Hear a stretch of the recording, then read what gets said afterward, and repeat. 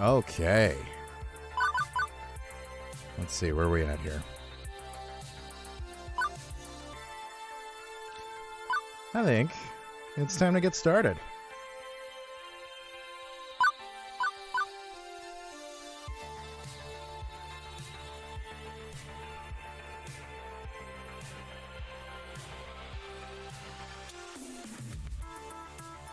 Hi.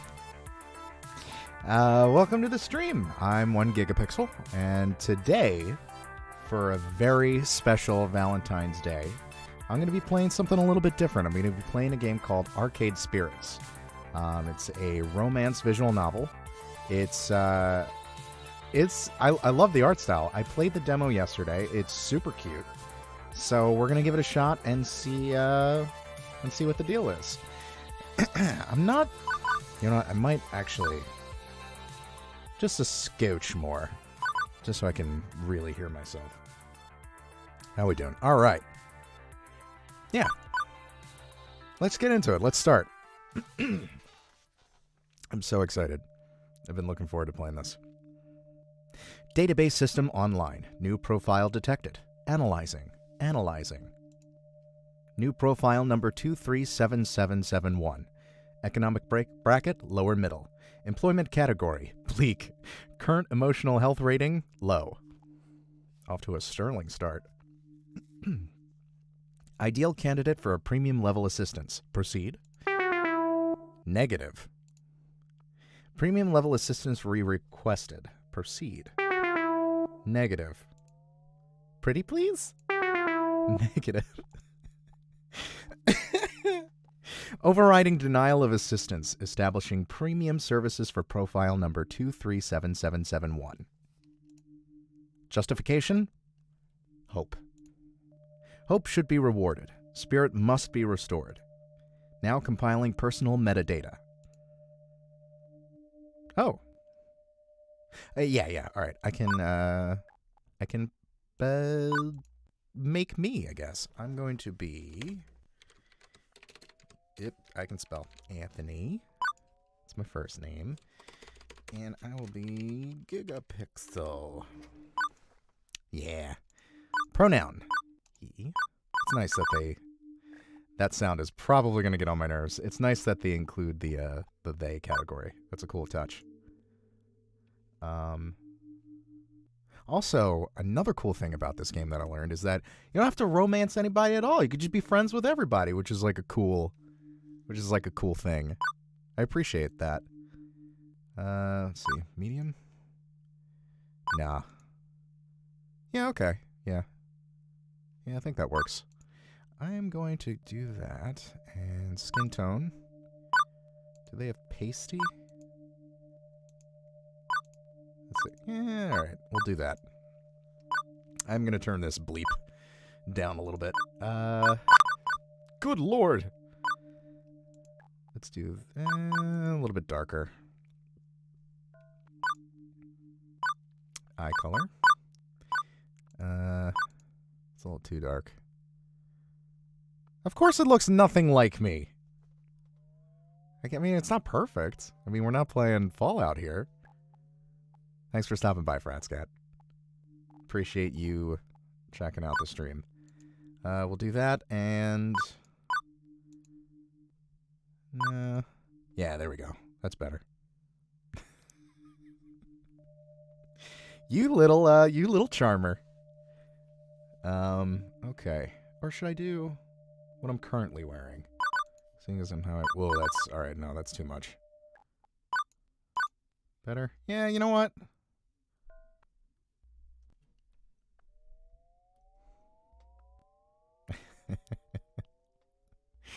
I mean, I'm playing this game, so I'm going to have one. I think I like this. Yeah, I like that.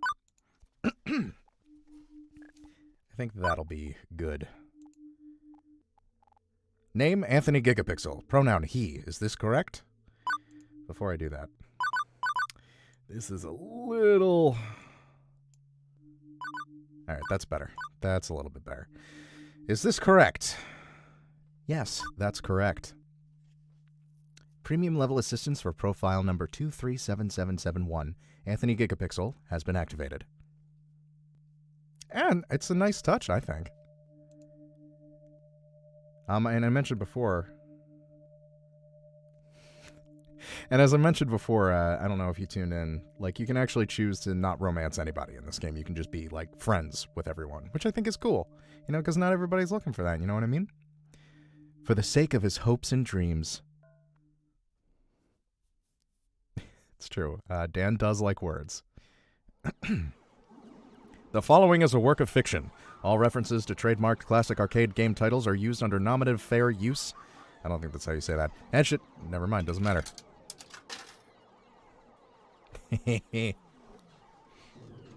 Love it. Fiction Factory Games. This is super cute.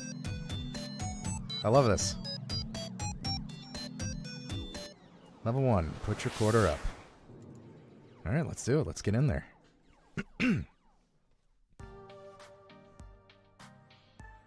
It is the future year 20XX. A dark era in which mankind is pushed to the brink of catastrophe. Woe to be the human race, plagued by evil, terrifying, utterly sinister. I don't know. Robots, maybe? Evil robots? How's that work? Yeah, no, sorry. The future year 20XX is pretty much what you'd expect it to be. Non-flying cars, smartphones, pro gamer celebs. Internet trolls, personal assistant AIs, cheese-flavored snack foods. But even with such wonders as 20XX holds, to date I've had no part in any of them. I've worked as a dishwasher, a shoe salesperson, and a lifeguard for the local community pool. I don't care what era of human history you live in, kiddies peeing in the pool is pretty much a constant thing. Trust me on this. As for the bustling metropolis of 24-hour neon utopia you see here, my little corner of it isn't nearly as shiny and cool. Let me show you. Behold, my quaint little apartment. Can't complain, really. It's paradise, in a relative sense. I only pay half the rent. Neighborhood stabbings have been down this year. Also, my roomie picks up any stray socks or shirts I leave lying around. In fact, as things go, I'm living large compared to most in my family tree. Or at least I was before today. You got fired from another job? There's voice acting. I love it. That'll take some heat off me. Seriously? Seriously? That's 3 jobs since we left the suburbs. Okay, Juniper? It's been a rough day. The horrified-looking young woman there would be my roommate and childhood friend, Juniper. Juniper's the one who spearheaded this effort to co-rent an apartment. She's also the one who encourages me whenever I lose a job. Like, you know, today. I don't get why you aren't more upset about this. I'm upset. I'm upset on your behalf. Come on, share the load a little, okay? Pool's closed, Juniper. Not much I can do about that. Why get upset? Oh, man. Because you actually enjoyed that job. More than you enjoyed dishwashing soap and smelly socks, at the very least. I'm not the complaining sort. These things just happen. Things fall apart. The center does not hold. That's a bit morbidly poetic, isn't it? No, I mean, the community center literally fell apart, and the pool wouldn't hold water anymore. Whatever. I'll just get another job. Any job will do, as long as we can make the rent, right? Wrong. I saw how mopey and tired you were, coming home every night from those other crappy jobs. Ooh, she's sassy. Love the hair, too. At least when you got back from the pool each day, I sometimes caught you smiling. What's the point of us moving away from home if not to get away from all of that?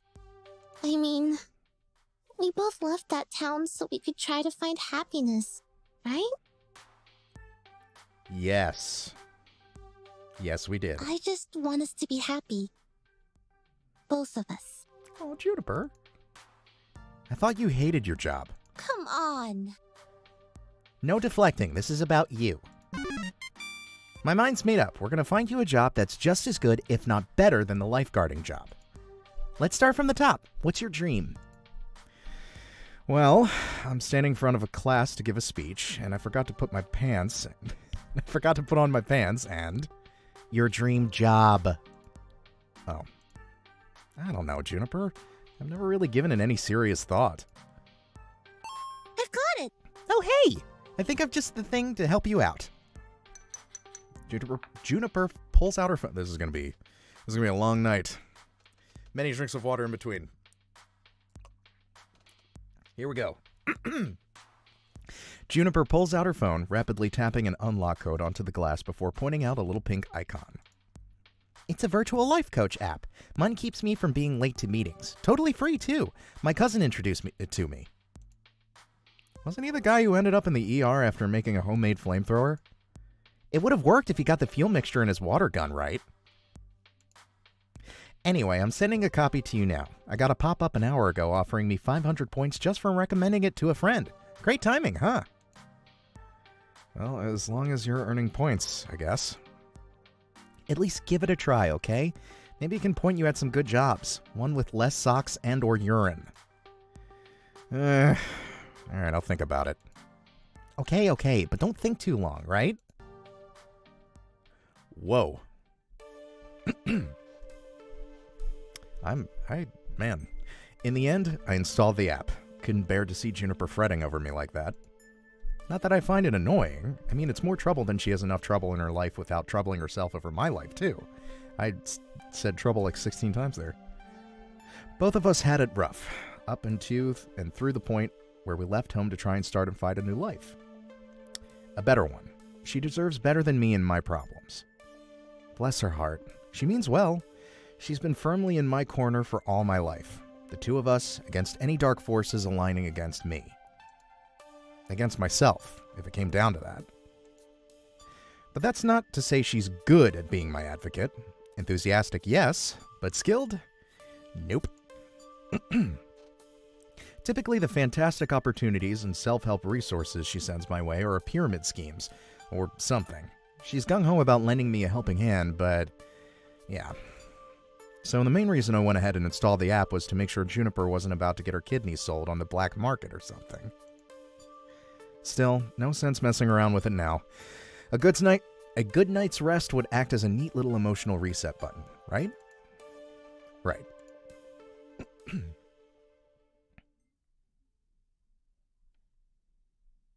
No dreams, no nightmares. Just 8 hours of sweet, sweet black. By the time morning leaked in through the cracks in the blinds, I didn't care anymore about being unemployed again. Juniper had already left to catch a bus to her office.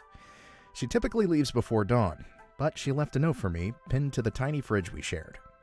Remember, download app, find dream job, make money, sort your life out. I believe in you. So, moment of truth. Do I trust in Juniper's weird little app, or just go find some job that pays well enough to cover the bills? Choice time.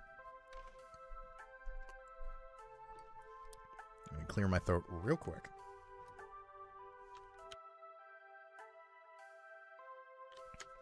All right. You know what? Juniper, she's always looking out for us. She may be a little scatterbrained, but you know what? Let's give the weird little app a shot.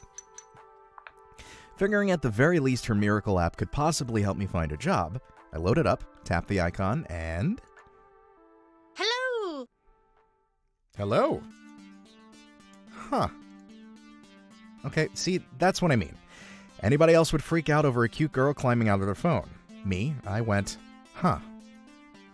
Also, it's one of those new kind of 3D screens, so, you know, not actually magical realism here.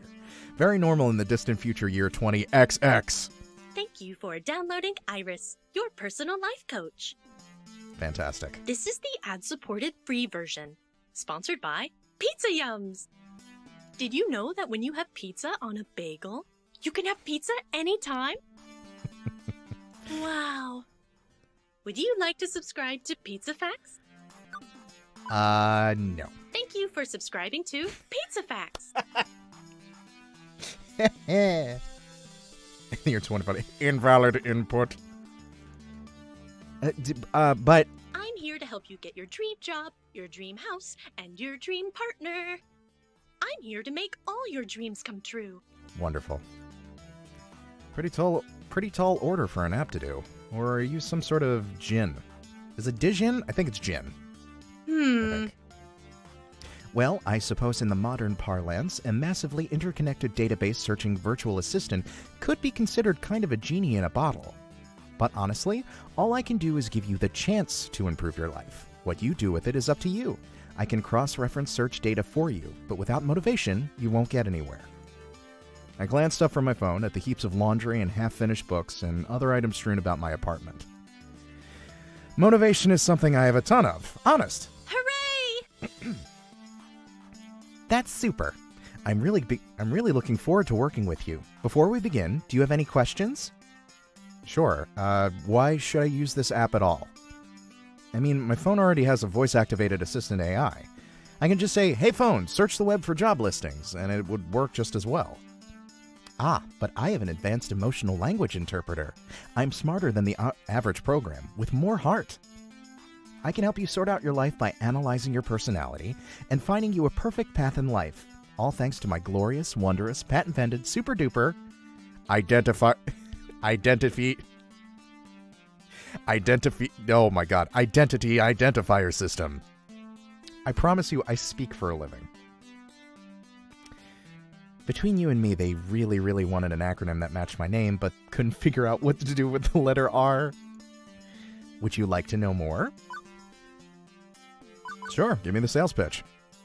Every time you think about saying something, I can tag it with an identity. That way you can be the sort of person you want to be. So you can read my thoughts? This system allows me to better understand who you are and what you need from life. I do this by analyzing your tone, inflection, and word choice. I can spot 5 different identity identifiers, I'll get it, in your responses to people. Quirky, steady, kindly, gutsy, and basically. Would anybody want to be basically? Sounds to me like your programmers also wanted a bunch of things ending in Y. That's correct. My branding game is on point. Quirky responses use jokes, snark, and sarcasm to make light of a situation. Just the thing for picking up someone's spirits. But a badly timed joke may not win over the room. Love these sound effects. Steady responses are sincere, honest, and logical. When you stop and think before speaking, you're on steady ground. But that might not take someone's feelings into account. Kindly responses are compassionate and empathetic and gentle in nature. They're careful with the feelings of others, but they're sometimes a bit wishy-washy as a result. Gutsy responses go with your gut. Makes sense. When you're brash, bold, risk-taking, and instinctive, you're gutsy. But it also means being blunt, confrontational, and aggressive, so be careful. Lastly, you can always take a basically option. It's a balanced and neutral response, safely moving the conversation along while learning more and digging deeper. Okay, cool. Over time, I'll build up a personality profile for you based on the identity identifiers detected in your speech. Maybe you'll be predominantly quirky, genuinely steady, a mix of both? Who knows? It's up to you. Oh, man. I love this design, by the way. It's super cute. Okay, so what you're saying, I should always try to crack jokes or be super gutsy? Oh, and never speak basically. I mean, being basic's bad, right? It sounds bad. Nope. Heck no, they're all useful in the right context. There are no bad choices. That's cool. Consider what you could say and go with what feels right in the moment. Don't limit yourself. Sure, you could gamify your personality, but it's more fun to let it happen naturally, you know? Just be you. Letting it happen naturally is kind of my thing. I'm a go-with-the-flow sort of person. Nothing really bugs me. Guess that's... No, that's not me. Things bother me. You might be interested in this next feature then. This app you've downloaded can let you see identity indicators if you want. That way you can make an informed decision. But if you prefer, I can hide these indicators. Keep it a surprise. Let you simply go with the flow, as you say. Okay, do I want to see the colored indicators or leave them hidden? No, I want to see them. You'll see indicators in all their glorious color. What if I'm colorblind? That's why they're also uniquely shaped icons. Don't worry, I got your back. Now, let's see my patent-pending identity identifier system in action. How do you feel about dad jokes? Hi, jokes. I'm Dad. Seriously? Seriously? Hey, I never said I was good at dad jokes, just that I could go for them. Anyway, as we go along, I'll analyze and tally your identity identifiers. In fact, let me show you now. Good work. Okay, score. Okay, I have a score. Will you look at that? Such a strong personality. You asked me a single question. Off to a great start, I'd say. And hang on, you're scoring me? Didn't you say not to gamify my personality? Hey, I said you shouldn't. I'm an app. I think in numbers, so I gotta gamify it a little. Anyway, studies show that achievements, or Chivos as the kids say, encourage app engagement. Okay, well, what's with the empty space on the left? Oh, I also track vocal responses from people you meet. Once you get to know some folks, I'll let you know how well you're getting along with them over there. Relationship scores. Wonderful. So, will you also tell me what the correct responses are to avoid making enemies? Or do I need to go find a walkthrough for the vast game you're making of my daily life? I'm snarky. Anthony, you're looking at this the wrong way. Generally, people won't get super annoyed at you unless you deliberately and repeatedly provoke them, and it'll be obvious when you're doing that. Good to know. I promise you that if you bungle a few social encounters, it won't really hurt anything. No cheating needed. Just relax and have fun. Don't feel so pressured to perform. It'll all work out in the end. In other words, don't freak out too much about what the right thing to say is. My sources say yes. All right. Anyway, you can access your scorecard anytime you like with the Q key, or click the score in the upper right corner of your screen. Hi, Mike. And that's everything. Ta-da! Okay, but how is any of that supposed to help me get a job? I only downloaded this app because my roomie claims you're a great life coach for the unemployed. What good will taking the quiz off the back of a supermarket checkout rack magazine do with that? Why, it'll help me understand your spirit, of course. You can talk to ghosts? Is there a ghost in the room right now? Am I a ghost? You have to tell me if I'm a ghost. That's the rule. No, silly. I mean your spirit. Your hopes and dreams. Your life's passions. I can even help you find romance. Well. Romance? Seriously? Seriously. Often you can find your soulmate and your dream job in the same place. But if you'd rather focus on gainful employment for now, that's fine too. Workplace dating. Well, that's a recipe for disaster. And hitting on coworkers right from day one can be kind of awkward. Or am I looking for love and ready to start right out of the gate? Never get a second chance to make a first impression. If I meet the right person, why put off? Put it off. Why put off, guys? Why? There's no point. How do I want to handle this new opportunity? Sure, I'm open to the possibility if I meet anyone nice. Let's stay focused. I'll play it cool on day one at least. You know what? It's Valentine's Day. Let's get some flirting and romance in there. I think I'm mature enough to juggle both at once. Why not? Super. And remember, the choice is yours. If you're not comfortable with other people, stay professional. Now, let's get started. To finish analyzing your personal history, please authorize me to read your social media feeds and personal information metadata. Aha! I knew it! This is some kind of scam. I'm not going to wake up in a bathtub of ice missing a kidney. Sure, I can help you register as an organ donor. Bad command or file name? Oh, you were being sarcastic. Sorry, I haven't quite finished analyzing your personality. I couldn't tell. Relax, I won't share your information with any third parties. This is strictly so I can find you your dream job. Am I authorized? Another wonderful Juniper recommendation here. Just like the 17 self-help books on my shelf. Still, 18th time's the charm, right? Yeah, go ahead. Please enjoy this recorded music.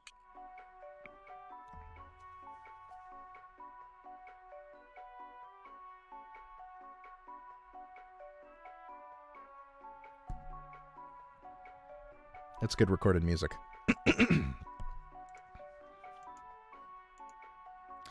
So, do I just stand here, or... Thank you. Thank you. I've identified your dream job and arranged an interview 30 minutes from now. Please put on some nice clothes. Nicer than yours. Than those, please. I don't think that's too much to ask. What? For your interview, silly, you want to look your best. But we just... How... Okay, how did you land my dream job in 20 seconds flat? Simple. I'm awesome like that. Now get a move on. Tut-tut. You need to catch the 8:20 a.m. bus, and that's 9 minutes away. Well, this is happening. But I do have a chance to get off this crazy train. Nobody says I have to obey my new digital fairy godmother. I could delete the app and go find a real job. That'd be the safest option. I could... Of course I'm gonna get... Yeah, of course. A normal person, someone with high standards, would have deleted the app right then and there, then hop on a bus to meet up with what were very likely men with sharp knives and a taste for kidneys. But me, I was already getting dressed before she finished that sentence. It's not that I believe that the silly app's claims at serving my hopes and dreams on a silver platter. Honestly, I expected another shoe salesman job at best. But, well...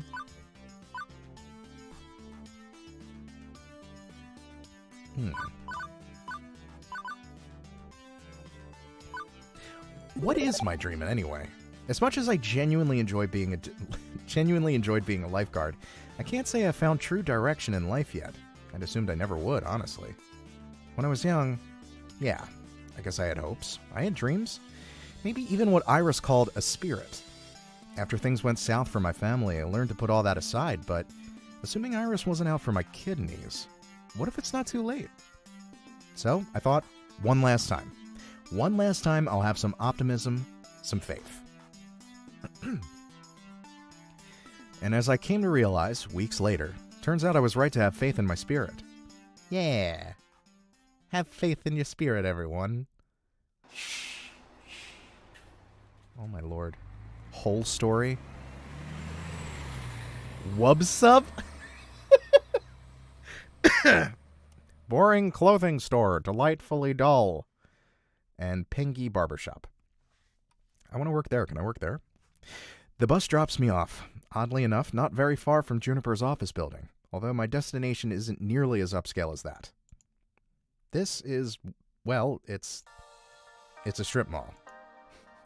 Strip malls are relics of 19XX, places where a random assortment of weird little businesses jam as many of themselves into as tight of a space as possible.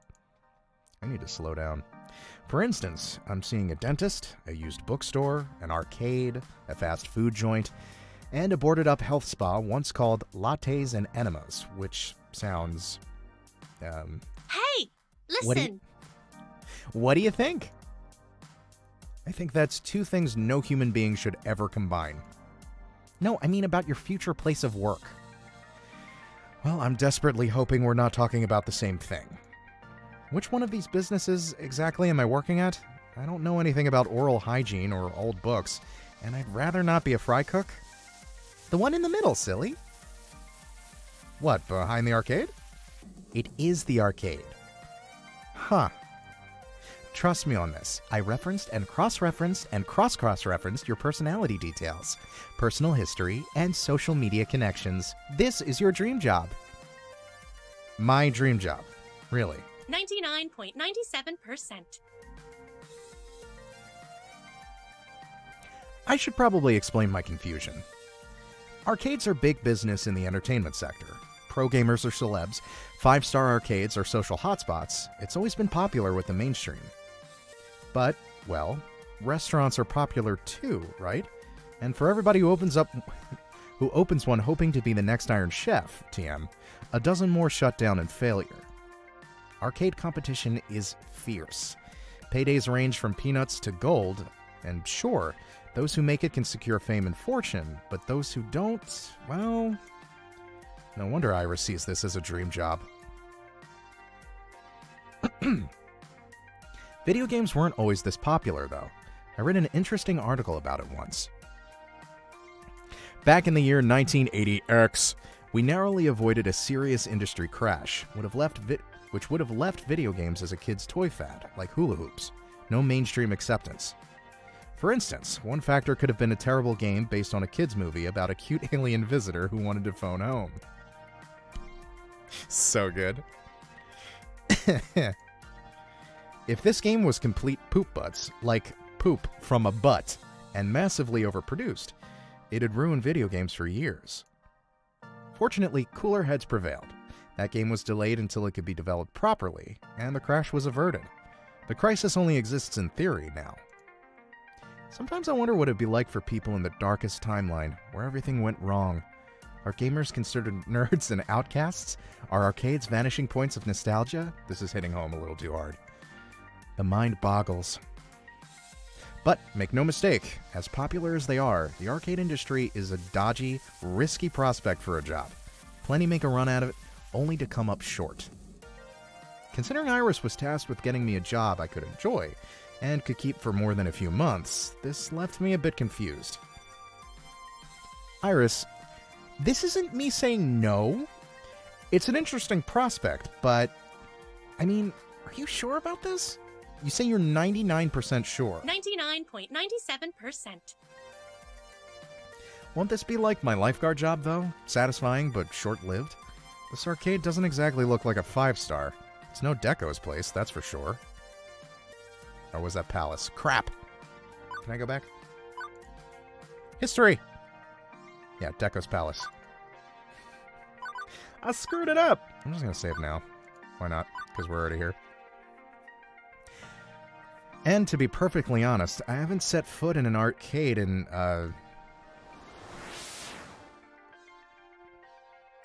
15 years.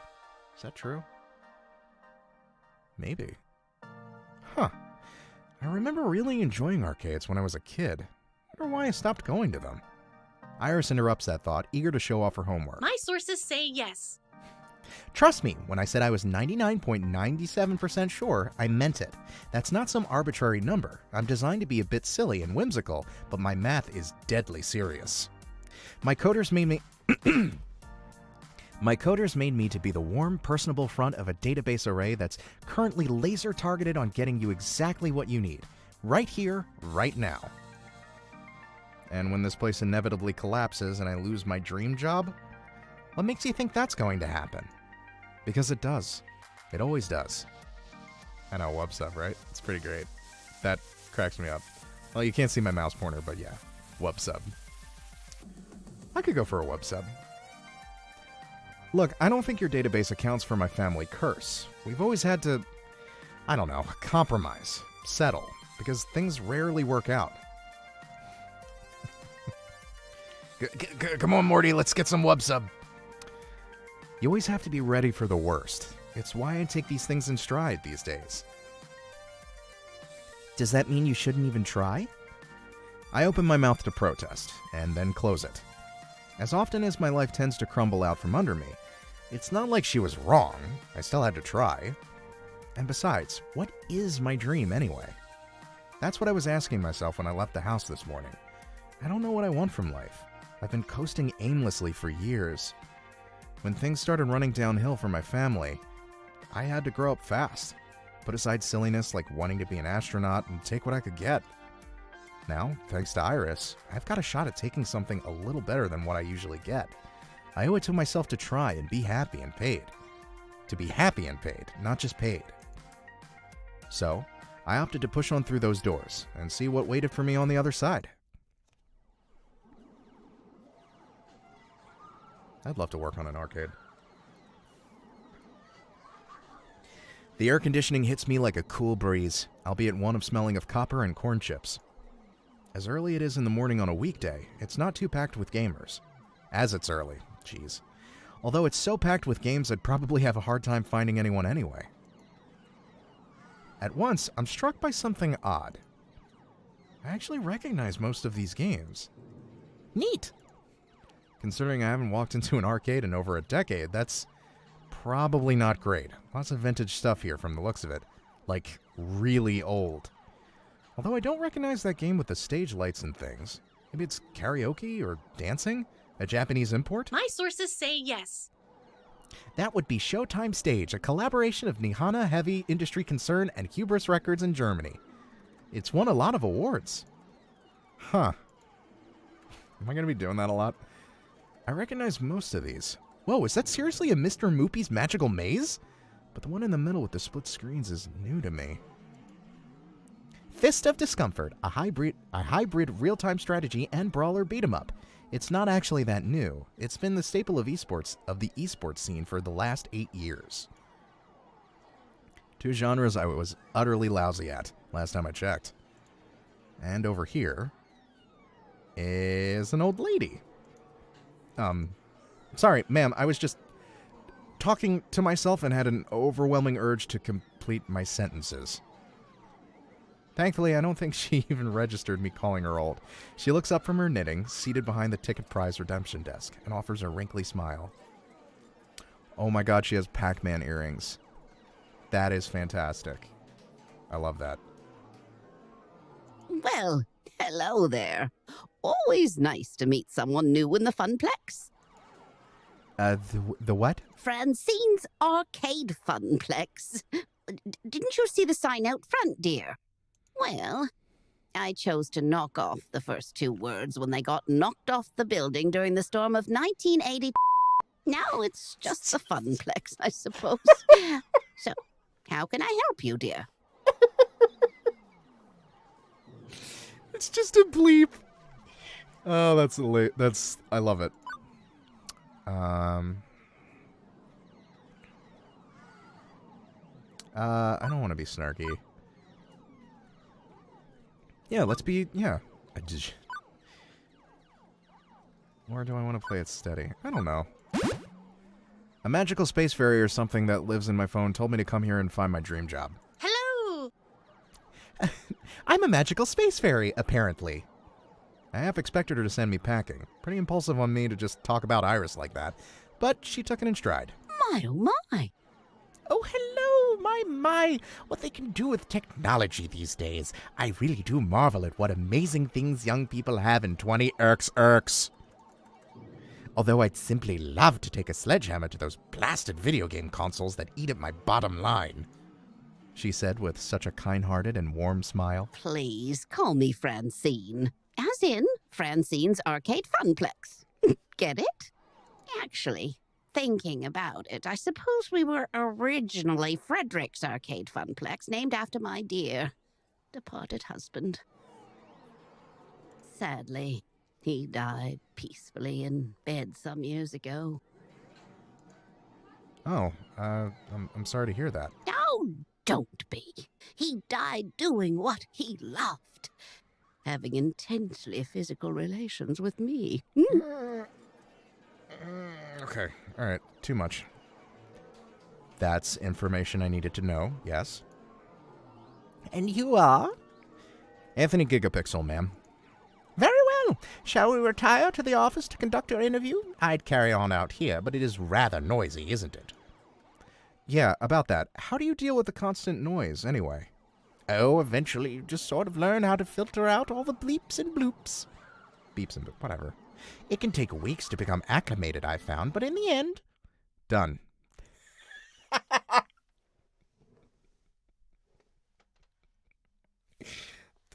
That's awesome. That is a great... Oh man, good timing. She quirks an eyebrow. Well now, that's faster than the others. Not bad. So, shall we see what you're made of? This way, please. Francine leads me down a back hallway, past public restrooms, and into a door marked Employees Only. It takes all of my restraint not to point out the extraneous apostrophe. Welcome to our little backstage oasis. I'd suggest we do this in Gavin's office, but it's a bit too untidy. I don't blame the boy. He's been so overworked lately. Please, have a seat, and we'll begin. As quirky as this place and its owner may be, at least I'm confident that I can nail the interview portion of the proceedings. I've interviewed for 12 jobs and held down 3. I know all the standard questions. What are your greatest strengths? What do you see as your weaknesses? Once I even had to describe how to assemble a Lego set to prove my communication skills. Considering I ended up washing dishes, I'm not sure why, but the point is, I'm confident, prepared, ready. If you were a dinosaur, what dinosaur would you be? What? If you were a dinosaur, what dinosaur would you be? Right. Okay. Maybe this wouldn't be a typical job interview after all. No problem. Go with the flow. Let's do this. No, everybody says T-Rex. Brontosaurus, big dude, enjoys salad. Pterodactyl soaring through the sky. You know what? Yeah. I think I would want to... That's really funny, though. I don't enjoy salad that much. I'd rather fly. I've always wanted to be a bird, so... Wait, no. All dinosaurs are basically birds. Let me rephrase. I've always wanted to be a flying bird, so a pterodactyl. Swooping around, catching updrafts, staying way away from the meat eaters. Really? How exciting! What's your favorite snack? Snack? Well, if this was a favorite food question, I have this down easy. It's tacos. Always tacos. That's true. But snacks? When you have pizza on a bagel, Say pizza bagels. When pizza's on a bagel, you can have... Hush, you. Come now, dear. I don't have all day. After giving it a good thought, well, how could I forget my favorite snack? Tasty apple with... Oh, screw that. Tacos. Tacos. And only tacos. There is no other sustenance. I can see you're a person that knows exactly what they want. And how to get it. You know what they say, you are what you eat. Next question. I don't know how to take that one. Nothing I prepared for has helped me plan for this odd interview. I brace myself for the next one. What assets can you bring to the team during the inevitable zombie apocalypse? Is this interview for real or is this a dream? As I look into Francine's deadpan expression, I know she's 130% serious. Engineering, I can make stuff. Medical, and hey, no lawyers. I'd probably get eaten. That, if I'm being honest with myself, but I would want to be medical. Medical, definitely. In a world without lawyers, I'm sure I could do a reasonable job. But seriously, I did have to take a first aid class when I worked at previous jobs, and CPR lessons. That's a great point. Doctors and nurses will all be exposed to assorted patient zeros and will be the first ones eaten. This lady has thought about this. People with any medical knowledge will be in high demand and could be the difference between your party living And dying slowly. And painfully. One more thing. Why are you here? The question is so simple and almost actually relevant to career planning that it takes me off guard. I told you, the magical space fairy in my phone sent me here to find a job. You're seeking a job, true? But that doesn't really answer my question, does it? No doubt you think my interview questions are a bit silly, but I like to think of the Funplex as more than a collection of tasks and people to perform those tasks. Most folks my age opening arcades at that time saw it as just another way to make a quick buck. But... I like this lady. well, I saw it as something else. Something more than a way to make a large pile of quarters. And I expect you'll find the others working here see it as something more too. Everyone has a dream they're chasing, dearie. And for my friends, it lies within the Funplex. Now, if all you want is a paycheck, I can provide that. But the last fellow in your position, that's all he wanted. And he didn't last long. I really appreciate the mix of actual voiceover with just quips. I think that's a nice touch. Kind of gives it more life. You get more of an idea of who these characters are, I think. If that keeps up with the rest of the cast, that'll be really great. So I ask you again, why are you here? To be honest, I didn't have a better answer than a vague hope that maybe this time I wouldn't lose everything. But that's just enough motivation to face each day. No more than that. It wouldn't be enough to answer a question. I needed to actually think this through.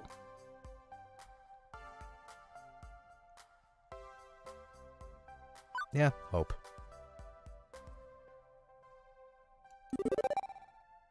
Understand, I'm not whining or looking for pity, but my life has been a complete mess for over a decade. In and out of jobs, taking what I can get, settling, compromising. I gave up on hoping for something better a long time ago. But, well, the people in my life who are close to me keep encouraging me to try and chase my dreams. That's why I'm here. I'm looking for the answer to your question. But I won't be daydreaming all the time, I promise. In my last job, I was a lifeguard. That takes a lot of focus. I'll be just as attentive in helping your, funplex. That perks her attention. Oh my, a rather serious occupation that. And an unusual step from such troubled waters to a land of make-believe. You enjoyed this role as a lifeguard, I take it? Yes, ma'am. My roommate says she often noticed me smiling after coming home from work. Which makes Francine smile in turn. I can't say I can offer a role with such high stakes, but you'd be surprised at the many ways one can save a life, even here. Very well, I'm satisfied. Let's get you to work. I breathe easier at that. Probably the weirdest job interview I've ever had, to be sure, and yet it felt appropriate. It was about far more than just filling a slot on the payroll. Francine leads me back to the arcade floor to introduce me to my duties. It only occurs to me that now that I forgot to ask exactly what duties this mystery job I'd accepted really involved. Yeah, I probably should have thought about that. Francine gestures to the seat she was occupying previously, a stool behind the prize desk. Oh, how marvelous. Welcome to your new position, Anthony. Sitting here, you mean? Sitting here and helping players redeem tickets for valuable prizes. I glance at the wide array of pencil toppers, rubber spiders, and tiny plastic toy cars on display. Well, for prizes, at any rate. It's such a relief. I'd really been stretching myself thin lately trying to fill in since the position was vacated. If you don't mind me asking, ma'am, why did the last guy who sat here end up quitting? Something about being so bored out of his mind that he felt like jamming one of those 500 ticket flush dolls down someone's throat. Oh, such a shame. Poor dear, he just wasn't cut out for this line of work. Grandson or no, I've no patience for such nonsense. I'm sorry, the last person to work this desk was your grandson? Anyway, Gavin should be by soon. He'll handle all the paperwork and all that administrative nonsense. Now, if you don't mind, all this talking's tired me out some. I'll be in the back office if you need me. Hey, it's me. Okay, then. I adjusted my seating on the semi-comfortable stool, leaning against the desk. Beneath me, a wide array of cheap junk awaited my attention. I could have lost hope then and there that this job would be even slightly more engaging than being a diner dishwasher, but chose to look on the positive side. I'd be helping kids obtain toys that would become nostalgic memories for years to come. Right? Let's do that. Any minute now.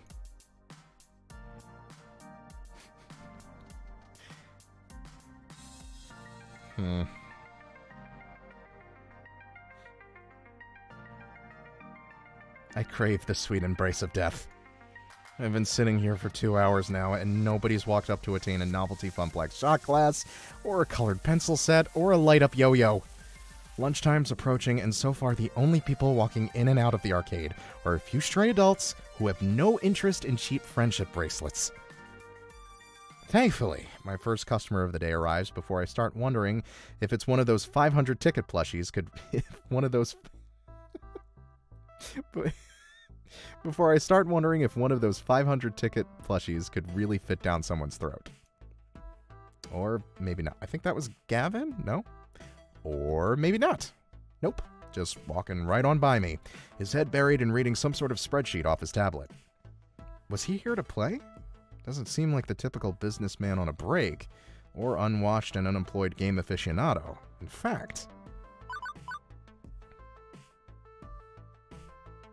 Seems pretty... No, he seems like a cool dude. Most guys I know are content to toss on a t-shirt and jeans. Not this guy. Even in an arcade, he's sharp like a linoleum knife. Is that a thing? In fact, that rather pointed look he's offering me after doubling back is rather linoleum knifey too. Hold on a minute. Who are you, exactly? What are you doing behind that desk? Where's Francine? I am Francine. I had some work done. This is like... Man, that ain't be way. That's complaining. I'm just going to be nice. Hello, I'm Anthony Gigapixel, your new hire. I'm looking forward to working with you. He relaxes somewhat on hearing that. Somewhat. Good to hear. Well, it's about time. I was wondering how long she'd have to work the desk. She's got gusto for an octogenarian, and loves working the floor, but sitting here all day handing out toys and dealing with problems wears her down. So she explained the job to you? Gave you the papers to sign? Well, she said Gavin would handle all that stuff? With a sigh, he rubs his forehead, feeling a headache coming on. That would be me. I'm Gavin Cooper. I'm the business manager here at the Funplex. I make sure you manage to keep having a business, rather than a pile of rapidly collapsing fiscal mistakes. You're fun. Right, so, as you've no doubt guessed, you'll be exchanging tickets for prizes. But that's the least part of your job. There's more to it than that. You're the floor attendant. You attend to the floor. What, the carpets? Seriously? The floor, the arcade, the games, the patrons. You're the one running around putting out fires and sorting out problems. Technically, you're our second floor attendant. Ashley will be in later, but we need two, one to roam, one to operate the desk. You're in. I do it myself, but I'm typically busy in the back office, making sure the whole thing doesn't fall to bankruptcy. That's why Francine loved filling in. She's a people person. She loves helping out in a pinch. I am not a people person, as you've likely gathered. That's not to say you're alone out there. I'm in your corner, at least. If things go south, you tap me for advice on what to do. You got a phone? Of course. Gavin quickly passes me his business card. He apparently had a stack of them at the ready in his pocket. Go figure. His phone number is listed at the bottom. You ever worked a high-pressure customer service job before? Shoe sales.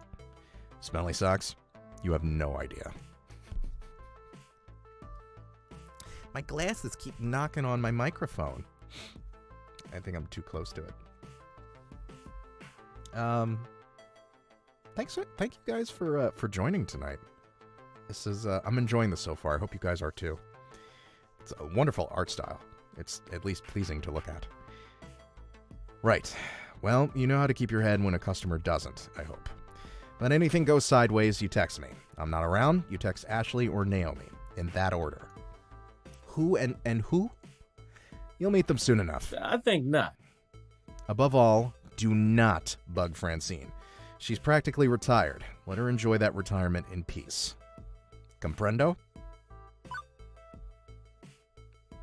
Stress feeds me makes me... No, that's not me. But this isn't my first pony ride. What? It's not my first explosive ordnance test. I've worked retail and food service, and I've worked as a lifeguard at a pool. Managing stress in difficult situations, even life or death ones, is something I've got experience in. You can rely on me. That's a wonderful noise. Gavin nods approvingly. Indeed. Good. I like to hear that. If you can handle yourself and exercise good judgment, you'll last a hell of a lot longer than the last guy who sat there. If you stay clear and honest with me, do your work, do it well, we'll get along swimmingly. All right, Gavin. I have enough problems keeping this magical arc of hopes and wishes afloat. Please, don't add to my problems. Gavin, buddy, light up. Lighten up, dude. Magical arc of what now? Gavin sighs again, a stress release gesture, but his expression softens somewhat afterwards. I take it Francine told you her theory, that this is more than just a job, more than just an arcade? That's my understanding. I'm not into dressing up words. I like to speak plain. If I'm curt, then that's because optimization is a factor of my job. Everybody working here wants to work here. This is where they belong, for one reason or another. Me, I love chaos. I love wrangling chaos specifically. The arcade industry is high risk, high reward. I manage that risk so that they can also find happiness in their lives. Everybody in this business has a dream they're chasing. It's a fragile thing, prone to getting crushed by hard reality. My job is to see to it that never happens. Okay. That includes Francine, who deserves better in her twilight years than desperately propping up a semi-failing business. So, you find some value in this place beyond your salary, or you'll burn out. Trust me. Last guy to sit there burned out hard. Now, can I trust you to mesh with our merry misfits?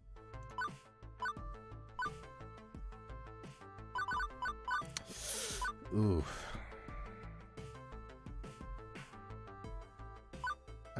You know what? I'm gonna go with this one. I don't want to, because I feel this is like really wishy-washy, and I don't think he wants to hear that. So, you won't have any issues with me. I'm a solid worker. Gavin nods, satisfied. Thank you. I suppose that's a good starting point. We can build up from there.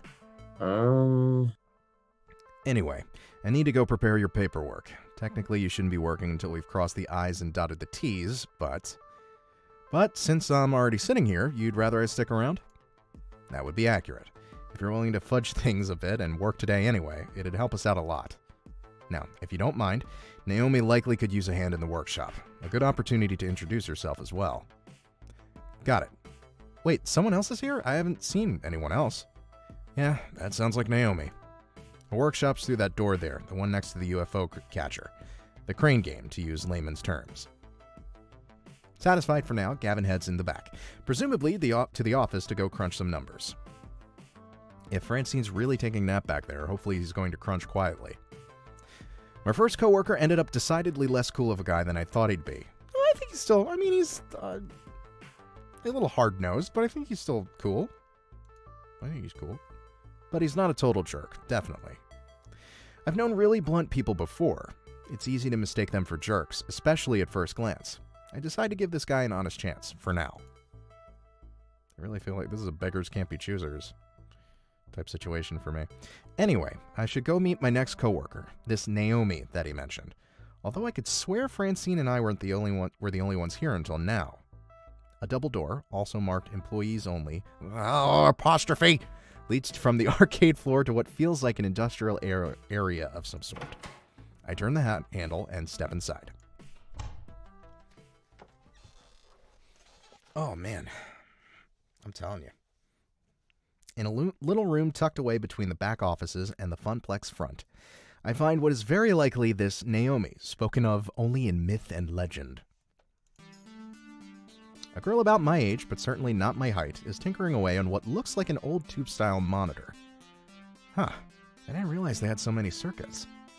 She doesn't notice me when I come in, too busy soldering a capacitor into place. The lingering smell of melting metal fills the air of the poorly ventilated workshop. Excuse me? For lack of a better way to interrupt her. I was worried no matter what I did, she might, burn her fingers or jump so high she hit the ceiling or something. Fortunately, the shock's not that quite intense. Ah! Oh.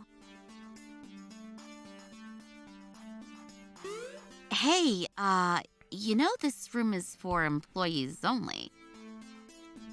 She said with no apostrophe. Are you lost? do you need something? I'm Anthony Gigapixel. I'm the new floor attendant starting today. Oh! Hi. I didn't realize Francine already found someone. She cute. I guess I forgot to check my texts. Whoops. She spares a glance at her phone on the nearby workbench, where a huge stack of green notification messages lie in wait. One thought comes to mind on actually seeing her. She was totally focused on the time. I always assumed retro arcade nerds were fat middle-aged guys. Okay. Oh my god, she is so cute. I just want to hug her, but that would be super inappropriate. Okay, I don't want to come on that strong. This is I don't want to use that. Yeah, this one seems hard enough. This room's right at the heart of the building, but totally isolated. With the heavy doors closed behind me, I can barely hear the arcade. Considering how completely and utterly dedicated she was to that monitor, not even noticing me, I guess that's also why. But what I first notice is her smile. We're getting there. Even when squinting to see the tiny components on that circuit board, even when laser focused, she was smiling happily. Anyway, I'm Naomi Fairchild, the Funplex's techie. Hi! Pleased to meet you. I was expecting Gavin, though. He usually checks up on me about now. He's busy doing strange things with numbers. Ugh, yeah, that sounds like Gavin. I take it he sent you along to help? Great. Give me a hand with this monitor. It's really heavy, and I'm still paranoid about dropping it after what happened last time. Really? What happened last time? Oh, well, I dropped it. Oh, right. She helps me lift the large cathode ray tube, slotting the heavy metal framework into place within the exposed guts of the nearby arcade cabinet. Once done, she starts hooking wires back up to other wires. There's a surprising number of grain circuit boards in that largely hollow wooden shell.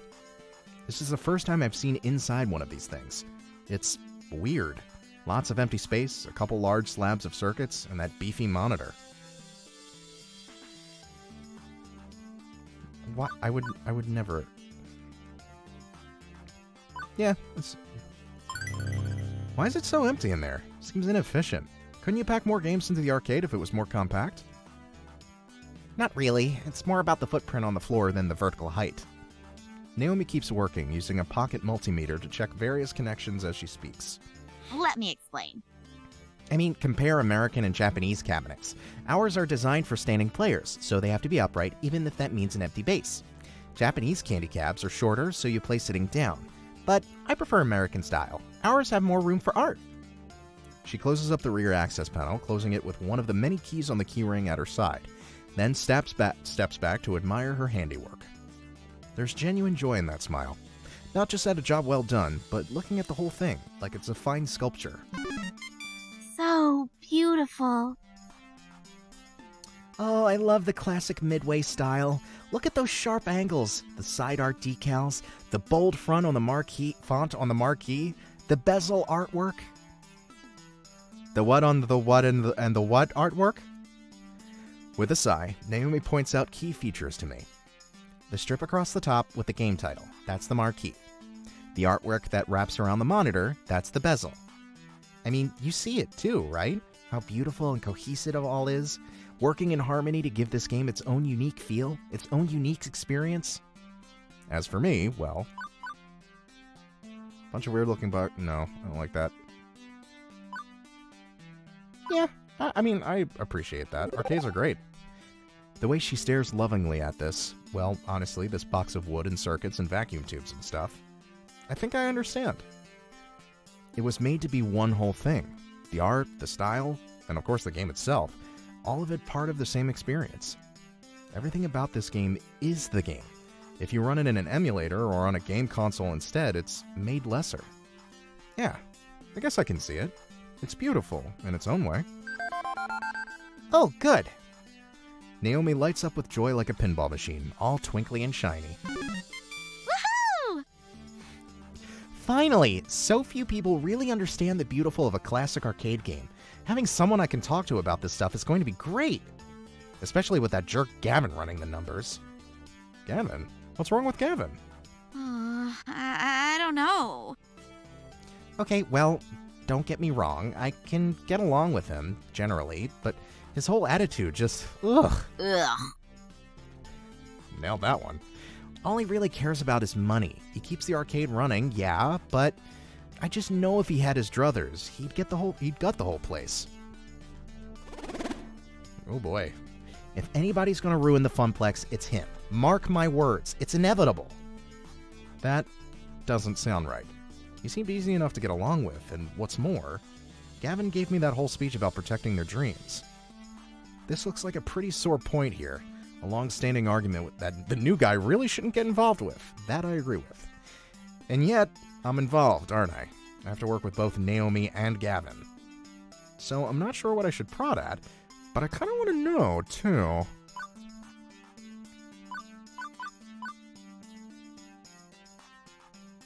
No, this is totally me. So, what's there to do that's fun around here? What? Play games? It's a funplex. It's literally a plex of fun. Right. I knew that. Sorry, I always ask awkward non-questions when I'm, No, I should apologize. You just started here and I'm dumping workplace gossip on you. That's mean of me. I try to stay cheerful, really, no matter what. But try and succeed are different words. Anyway, don't worry about it. Gavin's my problem, not yours. Right, let's get back to work, shall we? Now for the less fun part. You seem a strong, strapping kind of guy. Well, a strong guy, at least. Well, you're a guy. That's enough. Jeez, Naomi. I'm semi-insulted, then? Okay, let's get to it. Right, a little to the left now. My left! You're right. Careful. Now forward. Right. Correct. I mean, not turn to the right. Keep it coming, and... There. Carefully. Tip it into place. Victory! I gently ease the rolling dolly forward, the giant wooden box slotting into place alongside its neighbors. The two-wheeled dolly makes it easier, but hardly easy, especially with Naomi fretting over her baby getting scratched, or worse, falling over. But with the work done, she's all smiles again. Yeah. Okay, glad to be done with that one. I swear, I've been working on that monitor for ages. Those tubes are finicky as heck, and I'm still not totally satisfied with the flyback, but... Thanks for helping me out, Anthony. I think you're going to do just great here. Happy to hear... Oh, right. Stomach growling. Food required. Except, I wasn't expecting to actually be working today. I forgot to pack a lunch. When you have pizza on a bagel... I hope this is a theme throughout the entire game. Shh. Hey, so, any good restaurants in walking distance? I think that bookstore next door sells donuts and stuff, but... Oh, no, not really, unfortunately. I mean, there's a cheapo wub sub sandwich place, but even if that stuff is super tasty, you don't want to go there. You need to eat healthy. Hey, I know. Wait right here. And she's off, scurrying back to her hidey hole. And she's back, scurrying from her hidey hole. Lunchtime! Here you go. She presses a boxed lunch into my hands. It's a bento box. I learned how to make them from my mom, who learned from her mom back when they lived in Japan. Nice. Rice and pickles and all sorts of good, healthy things. Wait, you're giving me your lunch? Sure, why not? And yet, when I first walked in as a stranger, she looked super uncomfortable with me. That escalated quickly. What'll you have for lunch then? Oh, I can just get some nachos from the vending machine or go hit the whole story next door. I've got a book delivery to pick up anyway. But you said eating healthy was important? See ya. I can't help but think she was just looking for an excuse to go buy and get some junk food instead. I'd say Naomi definitely fits in with Francine's ideals for this arcade. She's got a love for these games, and it shows. And giving me her lunch? Me, a total stranger? That's a kindness I don't know if I deserve, but I appreciate it all the same. So, a bento box. I've only seen these in anime. It's cute, and hopefully has plenty of calories, too. Am I concerned with that? Armed with a box of health food, I retired to the employee lounge to get my munch on. I feel like I should save. It's been a while. It's been a while. Okay, let's get a little save there. This is great. I'm having a great time. I love these characters. The room where I had my bizarre job interview will suffice for food times. It's not much, but a few folding chairs and a kitchenette. But it'll do. Is there a... I don't want to keep clicking. I want to be lazy. Is there... Text speed? No? Alright. I guess I have to click. I can't be lazy. Utterly famished by this point, I have a seat and unpacked my loaned lunch.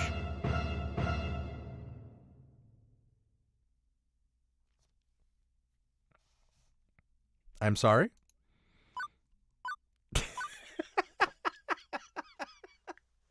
This is amazing. Coherent screaming, incoherent screaming. I think I would do incoherent. Incoherent screaming. With my mind and body screaming wildly, my paralyzed form is unable to move from the vision of terror before me.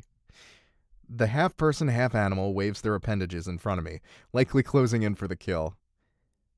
Hello? Anyone in there? See? Nothing to be afraid of. Ah, right. I see? Looks like you've stabilized. I was worried I'd scared the life right out of you. Hey, so I'm sorry if I traumatized you. Really. Can we start over, maybe? No.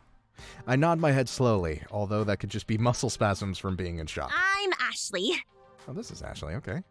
And I'm Anthony. I'm also Pinky, the Funplex Flamingo.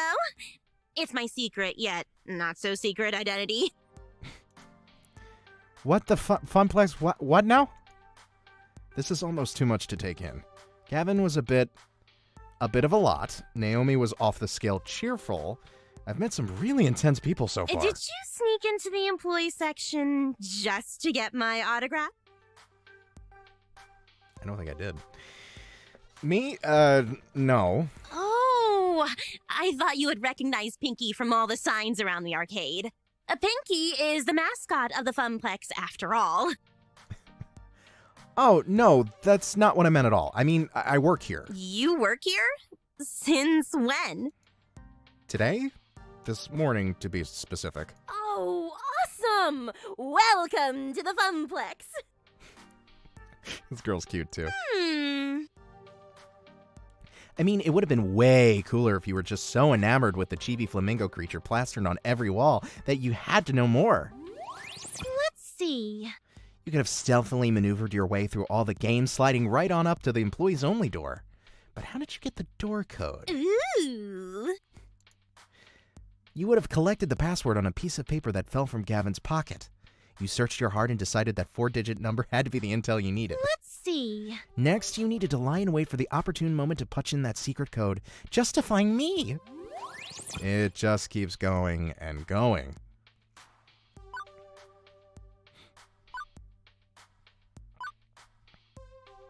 Oh no. Well, she's definitely passionate. The way she just takes an idea and runs with it. A lot of people might find that weird, but I kind of dig it. Shows a lot of imagination. I wonder if she's a writer or something. And how would you have snuck out, I wonder? I could have helped, but for a price. Ashley finally realizes she's been babbling to herself for a good couple minutes. Oops. Sometimes I get swept up in a good story. I mean, I gotta find some way to make this job more interesting. Is it really that dull here? No, not really. I just crave a different kind of excitement than beeps and boops, screaming children, and broken machines. You aren't really painting the best picture here. God, jeez, I don't mean to be a downer. I just want to move up in the world. I've got things to accomplish, dreams to fulfill, cosplay to make. Cosplay? As we switch topics, it's like she's a completely different person. Ashley's eyes light up and she smiles. Yeah. You know, like dressing up as your favorite video game or TV character, I love it. It's so empowering to be able to make your own costume and wear it proudly. It's even better when people recognize what character you are. Empowering? Really? I've always wanted to do cosplay, never could get it together. Granted, she certainly had the power to stop my heart for a few beats. Yes! Definitely. You want to try? Got a favorite game character? I can help you make your first cosplay if you want. In fact, I made this one. I think Ashley is pointing to her flamingo costume, but it's a little hard to tell with her hands as feathers. So, Pinky is your creation? Intentionally? Yep, it looks pretty good for my first mascot cosplay, doesn't it?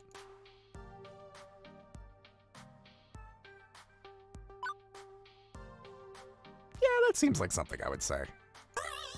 I'm all thumbs when it comes to stuff like that. Literally, if I get enough thread running between them. I'm impressed, though. Naomi was going on about craftsmanship of games. Clearly, you're digging on craftsmanship of costumes. Aw, thanks. It's nice when hard work is appreciated. I wear it around the Funplex to liven up the crowds, get people pumped to play some games, and the kids seem to adore it. That makes sense. Although the arcade has been completely dead so far. No crowds to pump or kids to be adored by. Hey, secret between you and me? Ashley motions for me to come closer. She leans in, glances around the room once, and then talks in a hushed tone. I did some repairs on Pinky overnight. I had to restitch the left arm. And I was giving her an old test drive to make sure it doesn't fall off. Huh. Limbs falling off seems bad. Oh, it was. Yesterday I was dancing with a little girl. Must have been like 5, 6 years max. Anyway, we were next to the Showtime stage when she tugged on my arm and whoosh! Off came the arm. The girl instantly started bawling.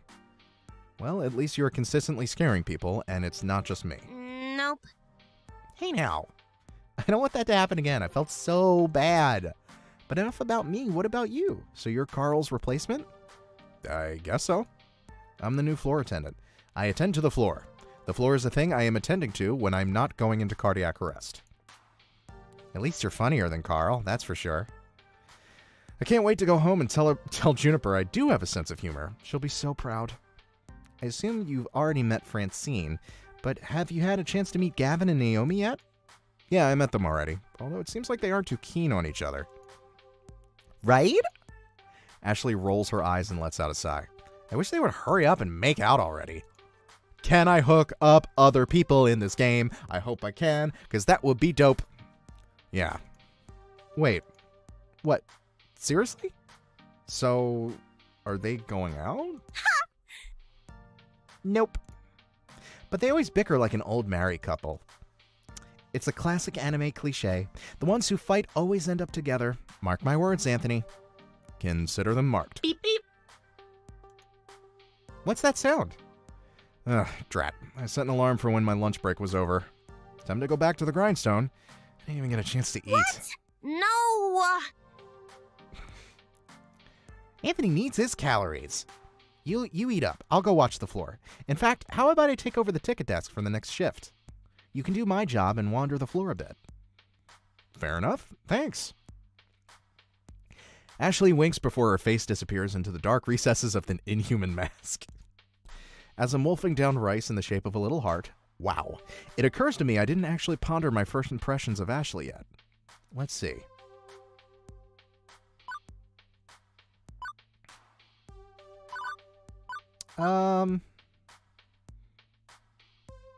No, I wouldn't say I'm like that, but I'm not like... Yeah, she's pretty amazing. The way Ashley's whole expression changed when she talks about things she's passionate about just warms my heart. Her beaming energy just lights up the whole room. I wonder if one day I'll be that excited about something. Anyway, with lunch in my belly and break time complete, the second half of my work day began. Rolling into the afternoon, the crowd starts to fill out. School's done, and late-rising pros are heading out to their arcades of choice. With Ashley covering the desk, my job is to wander the floor, looking for problems, or potential problems, or just making sure everything's a-okay. But for starters, it's a good moment to collect my thoughts. I think I'm off to a decent start with my coworkers. Good first impressions, at any rate. Cooperation's going to be a must. I've had awful coworkers before, and they can really drag down your day. Hang on, no time for daydreaming. I think I spot, 3 possible issues to look into. I should have time to get to all of them, but which do I tackle first? Someone cursing up a storm. These two I guess let's go here. Sure. My mutant floor attendant senses detect danger from the left-hand side of the arcade. I quickly rush all of 30 feet to the scene of the crime, already in progress. Come on! Hurry the bleep up and finish your game! You, do you work here? I saw you behind the desk earlier. Note to self, ask Gavin for a name tag or something. Yes, I'm Anthony, floor attendant. Well, stop attending to the carpets and attend to me. I don't like this guy already. I want this bleeper to wrap up his damn game so I can play. Ashley's face is obscured beneath her costume's mask, but I can feel her wince as the man curses up a blue streak. Sir, there are children present. Please keep the swearing to a minimum. You kick this fat piece of bleep off this game and I'll sing Mary Had a Little Lamb all you want. Figuring I'd ought to hear the fat piece of bleep side of the story before rushing to a judgment, I tap the player on the shoulder. He doesn't even notice. So I tap again. Twice. Sir, there are other players waiting to give Mr. Moopy's Magic Maze a spin. Curiously, the player looks up at the game's marquee, thank you, Naomi, which simply reads Moopy. You know the game's full name? Oh my god! I want to play this! Sure, I played it a lot when I was a kid.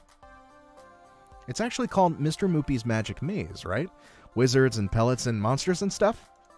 Yeah. A bit terse, as he's laser focused on the game, and I can see why. He's currently sitting at 714,900 points. Holy crap, that's a heck of a high score. Or, as this other guy would probably put it, holy bleep, that's a bleep of a high score. Excuse me. Right. Sir, can you please wrap up your game? Nope. I'm keeping good pace here. Plenty of lives stocked, on par for getting close to the world record before the kill screen. Oh, he's British. Okay. We can... Minor adjustment. A little bit of hydration. Here we go. Somehow, the thick arcade jargon sounds classier when draped in his British accent. Like I'm watching some documentary program on the BBC. Program. Yeah, but this is a public arcade. Other folks want to play these games too. He finishes clearing the current board while pondering the predicament. Okay. At first, I think he's stepping away to end his game, but he's letting his stock of 50 extra dudes slowly deplete as he pulls out his wallet. Without pause, he pulls out $3,000 in cash and holds it out? Will this cover it? For a moment, I flash back to that movie where some dude pays another dude to sleep with his wife, and they roll around in bed covered in money and, cover what, exactly? The cost of the game. The game itself. I have never seen this much raw cash in one place at any given time. It's not even in 20s. Dude's rolling in Benjamins. One moment, please. On it. Fortunately, Iris already has my message app open for me, with Gavin's contact info preloaded. With trembling fingers, I key in, customer wants to buy Moopy for $3K. What do? In less than a minute, I have my response. Considering we paid $200 for it, plus parts, yes. Absolutely yes. Sell that relic immediately. Well, okay then. Although, how's Naomi going to react to this? Offloading one of her darlings just because Gavin wants to make a 15-fold profit? Ooh, decision time. It also feels kind of weird to be taking advantage of this guy's lack of grasp on the real costs of old arcade machines. I knew all this workplace drama was going to catch up to me at some point. But with this rando breathing down my neck, I gotta make a decision.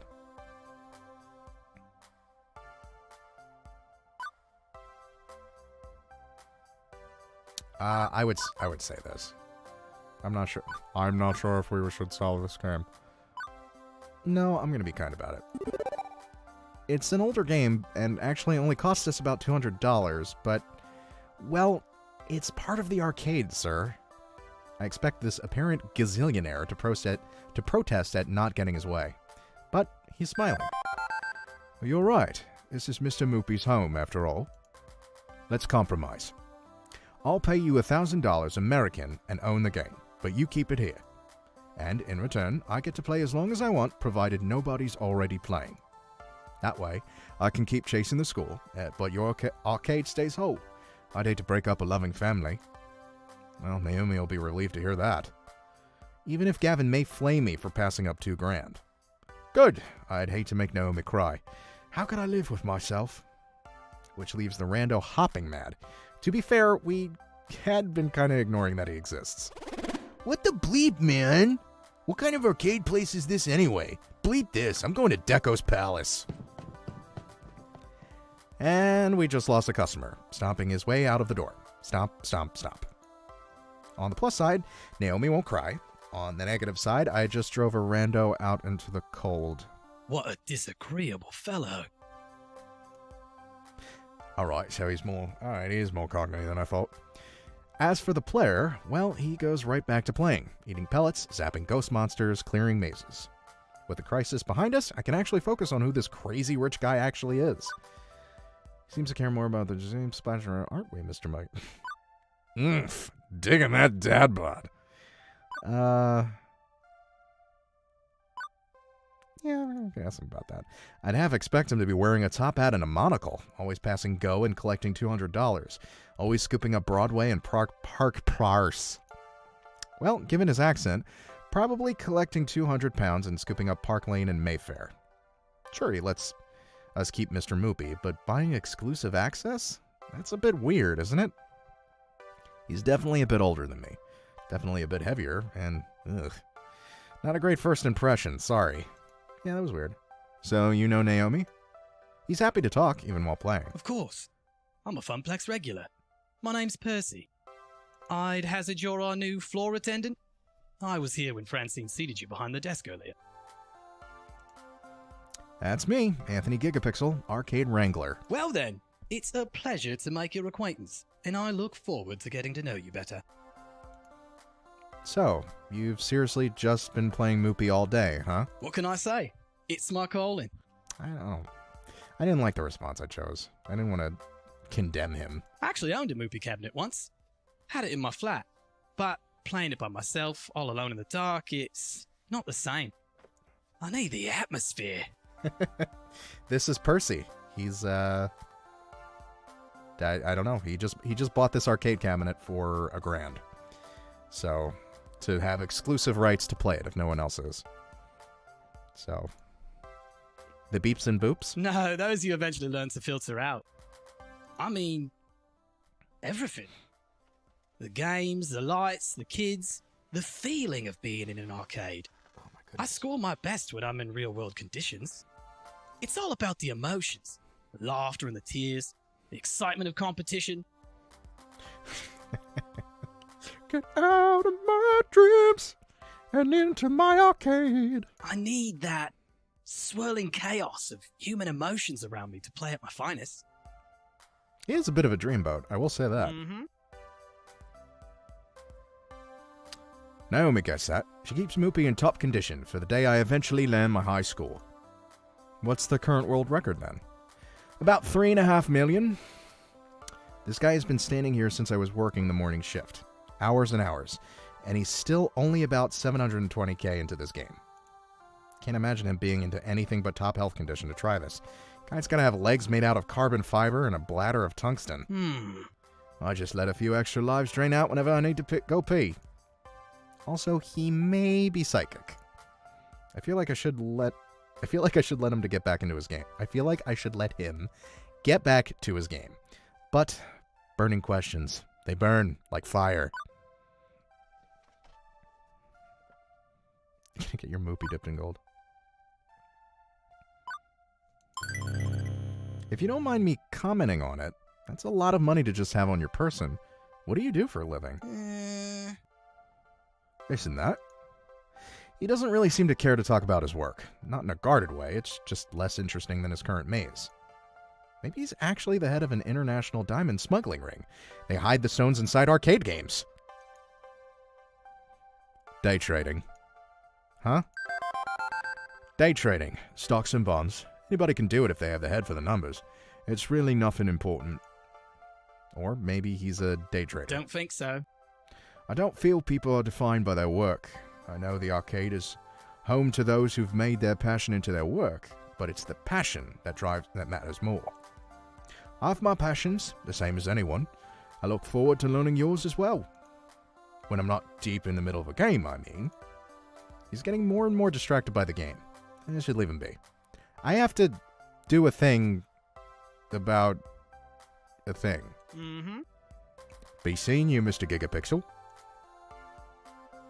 Yet another weird encounter in a string of weird encounters. What a weirdo. I'm not entirely sure what to make of him. Just a rich creep or a rich creep with a heart of gold? There's more going on there than I initially thought.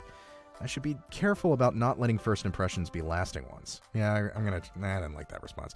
Let's see. What to handle next? Yeah, let's do this one. There's a lot of shouting coming from the center of the arcade, where Fist of Discomfort is being played. I remember Iris telling me about it earlier today while I was bored to death at the ticket desk. Fist of Discomfort, or FOD, is one of the most popular games in the esports circuit. It's been a staple of the scene for over 6 years. One year, Team Wicked Prodigies took on the Unreal and came back to win in the dying seconds of a tiebreaker match to take home a record $5 million prize pot. Holy crap. That's a lot of moolah. And how? Okay, so how does it work? It's a hybrid of real-time strategy and button mash brawling. Each player is defending their dojo, and it's 3 sensei from attacks from the other player. Obviously, you can do this by attacking the other player and their 3 sensei directly, with punches and kicks and stuff, but you'll also summon your own army of ninjas to march down the top and bottom lanes, and do the most... I'm not much of a, MOBA person, but I would play this, and do most of the fighting for you. That's the strategy element. With a combination of knowing when to summon allies, what stat boost items to buy from your dojo shop, and your combat skill at fending off enemies, you can punch through your opponent's minions, topple all their sensei, and destroy their dojo. So, summon good ninjas, punch bad ninjas, smash dojo. I'd say boiling down a rich game of action and strategy played the world over by top gamers in such a way is a bit degrading, but sure, okay. All of which is super interesting and stuff, but right now all I care about is dealing with the loudmouth currently playing the game. The closer I get, the louder the yelling gets. Most of these are words that... What the f***? What in the actual bleep was that? No, those are definitely all words my mother would disapprove of. You've got to be bleeping me.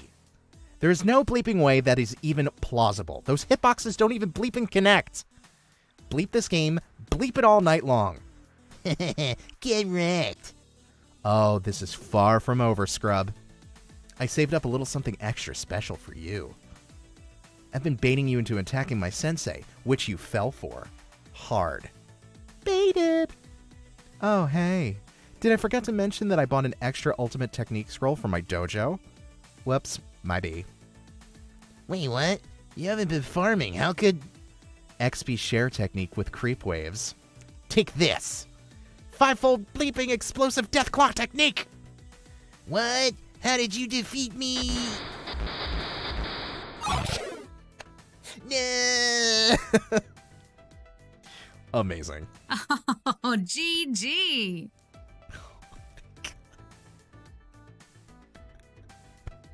This might be the one. This might be the one for me. I love her. She's doing the Karin laugh from Street Fighter V. I love it. Absolutely love it. No one can defeat me, Queen Bee. Queen Bee. Okay. My dry eyes painfully blinking makes me realize I've been standing here, watching intently during that whole exchange. I'm not 100% sure what just happened, but that didn't matter. I was completely sucked in. Couldn't tear my eyes away. It was like watching a train wreck. I mean, if the train was the arcade game and the wreck was that guy's face. Hey, kid. What are you staring at? Never seen a champion of my caliber before? Oh, seeing as I don't even know how to begin to start even to even consider how to respond to her question, I opt to take a moment and collect my thoughts.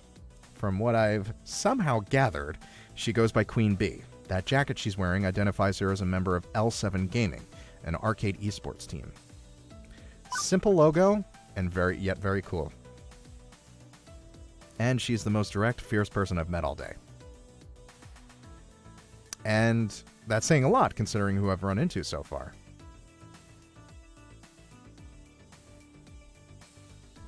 I don't know about that. She'd be fun to hang around, yeah.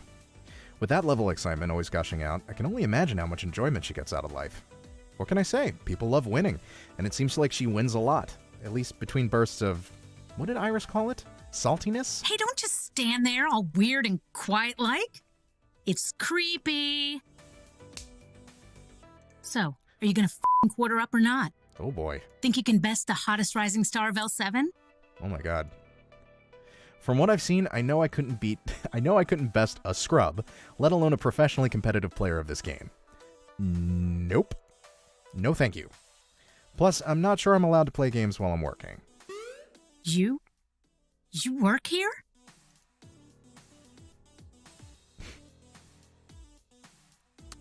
Ooh.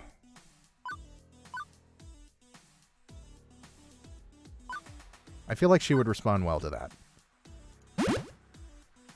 Bleep right, I'm the new floor attendant. And if you're not careful with your snark, I can show you the exit. Oh, you are a cute one. Sassy. Enter X. Hey, they haven't given you a name tag yet. How am I supposed to know who you are? That's a good point. I think that was actually a weird tactic to have me introduce myself to her. I'm Anthony. I did technically just start working here 6 hours ago. It might take them time to issue me a name tag. Maybe you need to send a carrier pigeon to an ancient monastery where name tags are forged in a vast clay oven. Nah, Gavin's just slacking big time. I'll talk to that silly boy for you. Make sure you get some proper respect. Thanks? No problem. We gamers got to stick together. I'm Queen Bee, by the way. Aggro-style FOD lane pusher specialist for L7 Gaming. I figured that when you put your arms over your head, cheered and shouted, "No one can defeat me, Queen Bee!" Hey, I do not sound like that. Oh, I should have did a voice. Well, maybe a little. Anyway, I'm one of the regulars around here, besides Purpur and Tio. So you'll be seeing a lot of me in the future. Let's hope you last longer than the last guy. Oh, great. Now she's even making my job into a competition. Hope there isn't a betting pool, too. You look like a smart kid. You've seen one of my many streams on the internet, right? Nope. I literally have no idea what you were talking about. Whoa. Really? Have you been living under a rock for the past decade? If you consider a small yet formidable apartment a rock, then yes. Oh, you sweet child. You are so innocent and pure. Come, let me show you the path to darkness that is the internet.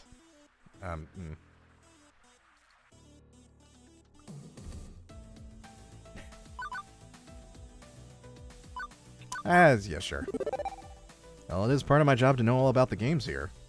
And if Queen Bee is going to give me some insight on the culture around this game, I should take advantage of that. Lead me further into the dark abyss, my mistress. Yeah.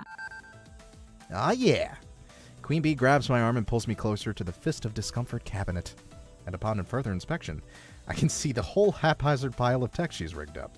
You can't just plug one of these cabs into the internet, so I use a number of clip-on webcams and mics and stuff. That webcam there, it broadcasts to my own personal PC back home, which then the stream matches live to all my fans. The chat room appears on my phone. Cost a bit to put everything all together, and it takes like half an hour to rig up and test each morning, but after doing this here for a couple of years, it's easy peasy. Aside from Naomi... Darker the abyss, the stronger the miss? We'll figure it out. We'll get there. We'll get there. Aside from Naomi grinding her teeth at my clip-on cameras damaging the paint job, I mean. Anyway, I prefer to stream from the Funplex than from home. Sweeter the victory. Sweeter the... something. There is so much to miss out on by sitting... Okay, let me try that again. There is so much to miss out on sitting by your lonesome with the console version of FOD. The crowds, the wicked trash talk, the community... Wait, are you broadcasting live right now? Are we live right now? Nope, no way. No, that was part of my warm-up matches. I've got a pretty big tournament coming up, so I try to get as much practice in as possible.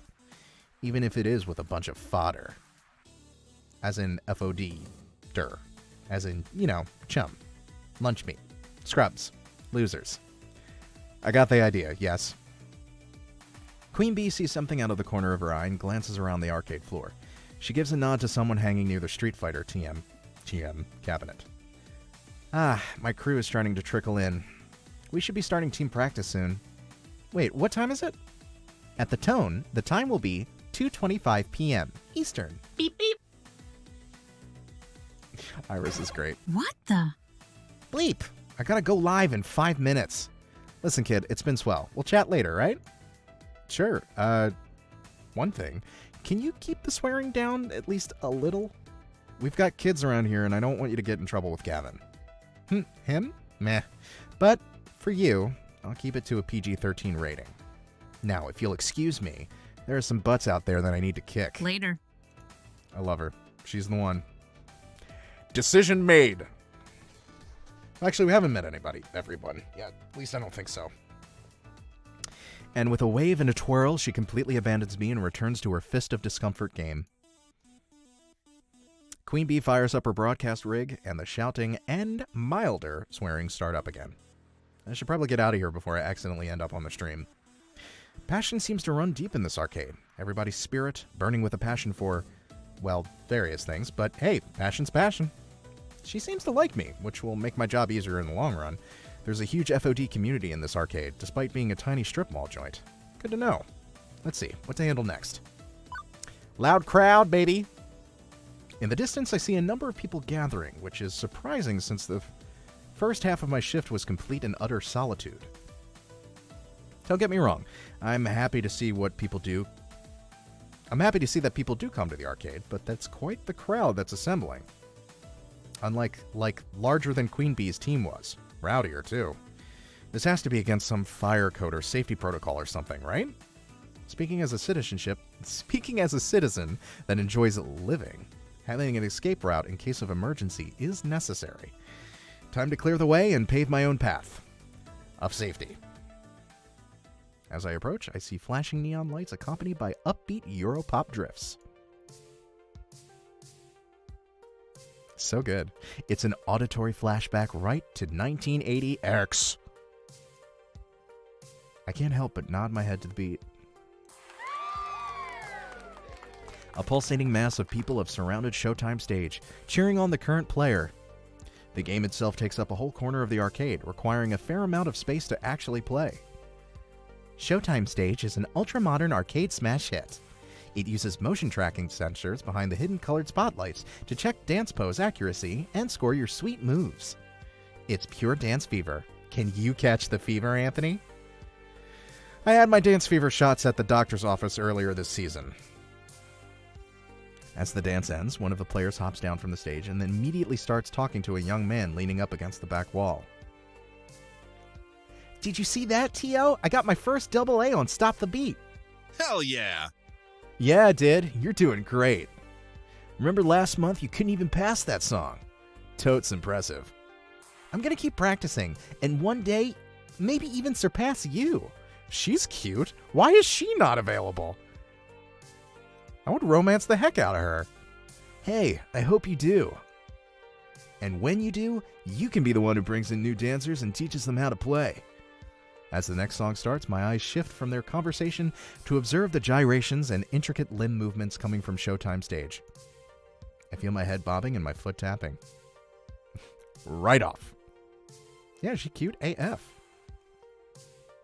Hey, it's a really catchy song. Can you blame me? I'm getting really into it when I feel a hand on my shoulder. Care to dance? How about you? Want to take the spotlight?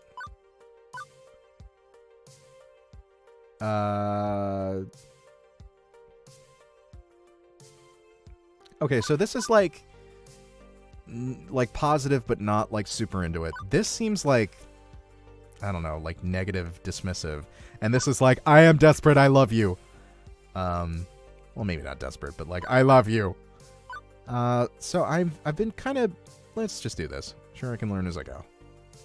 Back when I was stomping around on dance mat games as a kid, they had arrows. I'm not sure I'd even know how to play this one, but it has caught my curiosity.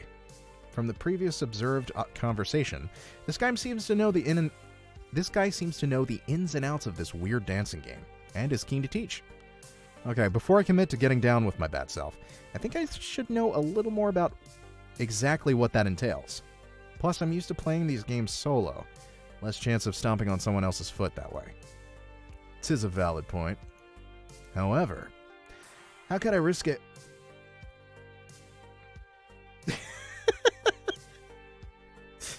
Flip to page 22 to see if you dance well. How could I resist to ask a guy such as yourself? You caught my eye the moment you walked over. Wow, Hey, this guy- wait. You're new here, right? This guy is coming on strong. Yes, very. Name's Mateo, but everyone here just calls me Teo. Teo. Good to know. Not Teo. Teo's the best! Greatest guy here. He's sort of like our leader, yeah? Oh, please, I'm nothing really. He looks directly into my eyes. Nothing as special as you. God damn! I just like to show newbies the ropes and teach them how to play. Our community is small, but we're all super close. It's a good point, Frats. Teo. I think you'd be a perfect addition to our gang. Do I want to be in this guy's... I don't know if I want to be in a gang. So, what do you say? Play our silly dancing game? Teo outstretches his arm to me, waiting for my hand to grab his. I'm gonna politely decline. The offer is hard to refuse. Dance games are fun, you know? But I can't imagine being up there, dancing in front of a huge crowd. Maybe after I've played Showtime Stage multiple times. Alone. Possibly in the dark. I'll give it a try eventually, after I've sorted out the basic steps. Maybe you can teach me how this thing works. I would enjoy that. I've taught many lead-footed newbies to become master movers and shakers. No time for lessons, unfortunately. I'm on the clock right now. I'm the new floor attendant, Anthony. Really? I haven't seen you around here at all. What happened to the other guy? He was actually pretty good at Showtime Stage, now that I think about it. This guy is teaching everybody. He's a big old flirt. He's out. I'm in. It's currently year 0 of the floor attendant Anthony regime.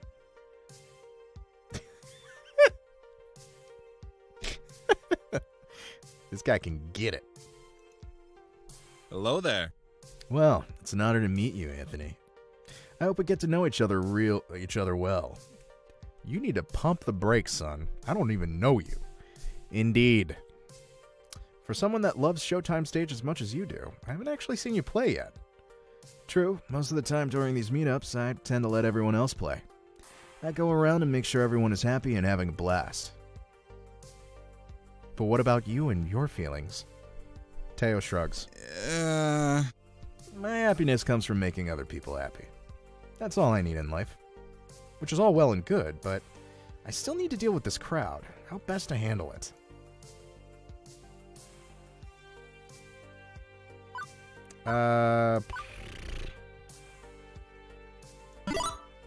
Look, this is great and all, but can you thin out your crowd a little for me? Fire codes, emergency exits, you know, that sort of thing. Sheesh. Oh, he didn't like that. Come on, it's not that bad. I've seen hotter crowds most weekends around this game. Rules are rules.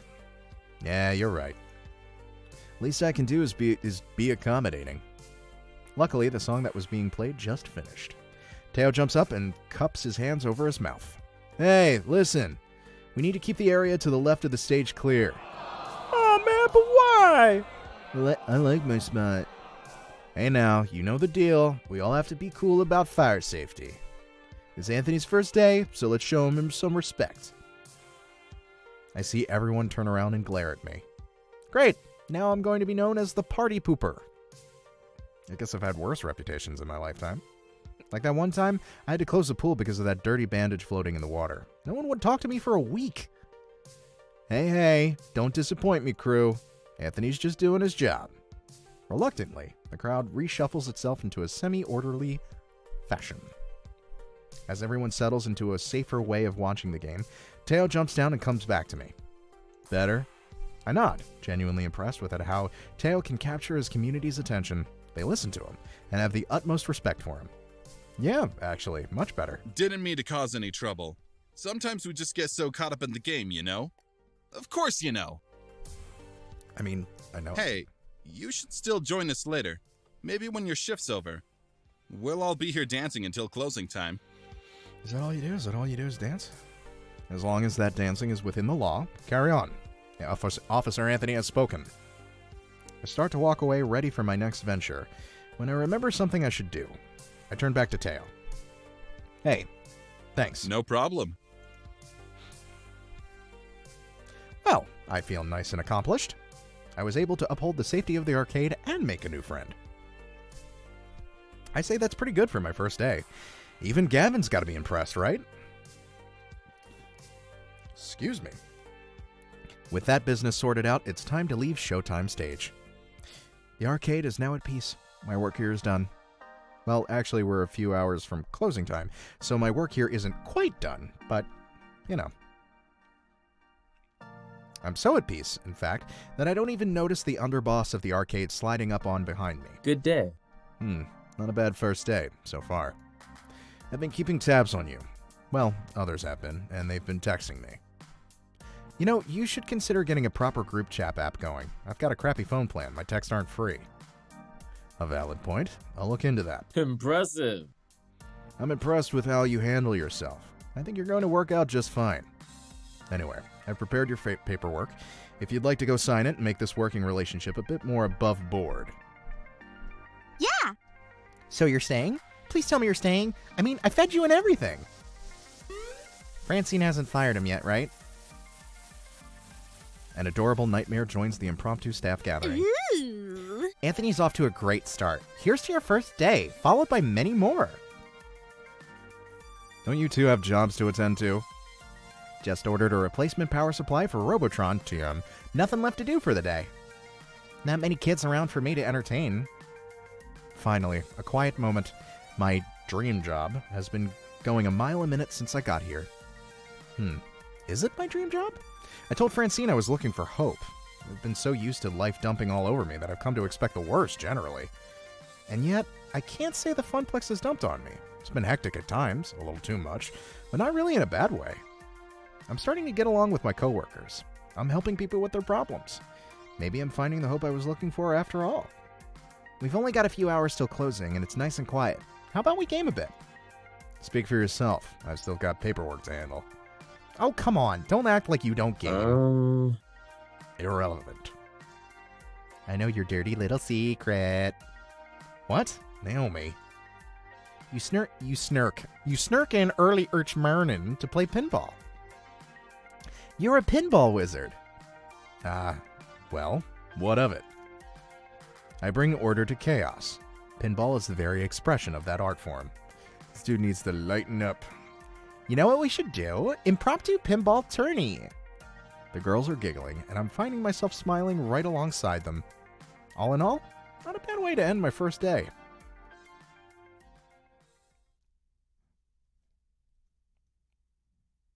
By the way, I've booked a birthday party for this afternoon.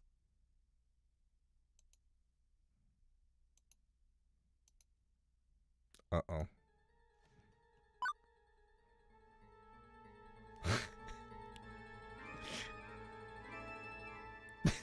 God, the music. The looks of confusion and outright terror on their faces, all laughter dying off immediately, are vaguely concerning to me. Sorry, I meant to tell you, dears, but I plumb forgot. A birthday party. How old are the kids, may I ask? It's her 5th birthday. Oh, to be young again. 5-year-olds. Naomi starts pulling at her hair, eyes wide and trembling. Throwing ski balls overhead into glass. Jumping up and down on pinball machines. Putting chewing gum into coin slots. Pulling at my costume, tearing off pieces of it. Naomi, Ashley, keep it together. We've survived kids' birthday parties before. Doom! Doom! The end is nigh! Well, I'd hate to get in the way of all the fun. Yep, it's time for my afternoon nap anyway. Amazing. You have fun, dears. Right. Battle stations, everyone. I'll take ticket desks so I can oversee operations. Ashley, greet the kids. Naomi, watch for hardware damage. Anthony, roaming duty. Look for trouble, do what you can. Prepare yourselves. They are coming. Like an oncoming tidal wave, the rumble is felt before it is seen. Parents pulling into the parking lot, minivans disgorging kindergartners, and, suddenly... Children! An explosion of small humans rushes the doors, bursting into the arcade before scattering every which way. Even before any of them can get tokens, they're grabbing at joysticks, mashing buttons, eager to get their game on or even just pretend to be playing. The crew assumes battle stations. Naomi by the fragile pinball machines. Ashley near the door, trying to distract the incoming kids to greet them. Gavin, armed with pre-stacked $10 rolls of tokens, quickly exchanges them with the adults. Beats waiting in line at the change machines. As for the pro gamers, well, Queen Bee and Teo's friends bolt for the exit, abandoning them. Keen on getting out ahead of the surge of kiddies, I guess. That's all very well and good, but I've got no idea where I'm supposed to be. Roaming duty, Gavin said. Look for trouble, Gavin said. I mean, I was doing that before, but now the chaos is multiplied. For a few minutes, I'm like a pinball being bounced around, or like that frog trying to cross a highway of traffic. Eventually, I spot 3 possible problems on the rise, and Anthony, professional floor attendant, is ready to attend to them. Which one of these should I tackle first, though? I may not be able to deal with all of them in time.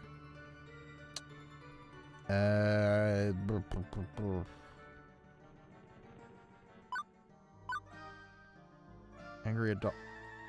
Yeah, that's not okay. Why would an adult... Okay. The sounds of hardship call to me from the Fast Cars 5 racing games. Let's just... I'm gonna save real quick. Actually, you know what? Maybe I'll do that. I don't know. We'll see. Maybe I'll do multiple saves. The sounds of hardship call to me from the Fast Cars 5 I already said that, but it's fine. Shouting adults and crying children are never particularly good signs, and I hope beyond hope that I can take this on. I shake the discomfort off. Now's not the time to doubt myself. I need to find out what's going on, and stat. As I get closer to the revving of engines and the clacking of shifting gears, I see a grown woman berate a cowering boy. I didn't. Admit it! I know what you did, you brat! You manipulated my precious son to put his tokens into your game. You should be ashamed of yourself. I'm sorry. Children like you are the absolute worst. Garbage! Ma'am, keep your voice down. There's no need to shout. At a child, no less. What's going on here? This jerk of a boy told my sweetest beyond sweet Josh that he should put his own tokens into the racing machine so he could play it for free. Josh earned those tokens from his own allowance, and I won't let some devil child steal his money. Let's just take a moment to calm down, okay? Before I say anything else, I spot Queen Bee and Teo out of the corner of my eye. Queen Bee looks infuriated, and Teo has buried his face into his hand. Actually, now that I stop and think about it, they might have some insight. The racing games are right next to Showtime stage. Teo probably had a good vantage point of the whole thing if he was dancing on stage. And just by the way Queen Bee's brows are furrowed, I can tell something is not sitting right with her. I could ask one of them for their help. Or I could try to solve this one by myself. Let's ask my girl. Since Queen Bee has been consumed by rage, I bet she knows what's really going on here. I wave her over to join us. I attempt to reach out to her for guidance. Ma'am, I know you're upset right now, but I think That lady is a bleeping no good piece of bleep. Nope, not helping. This is, in fact, the furthest away from helping I could ever envision. The kid runs away to avoid the loud people as I try my best to defuse the situation. That boy did nothing wrong. Nothing. Excuse me? How dare you? There's no way I'm getting in a word between these two. I sigh and resign myself to watching it play out. How dare I? How bleeping dare you for yelling at that kid? I don't care what he did. I don't care if he did what you claim or not. You've got no right to traumatize him over it. He's a thief and he'll grow up to be a no-good criminal.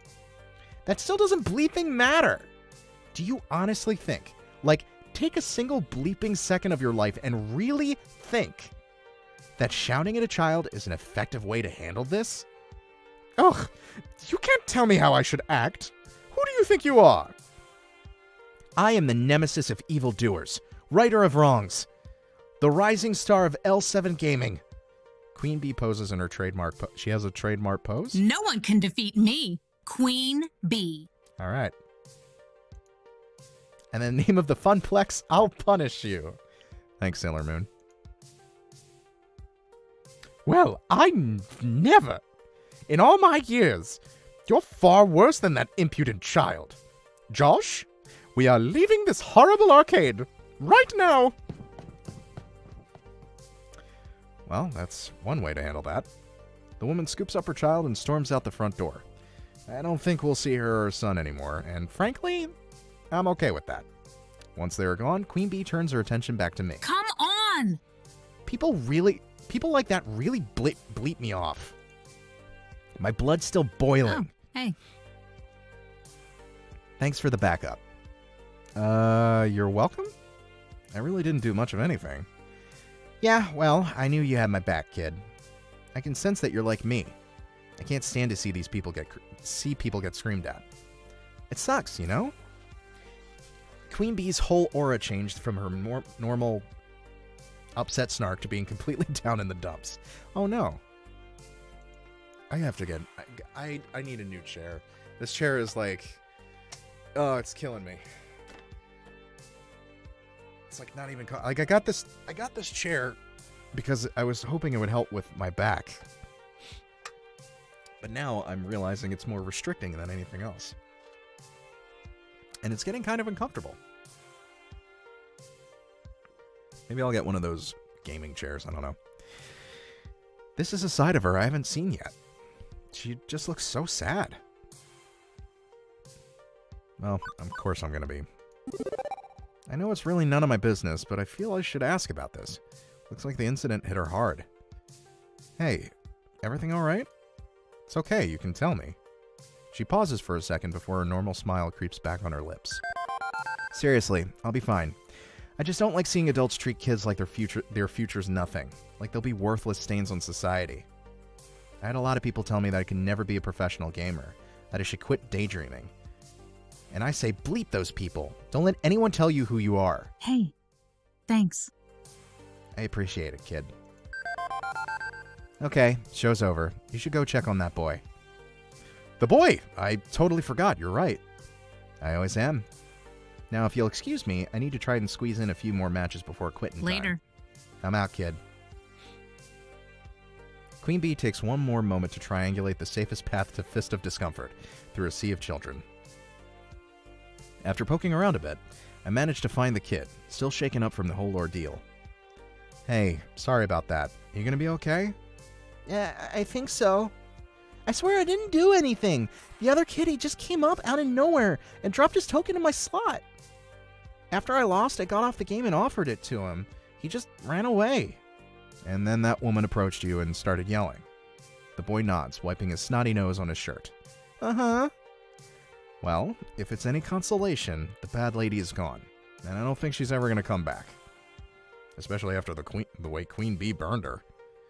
The boy, cheeks still streaked with tears, lets a smile spread on his face. Thank you. And tell the other lady thanks for sticking up for me, too. I nod, and the boy scurries off and rejoins some of his other friends. Right, that's sorted out. But the other two situations are about to spin out of control. I've only got time to deal with one of them. Which one?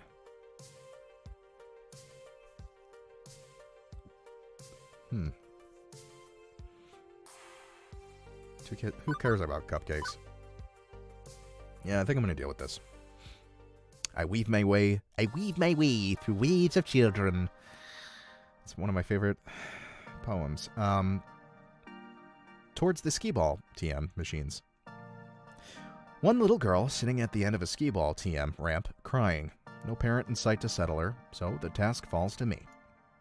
I'm guessing I should be more cautious about this sort of thing. What with the lawsuit-happy parents lurking over by the vending machines, ignoring their kids, but floor attendant Anthony decided to take the case all the same. Hey, my name's Anthony, and I work here at the arcade. What's wrong? Can I help? Her sobbing pauses as she looks up at me. I lost my tickets. Someone stole them from me. I played and won a bunch of them, but then I put them down and I was talking to a friend and now they're gone. I glance around, but in a sea of kids, it's impossible to tell who the thief could be. I don't even have any more tokens to play with. I spent them all on skee-ball, TM, and my tickets are all gone now.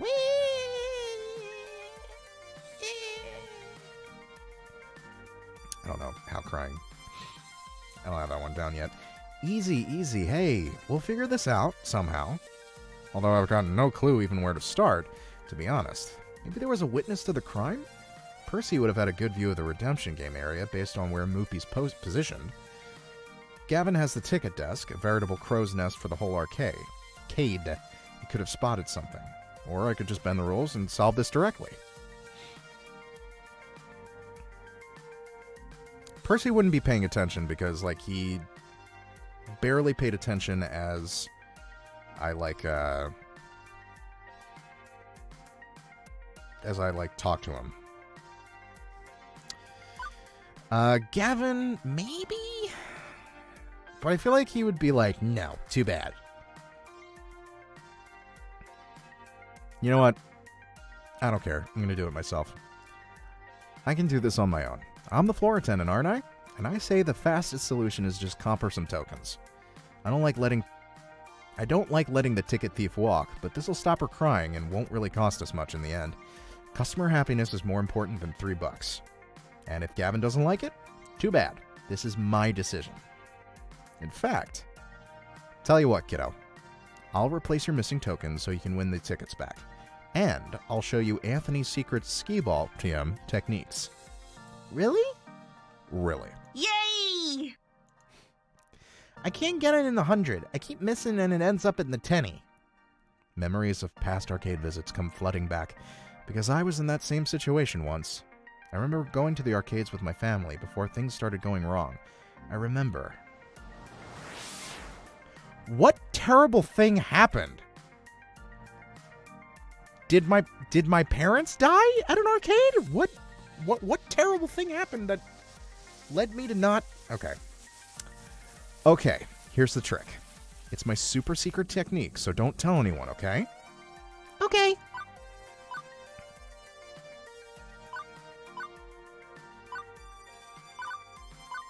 With the ball.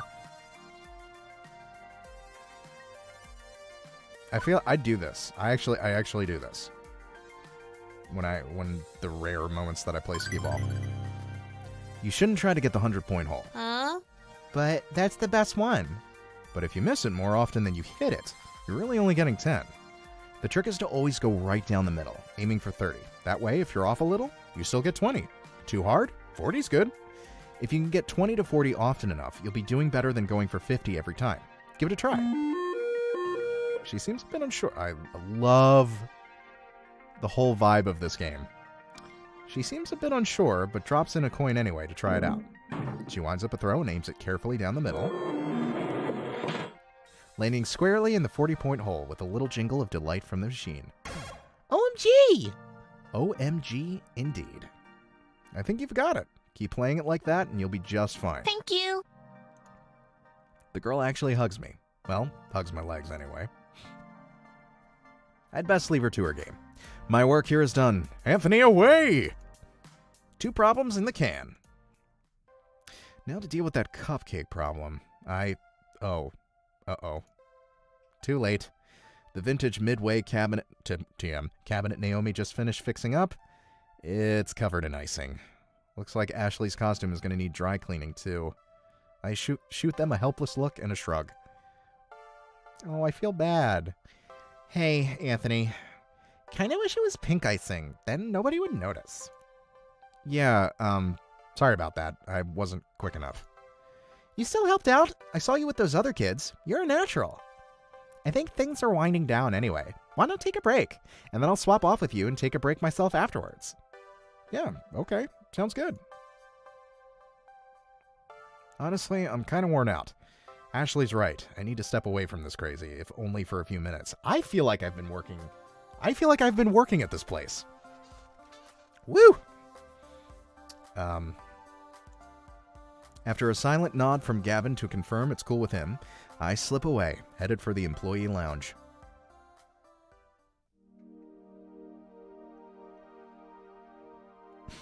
Soda.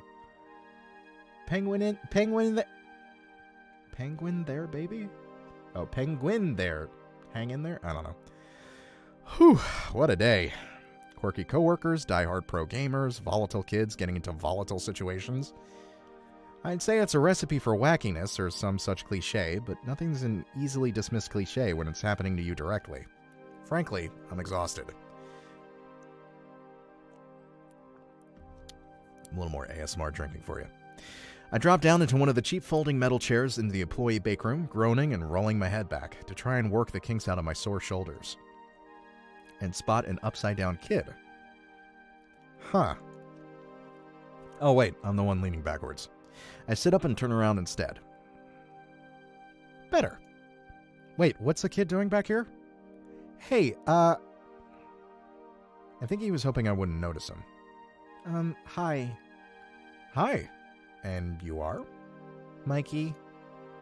Okay, that's a start. Hi, Mikey. My name's Anthony. So, what are you doing back here? This is an employees-only area. Wait, there's a keypad. How did you get in? The guy at the desk dropped this. Well, thanks for coming back. Man, I could go for a grilled cheese. That sounds great. I might make myself one tomorrow. He holds out a piece of paper with a door code written on it. Huh. Score 1 for Ashley's wild storytelling being more fact than fiction. Okay, but you can't stay back here. It's... Well, I don't see any knives or stabbing implements left out in the open, so I guess it's technically safe, but... Please don't send me back out there. Oh, bud. Oh, absolutely. Well, this is curious. I lean in so we can be on the same eye level. Something wrong? You can tell me. I work here. I'm the guy who solves problems. No problems. Just don't want to go out there.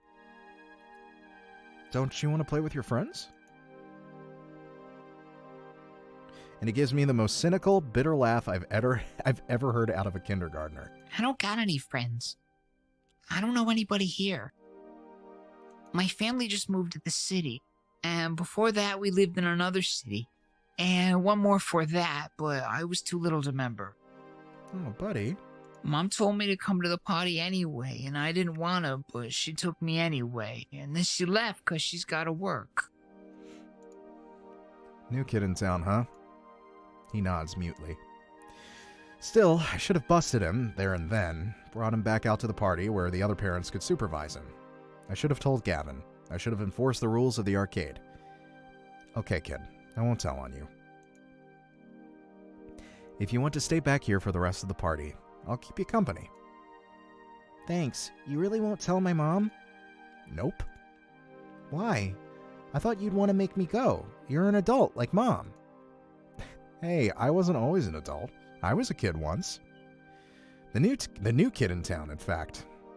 You were the new kid? Yeah. Although for me, that started happening back when I was 10. Again and again, moving from town to town. School to school, never really making any friends, not for years. Mom and Dad kept losing jobs and taking new ones. Worse ones. They'd be working all day long, too tired when they came home to do much of anything. After years and years of this, I stopped hoping things would get better. I decided I'd just take what I could get. I'd go with the flow. Oh, I guess this is a story of me learning to care about things. What does that mean? It means you don't care. Some things are good, some things are bad. But you don't care. You just do what you have to do without really being sad over it. But that sounds so sad. Whew. You weren't sad? Sad? It's sad to never care about anything, right? I guess I was sad. I just told myself I wasn't going to be sad, even though I really was. And then I bite my tongue hard, because my little involuntary trip down memory lane was not helping this kid out. Wouldn't have helped little Anthony out if an adult did this for me. So, instead, I decided to be the adult that little Anthony would have needed.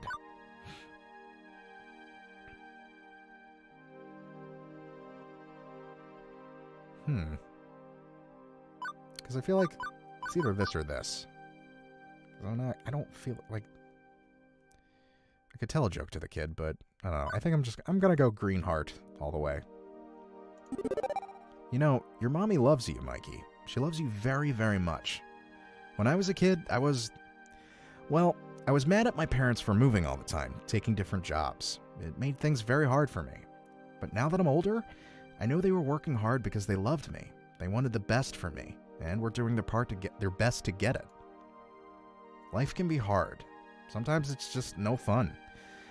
But there's one thing that's always there. Love. They love you. Oh my God. He shoots me a doubting look. One of those little downing looks where they don't want to outright call something a lie, but can't quite swallow it.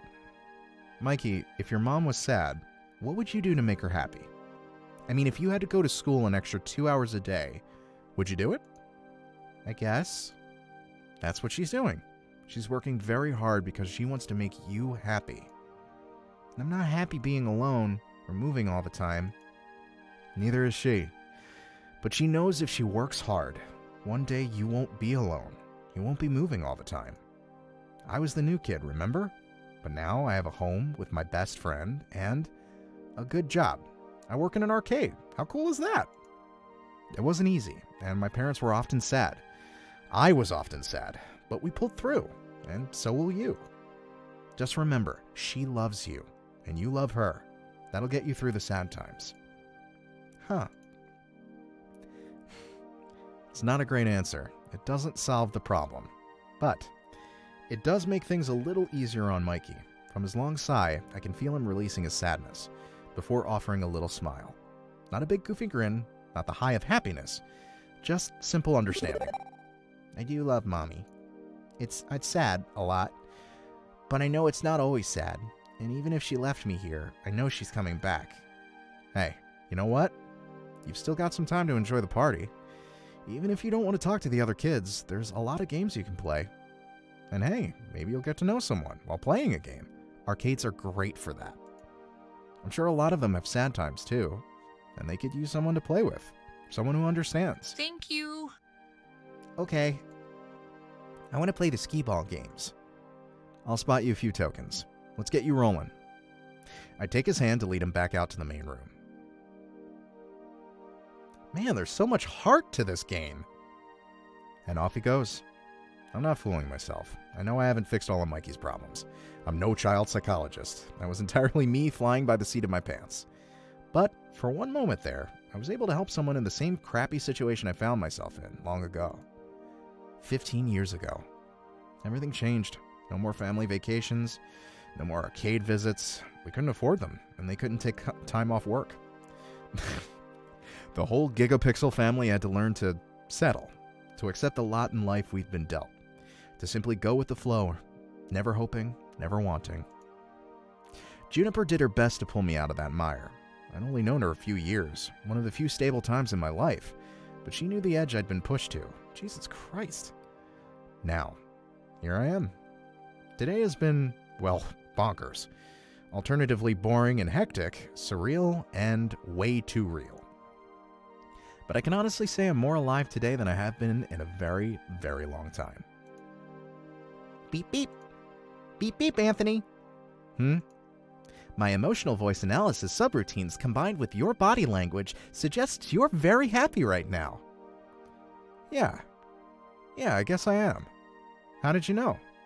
I just told you, silly. I mean, how did you know that I'd love this job so much? Oh, I know. I didn't. What? I lied. I was 47% sure. Oh, it has elements that seem to click with your optimal social requirements, a fun atmosphere, spirited coworkers, helping people out, and so on. Also, I cross-referenced your roommate's postings, talking about how much you enjoyed arcade visits when you were a kid. Still, 47%. 99.97%. But I was 99.97% sure that if I said I was 99.97% sure, you'd be willing to give it a try. Another thing to thank Juniper for, I guess. You're a very weird little app, you know. Hooray! I try to be. Imagine Iris is like Janet from The Good Place. All right. From the cars pulling up in the parking lot, it looks like the party's over. It's just about closing time for the arcade, anyway. Most of the gamers have filed out by now, if they hadn't already fled the tidal wave of kiddies. My first impulse is to go bug Gavin about my paperwork, but I can wait. I'd rather go help someone with the tidying up, or maybe see how our VIP gamers are doing. You know what I'm going to choose. Not enough time to run around checking in with everyone, though. Who do I want to hang out with? Frowning, I guess I'll go right to him. Ashley's are quietly repairing. Naomi, Queen Bee. Yup. Queen Bee, baby! Queen Bee looks like she's completely done for the day. There's an exasperated frown on her face as she moves various webcams and mics into her bag. She doesn't even notice me as I approach. Bleep, bleeping, bleep. Yeah, I'll say that. All that recording equipment looks pretty expensive. I don't think Queen Bee would be much happier if she accidentally ended up destroying all her gear. I'd be careful with all that tech. Be ashamed to break it. Oh no. Yeah, this is my gear and I can bleep with it I want. And looking at it's bleeping me in the bleep. And looking at it is bleeping me the bleep off. But they're inanimate objects. They've done nothing to incur your wrath. Think of the children! Oh no, did I fuck this up? I think I fucked this up. That's exactly what I'm thinking about, and exactly why I'm so frustrated. Ugh, it's so hard to concentrate with them running around, touching you with sticky hands, and all the shrill yelling. Why are they always yelling? I don't know, kid. I just don't know. I'm sorry, I didn't mean to take my anger out on you and my gear. I just wasn't playing my best, and that's frustrating. Yeah, man, I've got my Valentine's Day pinks on. Thanks for stopping by, Nova. Hope you're in I hope you stick around. This is actually pretty fun. I can understand that. No one likes losing. But you win some, you lose some, right, kid? Yeah, that's how I feel after today's shift. It was rough out there. Normally I'll leave when a gathering of that caliber is around, but I've got an important tournament coming up and need all the practice I can get. Kids or no kids. Not bad. But for your first day, you held your own. I'm impressed. Really? I've dealt with my fair share of brats and trolls roaming around here, and you certainly held yourself up to a higher standard than the last guy that worked here. That's good, right? That's heckin' good, kid. I think you'll fit in nicely among this crowd of misfits. That's a relief. I was worried people weren't going to accept me. Get wrecked. Ooh. If anyone gives you any trouble at all, you tell Queen Bee. I'll fight them. Really, that's not necessary. I don't need people fisticuffing in my name. Gavin will most definitely fire me for that. Suit yourself, kid. Either way, welcome to the gang. Thanks. I watch as Queen Bee slings her bag over her shoulder, waves bye to all the lingerers, and swiftly exits the funplex. With things winding down, there's just one last thing to take care of before I'm out the door. I seek out Gavin to handle the remains of the day. Anthony, good work today. Thanks, boss. Mid-boss? Sub-boss? Gavin will do. I can't say you've been a perfect employee, but my standards are impossibly high, so I'll just assume you are as close to perfect as is reasonable. I notice you gave that girl with the stolen tickets free tokens. I'll stand by that decision. Fiscally, it's risky, but she had a great time replacing her tickets, and likely will return to the arcade, so we'll call it break even at worst. Normally, I'd have dealt with angry parents myself, but I was distracted. I have only second-hand accounts of your performance there, but... Allowing Queen Bee to yell at the customer is questionable, at best. She's volatile. I'd rather you have handled that one on your own, all told. I'm not pleased that you sold our Moopy for only $1,000, not $3,000, as I'd requested. Gavin, we only paid $200 for that game. I'd be ripping off a customer. A customer with exceptionally deep pockets, and one who squats on that game all day, spending only a handful of change in the process. If anything, $3,000 is what we'd need to make up the lost profit from Percy being so Moopy obsessed.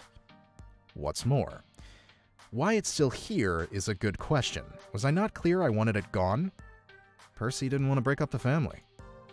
They're machines, not people. He also didn't want Naomi to be sad? Yes, well, Naomi needs to learn to let go, I'd say. Ahem. Are you giving our poor little Anthony a hard time, Gavin, dear? Miss Francine, I thought you were napping? Let's be sensible. Naomi's dreams matters too, as does the dream of Percy, that poor fellow. Poor? Isn't Percy stinking rich? Everyone has a dream they're chasing. Gavin, I know you mean well, wanting to keep everyone's dreams afloat, but sacrifices made in that name which shatter the dreams of others, well, that's not what the Funplex is all about. Anthony, you understand, yes, the reason why? Why am I here? That's the question she asked me during that interview. Now I think I understand. I came here today looking for hope. Hope I could do more with my life than compromise, settle for what I can get, and go with the flow. Everybody I've met today is full of hope. Gamers chasing scores, people following their passions. Nobody here is willing to give up on their dreams. Not even you, Gavin. You know we're better than this, Gavin. We don't settle. We chase after our hopes and dreams and won't settle for anything less. I see. Apologies.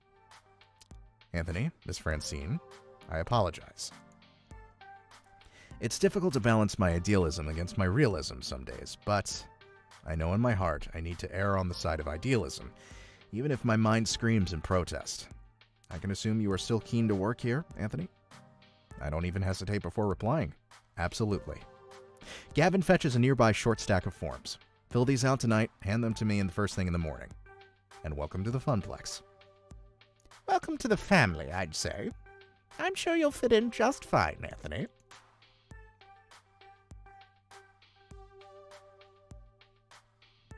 This game is cute. One bus ride later, and it's home again, jiggity jig. I'm sure that's a song that... Oh! Juniper, already home from work, bounds over eagerly to interrogate me on my day. Hey! So, how'd it go? It went well. Well or well? Really well. Your little app came through, despite being terrifyingly omniscient and just a little bit unnerving. You forgot to mention adorable. That's wonderful! I'm so glad to hear things worked out, and you even came home with a smile, like you did when you were a lifeguard. Huh, I guess I am smiling. Interesting. By the way, there's just one teensy-weensy little question I have for you. Uh-oh. Why exactly did you order a giant crate full of pizza bagels? Did I neglect to mention that part of the terms and conditions? On the plus side, I know what I'm having for lunch tomorrow. Hilarious. I love it. Wow, that was just level 1? That was like, well, I mean, I was reading everything, so. And that's level 1 of Arcade Spirits complete. Hey, look, you also won a prize. You'll get one of these for each level you clear, plus some extras for various endings and other hidden thingies. Now let's see your score. You're on Queen Bean's good side. Beats being on our bad side. Interesting. You're proving to be a gentle, sweet, and compassionate soul. 5,600 points. Nice. Keep talking with... What is the point of the score? Yeah, let's... Sure. Okay. Chapter 2, baby. Let's do it.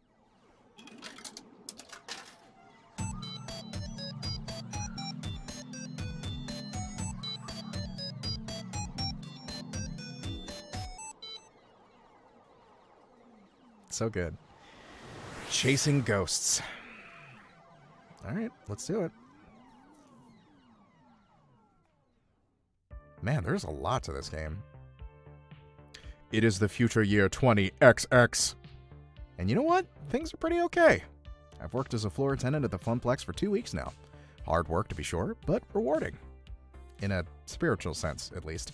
I've helped Naomi repair pinball games. I've had tea with Francine while she reminisced about the far-out 1960s. I've evacuated gamers when the kitchen accidentally caught on fire. I've had numerous kids puking up nachos on my clothes. I've scraped gum off of any number of surfaces. I've chased what turned out to be entirely too many spiders out of a single skee-ball machine. Okay, look, I know I'm not painting this as a very rosy picture so far, but honestly, I'm happy. I'm happy with even amidst the chaos and the grossness. I'm happy, and that's all that matters, right? Right. you're happy. This is the best I've seen you in ages, Anthony. Before you come home all drained and exhausted.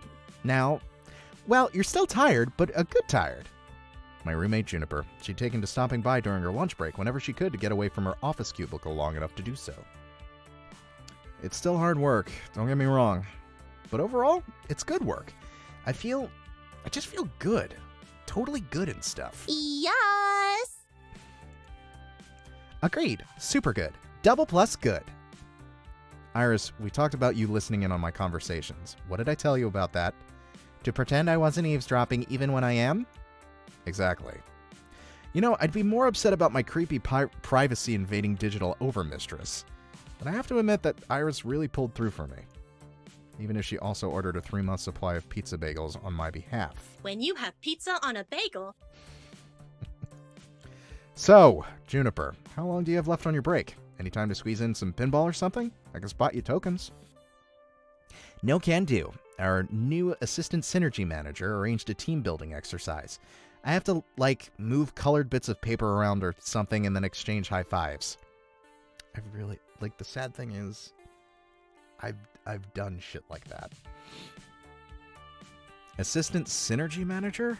That sounds like a very vague job. Nah, it's actually entry level. Good pay, and right on track to middle management. Pretty cushy, if a bit dull. Funny thing is, they asked me if I knew anybody who'd fit in before they started at... Funny thing is that they asked me if I knew anybody who'd fit in before they started advertising for candidates. And I said, nope, who'd want to do that? When was this exactly? Oh, 2 weeks ago. So 2 weeks ago, right when I needed to find work, you told them you didn't know any good candidates for a well-paying entry-level job. Oh, but you wouldn't have liked being an assistant synergy manager, right? Not one bit. Oh, Juniper. Juniper. Please tell me you told them no because I'd already taken this job by that point. Not because you forgot. Hey, I didn't forget. I just, didn't bother telling you about the open position that night. Juniper.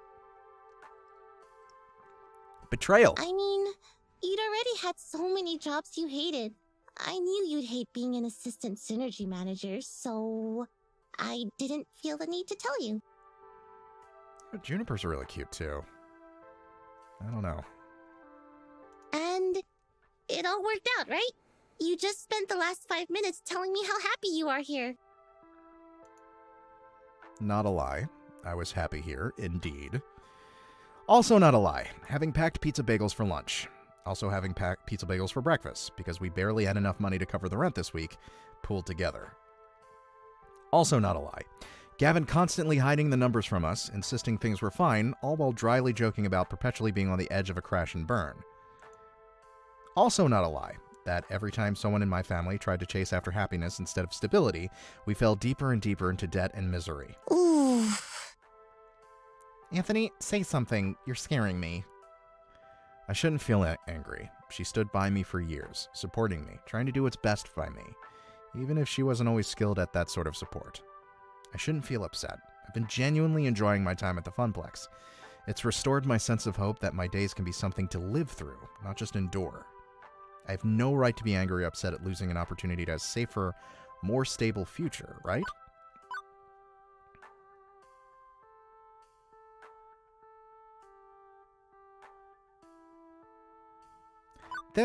No.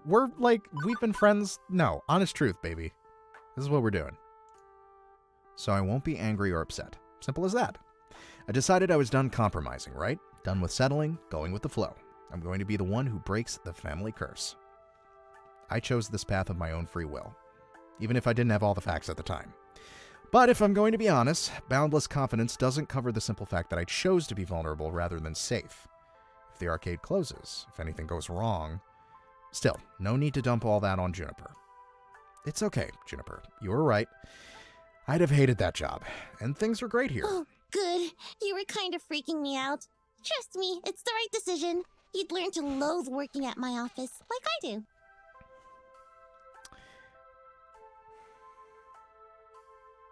I don't mean to critique, but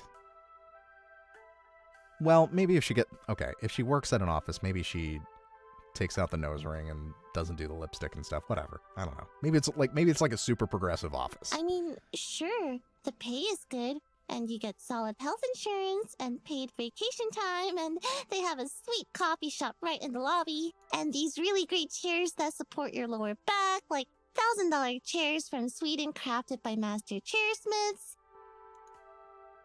Juniper, I said it's fine. Everything is fine. Honestly, I'm okay. I mean, I won't deny that job would have been a safer bet. I want to contribute my fair share to the apartment rent, you know? But what's done is done. I'd rather look forward than back. Holiday neutral, sure. Right. Forget I said anything. Please forget I said anything. Oh, baby. I'm sorry. I should have told you. I shouldn't have held that back. But I still wouldn't have pushed you to take the job. It's totally horrible at my office. You'd have been miserable there, like me. Juniper, it's cool. You're right. I'd have hated it. Okay, good. I've got a good feeling about all this. I think you're right where you need to be. Even if I was, kind of dumb about getting you here. Hey, I gotta get back to the office. Have a good lunch, okay? I can feel the distant rumble of a frozen box of pizza bagels taunting me from the recently repaired employee break room. Yeah, okay. And you have a good rest of the hours of your day, yeah? You bet. I'm okay with this. Everything is fine. Right? Right. What I need right now is a distraction, and frozen pizza bagels are most certainly not it. My pocket money is really slim, but I think I need to step out for some fresh air and treat myself to a better lunch than that. And hey, maybe some company too. Nice and distracting, talking to someone about anything other than this. Let's see, who's available? You know it's going to be... Yeah, it's going to be Queen Bee, 100%. It's awfully quiet near the Fist of Discomfort cabinet. I'm feeling rather alarmed here. This is normally peak time for Queen Bee to be streaming matches. What's she up to now? As I get closer, I see her behind the game, fiddling with one of her webcams, clearly soaked in frustration.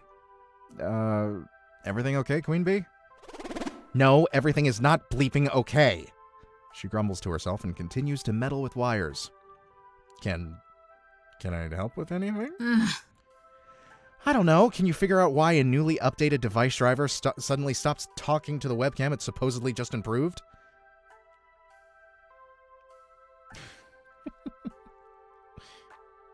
Soaked my girls in frustration. Frats, you funny, man. You make me laugh. Wait, what am I waiting for? Yes. Yeah, this is the pro gamer stream. You're also you're married though, that's the thing. So technically you've already won. Right? No? Yes, you won. But it was flaking out on me before I bit the bullet and upgraded, so...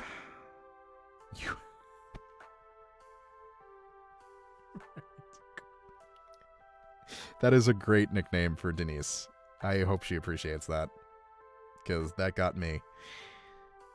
Anyway. But it was flaking out on me before I bit the bullet and upgraded, so... Maybe it's hardware, a dead wire... This is such a cord hell right now. Oh, sorry. I'm silicon literate, sure, but not exactly a techno-mage. Listen, kid, unfortunately, I don't have the time or effort to deal with this bleep right now.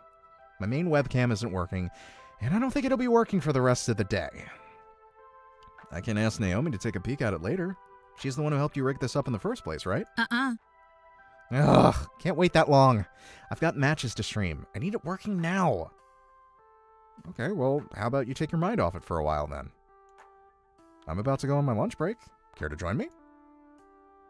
Queen Bee's whole demeanor relaxes a bit when I mention mealtime. She sighs heavily. Fine, you're probably right, kid. Maybe not staring at wires for a bit will help clear my head. Maybe even help me sort out this mess myself afterwards. I want to go to Whole Story. Get me some sugar. Want to go to Whole Story with me? The bookstore? Do they have food there? I feel like Most angry people can be satisfied with food, but... Do they have food? You are too funny, kid. Of course they bleeping have food. They have bleeping food. Best coffee and donuts in the world. And I'm bleeping famished. Let's go already. Before I can even lament about eating my pizza bagels I brought, Queen Bee is dragging me out of the arcade. I sigh reluctantly and give in. It's probably for the best anyway, after what I dealt with this morning. I deserve to give myself a little treat. And I probably won't even admit to myself, but I'm totally getting sick of those pizza bagels. Despite coming to this little strip mall for 2 weeks, I hadn't actually visited our neighbors. Mostly I did whatever needed doing. Took orders from Gavin, lent a hand to Ashley and Naomi, things like that. Whatever the job happened to call for. No more, no less. You are incorrigible. Although whole story is a weird... I guess because it's like a hole in the wall, and you want to get the whole story when you read a book. Alright, it's... Hey, don't accuse me of anything. You're the sicko. I couldn't say I'd been part of any community outside the immediate circle of my coworkers, whereas the others visited Whole Story frequently. Queen Bee leads the way into a shop that smells strangely of dusty old books and sugary sweetness. I don't think I'd ever been in a little independent bookstore. Or a bookstore at all, for that matter. It's 20XX. Who buys books in a brick-and-mortar stores anymore? But despite the subdued atmosphere compared to the arcade, there are customers present and accounted for, sipping coffee, reading old tomes, and yes, munching donuts. This looks like it's hand-painted? Because, like, there was another picture, or backdrop. As I composed myself, there was another backdrop that kind of looked... Dude, in 20 does not compute. You can buy anything in brick-and-mortar. Yeah, that's true. The other one looked like a photo that was kind of like... that had a filter over it. But this looks hand-painted. This is beautiful. Queen Bee secures a tiny table for us before directing me to the bar. Hang on, what the heck is up with this menu? It's organized by the Dewey Decimal System? I'll take a Frank Herbert. I'm paying. Just got my stipend from L7 Gaming yesterday and feel like celebrating. I mumble out a thanks, trying not to make a big deal of it. Cash is tight, and boutique cafe pastries wouldn't help my situation much. Whoa! Who are these bros? A pair of middle-aged guys wait to take my order. Hey, I'd like, one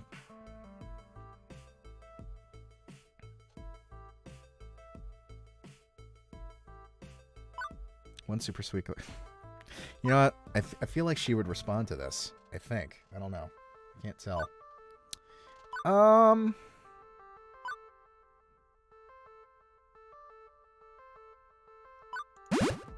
Hey, what's good? What's your favorite order from the menu? One Terry Pratchett coming up, a jam pastry with Clatchy and coffee. The second fellow puts together my order and also drops a small paperback book onto the tray featuring a many-legged wooden travel trunk on the cover. Huh. A literally literary lunch. With alliteration, apparently. Say, you work at the Funplex, don't you? Right. We've seen you walk past our doors every morning and evening. Like clockwork, tick-tock. You leave Keith alone. Right, sorry, I should have introduced myself. Floor attendant Anthony Gigapixel, at your service. I'm your inside guy for tokens and tickets. Oh, we are lousy at video games. Totally lousy. But Francine's just a peach, isn't she? Sweetest dame you'll ever meet. Regardless, welcome to The Whole Story. I get it now. I dig this voice acting. This is good. I'm Ben. I'm Matt. Technomage. That's me. No relation to the actors. Although they're cuties, and so are we. Oh, stop. Stop being cute? Never. Apparently the sugar is available in forms other than round and holy. What? Anyway, don't let us stop you from having fun on your little date. Wouldn't dream of it.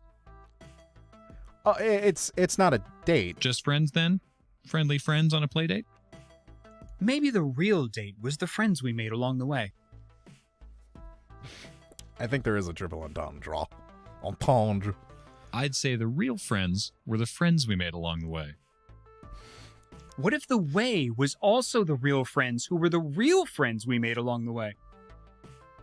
I don't know. I'm digging this. Okay, now you're just being silly. And how? Anyway, next order, please. I dig this. I dig the writing. The pair waves the next customer in as I return to Queen Bee's table with our orders on a nicely decorated wooden tray. Queen Bee is stuffing donuts down her gullet. I think she might be angry eating, but I'm not sure. Actually, I think this is the first time I've actually seen her eat anything. Normally she's way too focused on matches to take a snack break. So, she holds up a finger to silence me. Finishes chewing and swallows. I feel so much better now. Hangry much?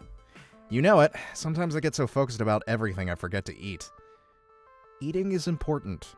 You should do it more regularly. 9 out of 10 living people say they prefer it to starving to death. Yeah. Hey, what are you eating? Can I have some? She pokes at my choice in arguable nutrition. Hey, wait a sec.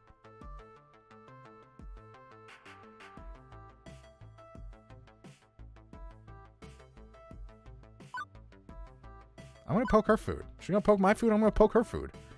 Queen Bee still has a pastry left on her tape. Queen Bee still has a pastry left on her plate, too. Don't. Don't.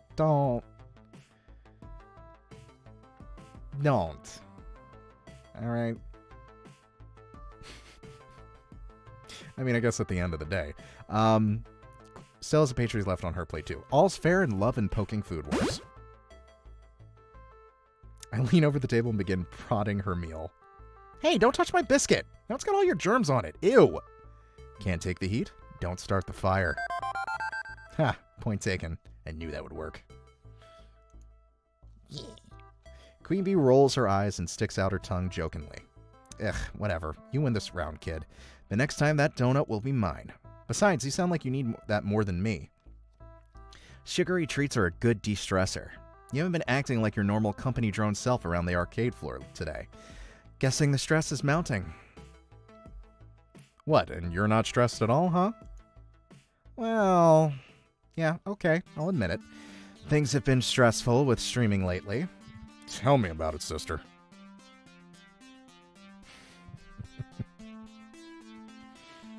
Yeah, trying to ignore is, I think, the key word there, trying. Oh, how so? Because with esports streaming, everything has to be perfect all the goddamn time. Breaking Rad? Explain that. Explain how Breaking Rad is a good... What does that even have to do? Oh my gosh. We're rad. And it's about breaking. Okay, alright. That's fair. I like that. Now I understand.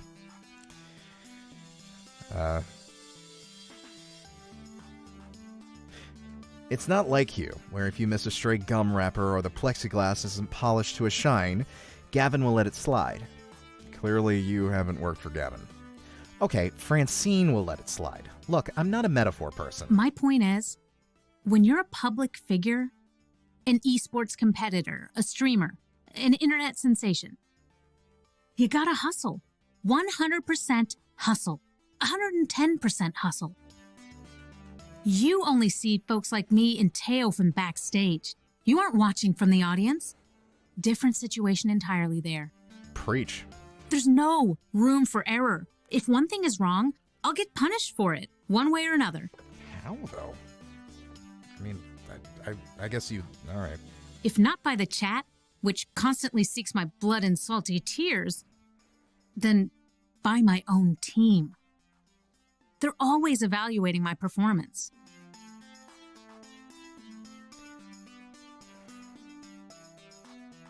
Things go badly enough, my viewer count goes down, and I could lose my sponsorship. Then everything. Yeah, that's true. Damn. Damn indeed. You see what I mean?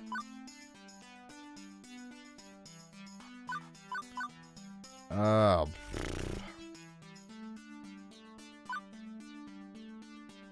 I don't want to do that. Like, I'm just going to ask her. I can't imagine being under all that stress and pressure all the time. I feel for Queen Bee. I really do. Isn't streaming supposed to be fun? That sounds like the opposite of fun. Oh, it's still plenty fun. It's just that recently I've been pushing myself that extra mile to really make Queen Bee stand out from the rest. That's hard work, you know? Now that my webcam is defunct, it pushed me over the top. Okay, that all makes sense. But you have to take time for yourself and relax.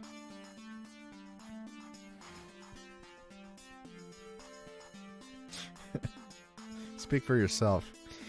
Easier said than done. I know streamers who take a week off, go on vacation or something, and their subs drop off the face of the earth. That's true, and that's terrifying.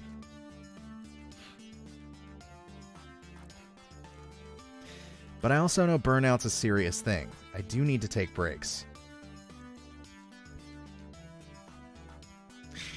And if I'm ever gonna relax, you should follow that same advice, kid. Huh? I saw your little interaction with your roomie this morning. Don't worry, I wasn't eavesdropping. I merely noted that you didn't look right after that. So you remember to take time and relax. Reflect. Get your bleep together. While I'm on the topic of you, I'm thinking you should also find a hobby. What? Why? I see you working that floor every day. You just go through the motions, and you look so bored all the time. I think if you had something else going on, you'd be much happier. Thanks? Nope, no way. I'm not trying to be harsh. Trust me, I used to be like you long ago, but I found my bleeping passion, and now look at me. What is this? Your emoji choice is pretty great. Rising Star of L7. I knew you got something worth fighting for inside you, too. Use it. Well, this has gotten a little awkward and a little too right on point for me to feel comfortable. Beep, beep. Lunchtime is over. And Iris with the best distraction.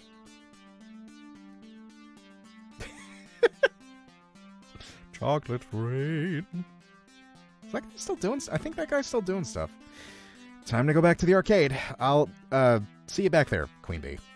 She waves me off. I still have this last donut to finish. I'll be back at the Funplex before you know it. She stuffs her face once more, and I gather my stuff to head back to the Funplex. Well, that went well. I got 2 points. Right? Actually, I'm gonna save. Oh yeah, like dude can sing, absolutely. But I wasn't sure if he still had an active channel or whatever. Okay, I will be right back. I need to use the restroom because I've been sitting here for 3 hours and drinking a lot of water. So I will return shortly.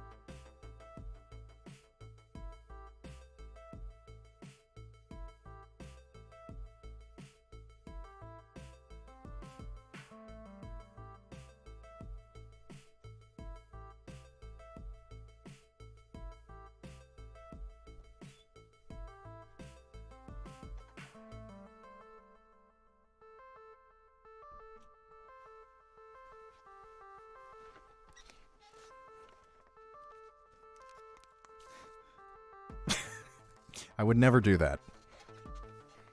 You know I wouldn't do that. I always appreciate you stopping by and talking to me while I do this. Okay, where are we at?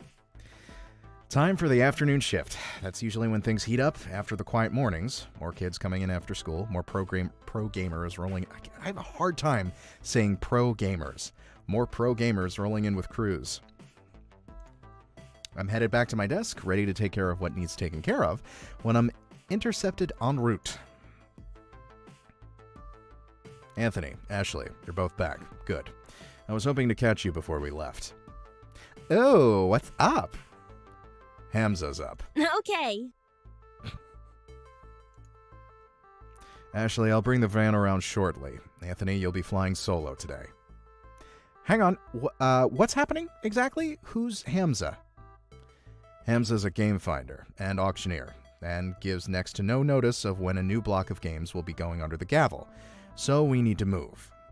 Ashley, Naomi, Francine, and I will be going to his auction for the rest of the afternoon while you run the Funplex. My first instinct is to nod and go along with it. Gavin's the law around these parts. Ooh, excuse me. But Queen Bee's words are still dangling away in my mind. Doing what needs to doing is great and all, but maybe I needed to step up a bit more. Plus, the idea of being trapped in here during our heaviest hours with no support was... Yeah, no, I'm totally going to stick up for myself here.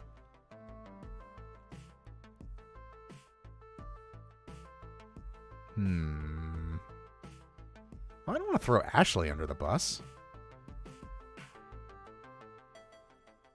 No, I need to be direct about this. Because that's... I'm like, what the... Whoa. What if I want to come along and see the auction unit myself? Come on. I'm never going to learn the business if I... Bleh. I'm never going to learn the business if I can't speak properly. You're a floor attendant. Your place is on the floor. Aww. Well, that's patently unfair. I'm a floor attendant too, and you're dragging me along. I feel like such a third wheel at those auctions anyway. Let Anthony be the third wheel, and let me handle the floor. I'll be the finest third wheel you've ever met. Trust me. I want to do more than I've been doing. Different things, new things, show some initiative, like... I suppose it wouldn't change much to bring Anthony instead, but no costume time today, Ashley. I need non-plush fingers on duties in case of ticket jams. Pinky can stay in storage for the afternoon. I'm just happy to be helping folks out, one way or another. She's a sweetie too. I just noticed her shirt. It's like some random anime boy. I love it. God, I need to take more time to notice all the detail in this game. It's freaking wonderful. I need to go get the van. Wait out front, please. We'll probably be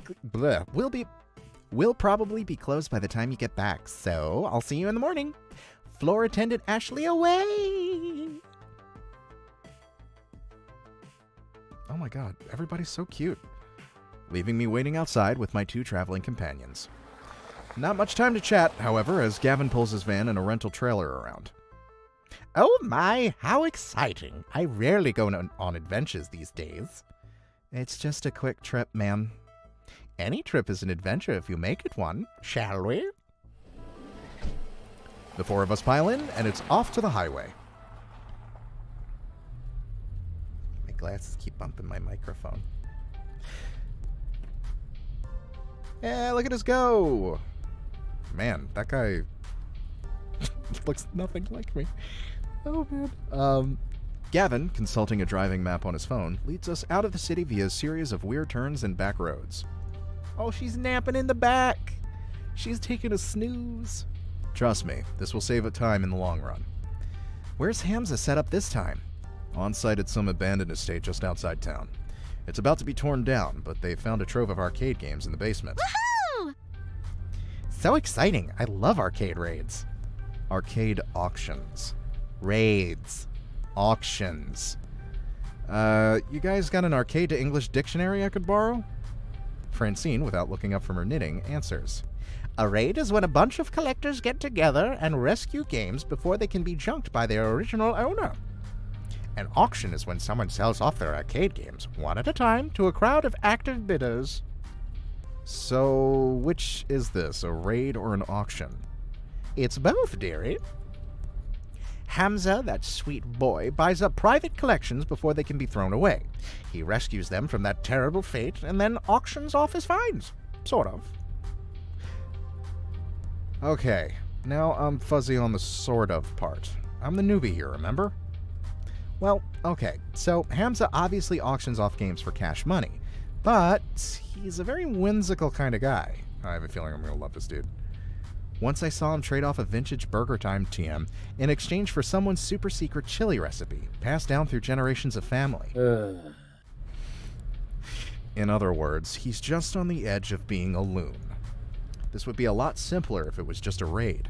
We pay up front, we declare what games we want, and cart them away. Instead, he ambushes us with these impromptu auctions and makes us come down there to entertain his whims. Wonderful. I think it's sweet. He wants to make sure that the games go to good homes, to people who really want them, even if they can't pay. And really, we should be honored we got an invitation. He's trying to cut out the big franchise arcades like Deco's Palace, and help the little... Is it Deco? It might be Deco. I think it's Deco. And help the little guys, like us. It's inefficient, and relies entirely on keeping on Hamza's good side. Huh.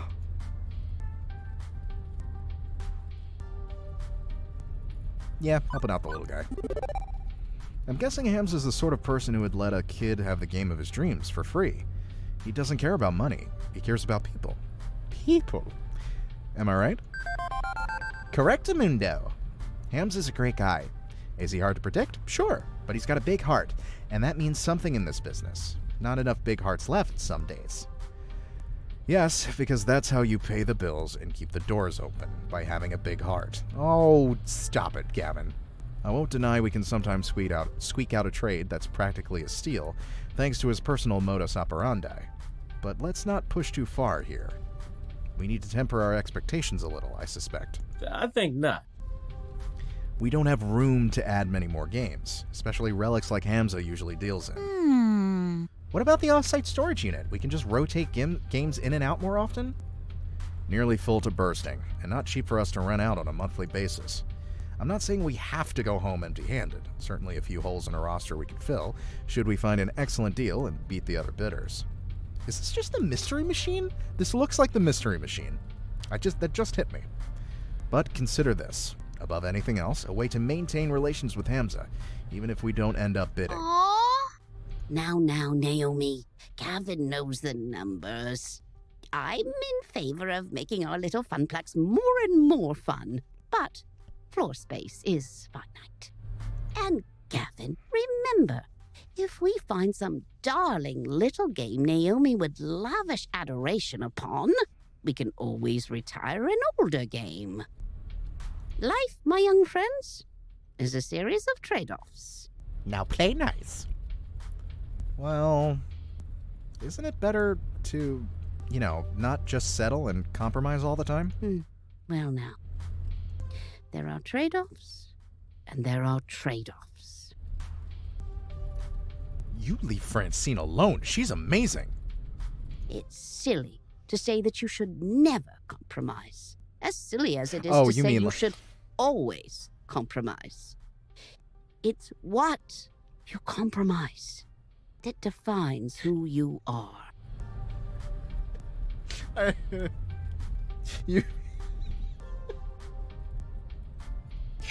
You mean that as in... Okay, I understand now.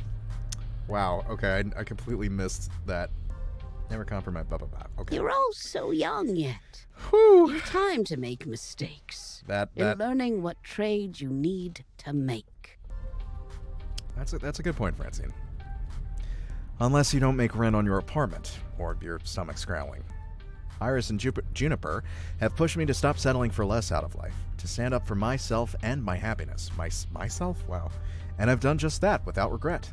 So, everything should be fine now, right? Right? New default topic diversion. The weather! Well, at least it's a nice day for an outing, right? Oh, come on! Wonderful. Glad I packed plastic bags to wrap cabinets in, just in case. That's our Gavin, always thinking ahead. Trying to protect your investments, huh? From Hamza's invitation, it seems this arcade was largely abandoned and left to rot. I'd rather not add water damage to the ailments the games are already suffering. It's so sad when we come across a wonderful game that's just ruined beyond repair. Most collectors show their collections a lot of love, but others just don't care. You find old games in barns, exposed to the elements, and falling apart. I suppose this is... Hold on.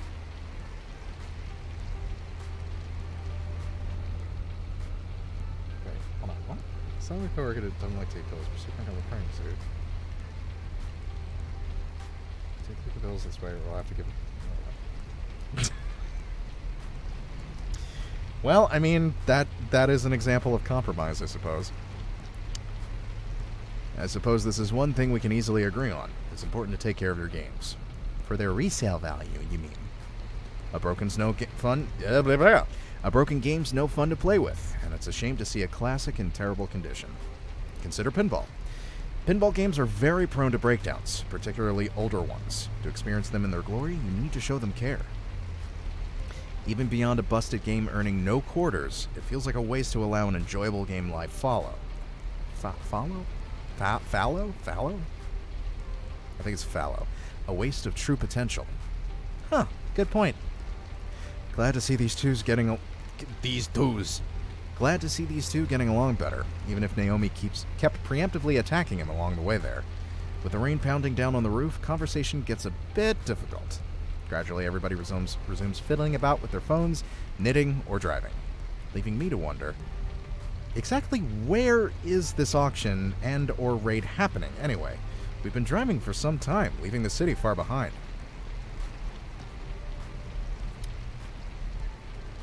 What would a massive trove of arcade games be doing this far out into the sticks? Maybe it's some closed-down roller rink, or an old bowling alley, or maybe it's a creepy old house that's likely haunted by exactly 87,194 ghosts. That's a reference to something. Ah, the classic gigapixel luck in play. So majestically awful.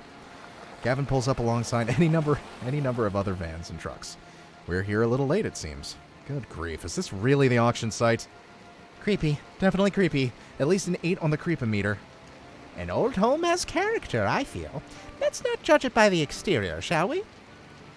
With all speed, the group hurries inside to get away from the weather. Oh man, am I gonna... Okay, it's fading. Good. Whew. The van did look like the Mystery Machine. I did say that earlier.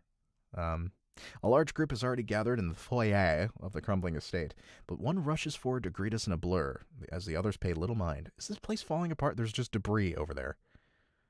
I like how some of these backdrops are animated. Greetings, friends.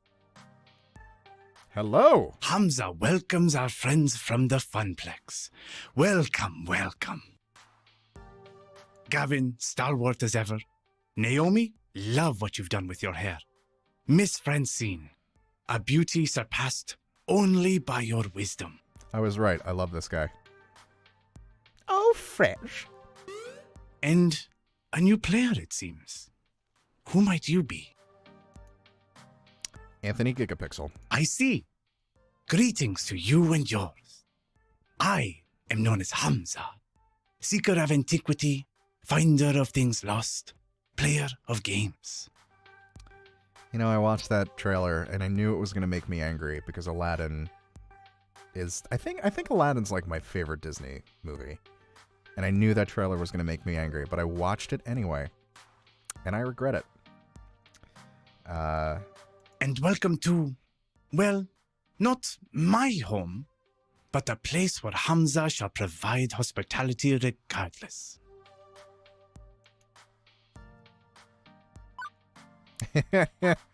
Yeah, I feel like... No, I don't know. I don't want to piss this guy off, but... I don't want to do that. That wouldn't be me. I was unaware Reagan-era amusement machines were antiques on par with the Turin Shroud.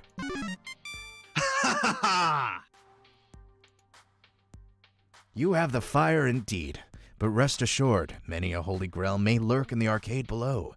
You may even find your own relic of a holy nature by Eve's End.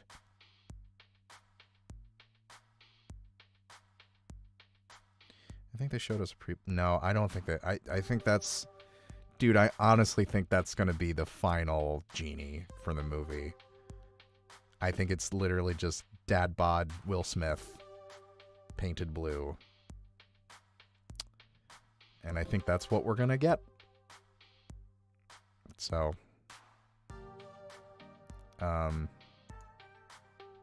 Alas, I've not a moment to enjoy your fine company, Anthony Gigapixel. Perhaps later, but for now, it is time. That's what we deserve. Clapping twice for attention, Hamza rallies the small crowd in the room to begin the proceedings. Friends, companions, longtime allies of the noble art of the arcade, welcome. Welcome to Donna Wood. Donna what? Its story begins nearly 30 years ago when legendary pop musician Donna Michaels, singer of such hits as Thrilling and Mama Don't Mope. Is this supposed to be? Okay. This is a mixture of Madonna and Michael Jackson. Did a stately pleasure dome decree. Here, the reclusive idol crafted a private amusement park, a petting zoo, and an arcade. Alas, she could only enjoy this paradise for a short 10 years before a tragic death. Jeez. Needless to say, the estate has fallen on hard times ever since. In this year, it shall be torn down to make way for condominiums. But not before we have our say. Friends, those games that Donna Michaels cherished still lurk one floor below, ready to be rescued from such a terrible fate. It is our moral imperative to do so. You're getting there. You're getting there. I have paid the estate owners a princely sum for the entire lot. Now, Hamza parcels them out to you. By all means, browse the collection. See which pieces sing out to you. On the far table, you shall find refreshments, grapes, sparkling wine, and delicacies from my travels. Mingle, cavort, and we shall begin the auction in 1 hour's time. Okay. Indeed, a lavishly arranged table that probably costs more than any single arcade game to put together is descended upon by the invitees soon after. I feel like I'm attending some ancient Roman celebration of debauchery and gluttony, not an arcade raid, or an arcade auction, or whatever. Donna Michaels! I knew it! I should have recognized Donna Wood when we pulled in, but it was raining too hard. Who? You've never heard of Donna Michaels? She was the hottest musical act of 1980X. Naomi, I was born in 1990X. That's a lot. What? I was born in the 80s. I don't like that. This is... I'm totally plugging in my phone into the van stereo so we can blast Girls Just Want to Play Games all the way home. But first, I'm going to go check out the cabinets in her arcade. Not really into mingling. Later! She dashes off with all speed, heading for the stairs leading below. Suppose I should network a bit. Hamza's events always draw in an interesting crowd of rival arcade owners. Heading for the foodstuffs, Gavin arranges himself on a plate, so he has an excuse to hang around and eavesdrop on the other collectors, leaving me to, do stuff? Now I see why Ashley was bored at these events. Gavin schmoozes, Naomi analyzes finds, and Francine's already napping in a chair. I've got nothing to do.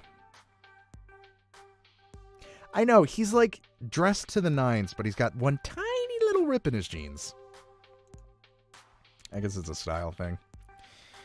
Well, when in doubt, find someone who knows what they're doing and stick to them like glue. I want to look at the games. I'm not really interested in the arcade version of Game of Thrones going on up here. Gavin can handle these guys. Me, I want to see this legendary arcade Hamza was talking up. So I head downstairs to join Naomi. Whoa. Is this a private collection or a full-fledged arcade? I was expecting a handful of games and a pool table or something, but this is easily 3 times larger than the Funplex itself. Even coated in dust and disrepair, it's awe-inspiring. And it's also hard to find anyone in this maze of tightly packed games. Invitees are browsing the available stock to decide what's worth bidding on, making it as crowded as well. But eventually, I locate Naomi practically cuddling a narrow-looking TMNT machine. Oh, heart. Anthony, look! A 2-player variant of TMNT. TM. I'm trying to, in my head, I'm, calculating if I'm saying that right. These were the only released in the Oceania region. Such a rare find. Wait, wasn't that game originally 4-player? Why would anybody want a version with only 2 joysticks? Well, because, I mean, it's rare. It's a find. And it's less fun. Not the point. Anyway, it's hard to find one of these, 2-player or 4-player. I'd love to have it in the arcade. I'd love to have that, and this one, and oh, if I could only take these home with me. I mean, some have water damage, others likely have busted CRTs and controls. They all need work, but I recall the game she was working on when I first met her. Extensive repairs needed just to make it playable. So not only would you have to bid and win the game, but you'd have hours of work and plenty of spare parts to purchase ahead of you. I know! Isn't it great? Okay, is there a nice way to say this?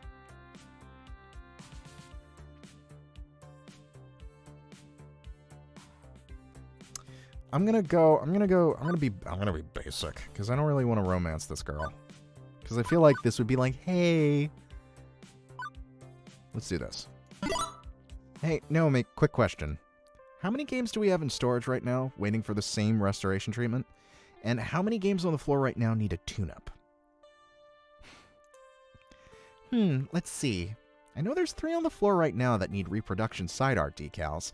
And Pac-Man TM's marquee is a bit dim.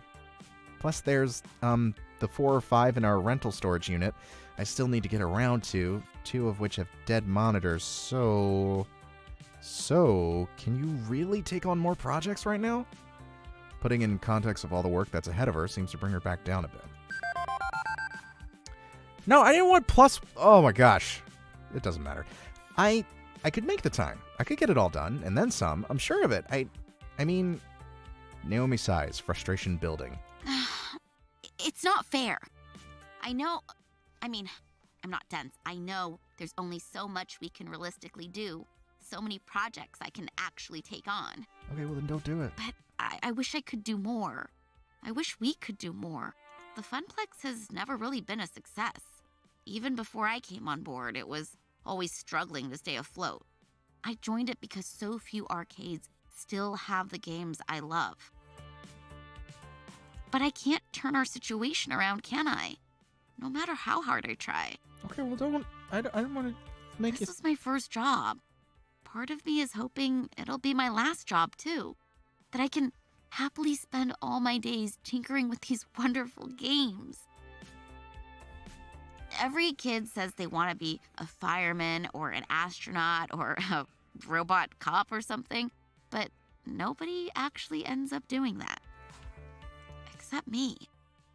I wanted to fix up arcade games, and that's what I'm doing. It's all I ever wanted to do.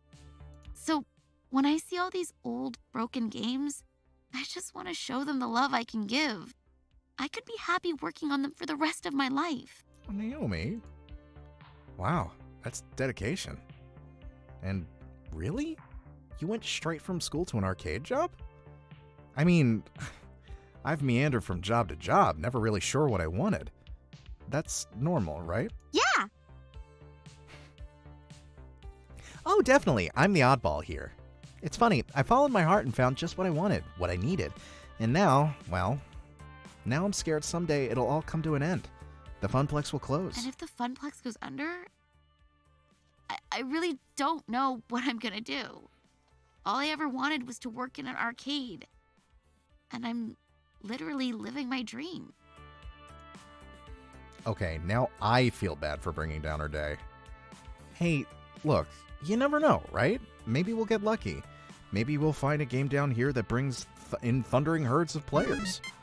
Right. It's a slim hope, and we both know it.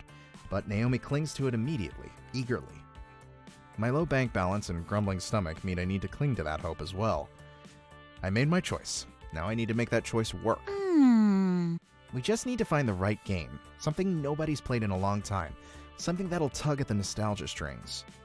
It's difficult finding the right balance, especially in the year 20XX. A lot of these games are on life support, borrowed time. But they can be repaired, right? Well, yeah, for now. But CRTs, the monitors that power these old games, before LCDs and now 3D flats started replacing them, they're in short supply. Nobody makes them anymore. I mean, who buys a tube-based TV anymore? Nobody. It's all high definition and that dumb 3D projection tech, which looks awful. Nobody appreciates a good CRT anymore. Aren't high-def displays way cheaper, though? I've seen some old games running them in other arcades. They're wrong, is what they are. Ooh. These games weren't designed for pixel-perfect flat panels. They're designed for fuzzy tubes. The picture looks weird on LCD. Even 2 weeks in, I'm still fuzzy myself on a lot of this stuff. But I grew up in the internet age. I'm Silicon literate. I got opinions. What?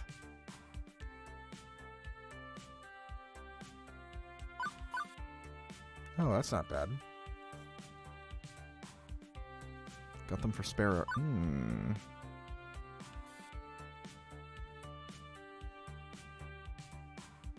trying to think, what is something I would suggest? I feel like I would suggest this. Because we're here. Yeah. So it's a problem of having spare parts on hand, long term. Short of building our own factory for cranking out TV tubes, well, there's a temporary fix. Buy some cheap common games and use them as organ donors. Ugh. And ruin a classic?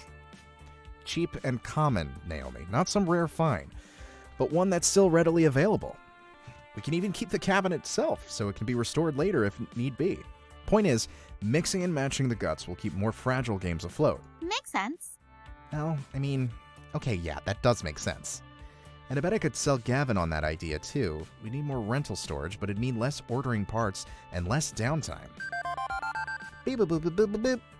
Okay, I'll see if there's anything down here nobody would want and nobody would need. Thank you. You know, I'm glad you're with us at the Funplex. Whether you take my side or Gavin's side, it's just nice to have someone who cares about games around. Ashley's fun, but she's way more into cosplay than gaming. But it's kind of odd, you know? What? Feeling like I'm not alone? I know that sounds dramatic, but I'm so used to toiling away in my little workshop, with Ashley and Gavin not really caring about the things I love. They're kind enough to me, and friendly. Well, Ashley is. But ever since you showed up, I feel like there's someone with me. It's odd. I'm not complaining, though. I guess it just takes getting used to, after years of feeling perfectly content to be alone. Away from strangers, crowds. It's not really my thing. I don't like to network like Gavin does, or socialize like Ashley does. And now I'm making things weird, so I'm gonna stop there. Besides, I'm just about done taking inventory down here. How about you and I... Suddenly, shouting and stomping a feet up from the floor above. What the... Sounds like there's a fight or something going on up there. I think we'd better go see what's what, if you'll come with me, I mean.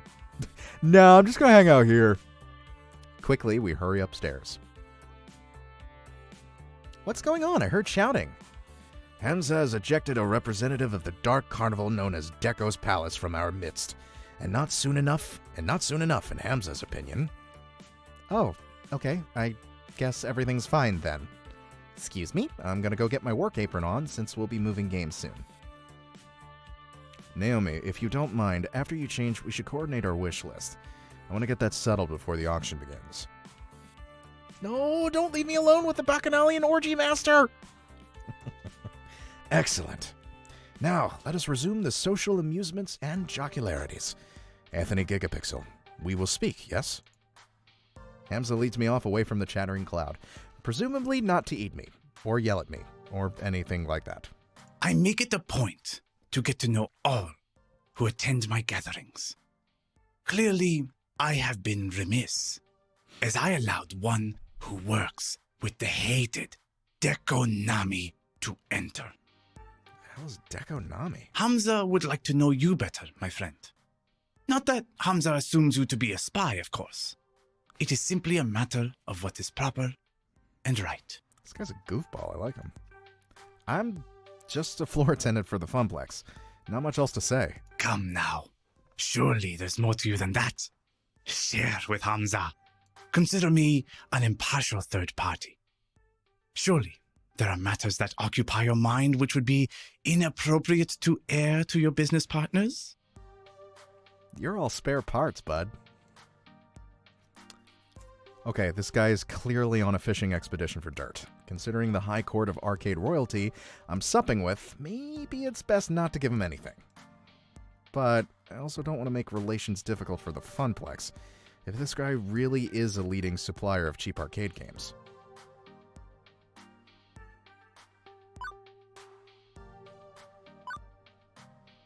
I'm naive enough to just be like, no, my life sucks. I won't bore you with the whole story, but the TLDR is that my family's had a curse of foul luck for quite a few years. moving from city to city, job to job. After I left home, I couldn't find stable work. Not until the Funplex, I guess. I'm determined to make this work, but I'll admit I'm in a vulnerable position. It's not exactly a jet-setting executive role. Hamza agrees. Ah, yes. I see the dilemma in your face. I see the dilemma you face. Wow. I can read, I promise. I have seen it many times before. In fact, including firsthand. Yes, I have known hardship. We all have. In the course of events, you are not alone in that condition, Anthony Gigapixel. Hamza began as a mere urban explorer and hunter of rare objects for a wealthy buyer in Dubai. You see, many debts pursued me. And in return for assistance in paying them, I stocked the arcade of his dreams. In time, my patron released me entirely from the woes of debt. Okay. They were difficult years, productive years to be certain, and throughout them, Hamza learned how to use the mystique of being Hamza to better achieve his goals. Now I stand before you with power, and with hard-earned respect for that power.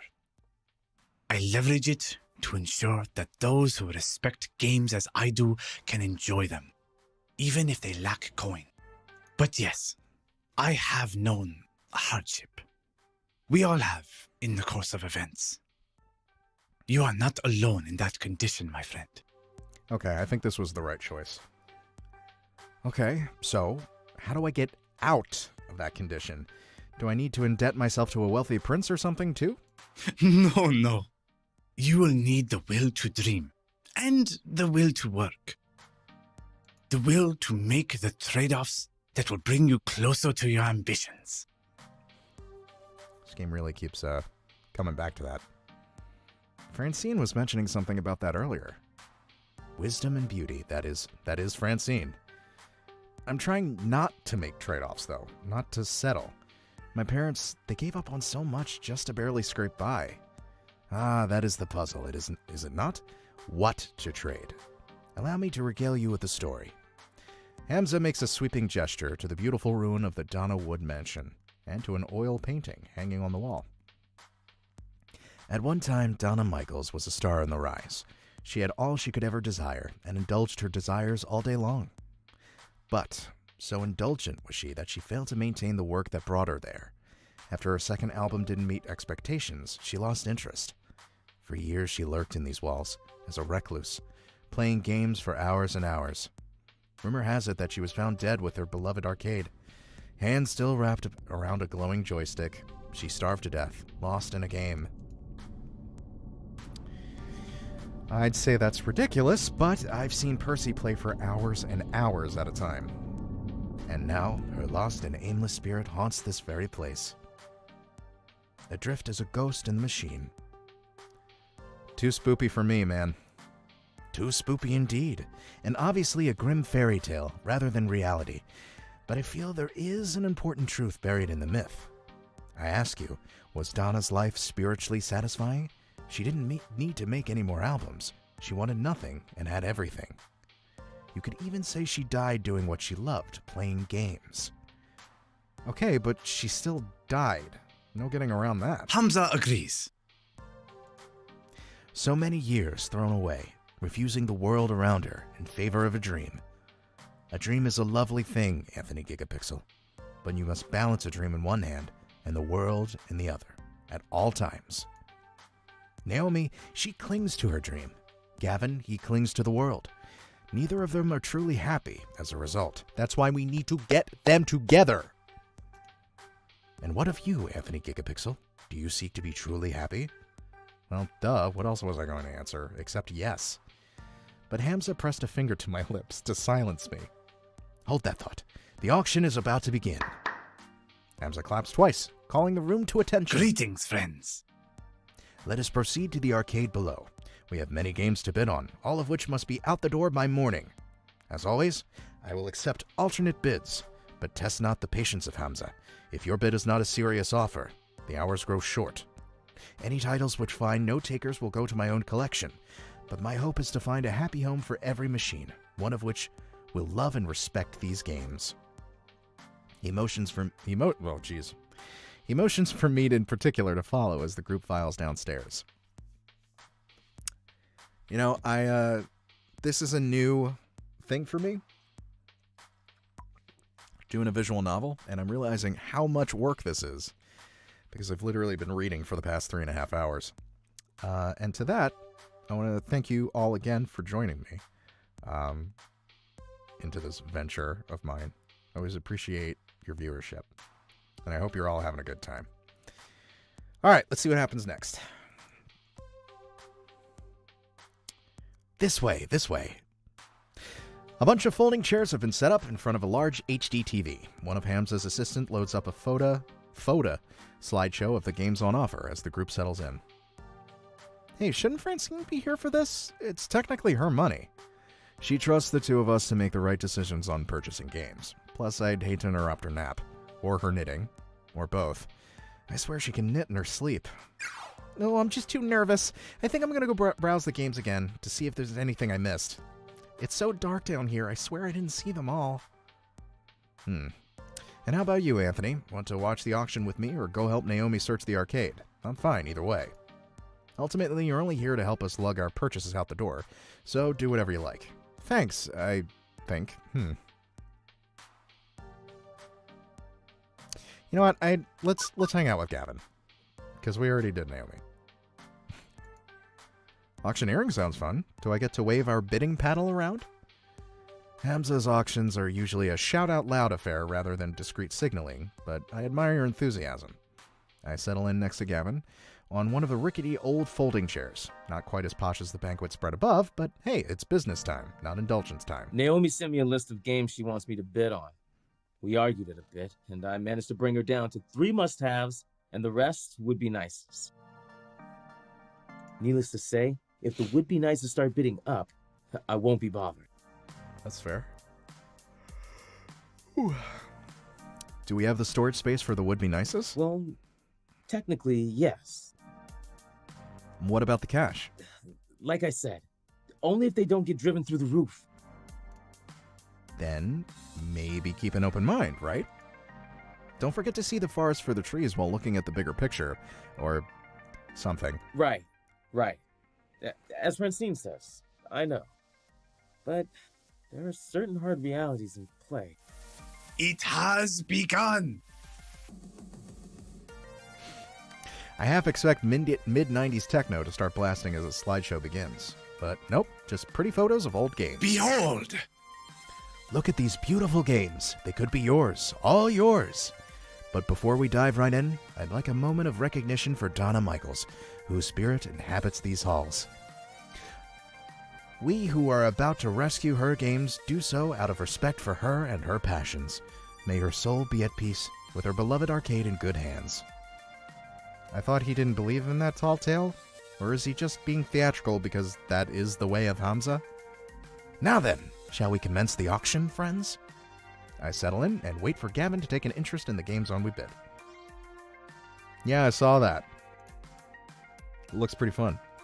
Our next item up for bid. Oh, hey, I recognize this. It's a joust PM, just like the one I moved out of the floor 2 weeks ago. We're officially in the darkest time. Yeah, man, you know, it's funny. It's like MMOs a couple years ago were like the thing to play. And then with the rise of like Fortnite and everything, it seems like Battle Royale is, and of course, PlayerUnknown's Battlegrounds. Seems like Battle Royale is the place people want to take it, so.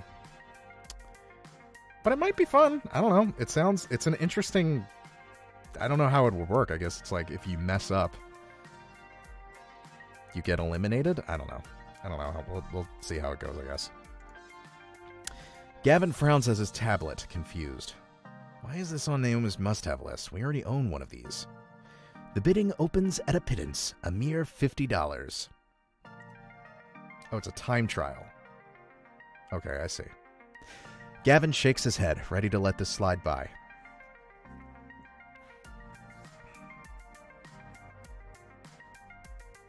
Well, you know what? I said this earlier. I talked to her about that, so I'm going to go with this. Tetris battling bonus and... Oh, okay, I see. So you'll random... Okay. Interesting. Well, I mean, it could be fun. Who knows, right? I mean, it's definitely a different take on just, landing somewhere and shooting the crap out of each other. Yeah, let's do this, because I said this to her before. That machine breaks down a lot, right? Well, having a spare in storage would mean not needing to buy more parts for it. Impressive. Astute, and a good reason to bid on it, I agree. Yeah, it's a classic. It's a classic puzzle game. Iris, give me a quick price check on the sum of all key components in a joust machine. Whoa, Gavin's Iris is different.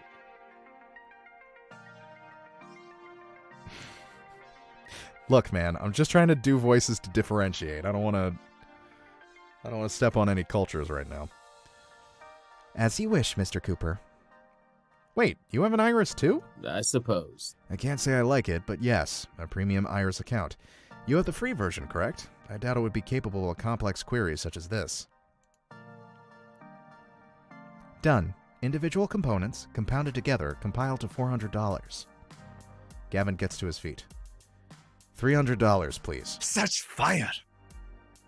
Oh, at last, Gavin Cooper shows his fire. Will anyone step? $1,000 to complete my midway collection. Well, crap. Hamza must consider this. A curious leap. Gavin, tell me, why do you seek this game?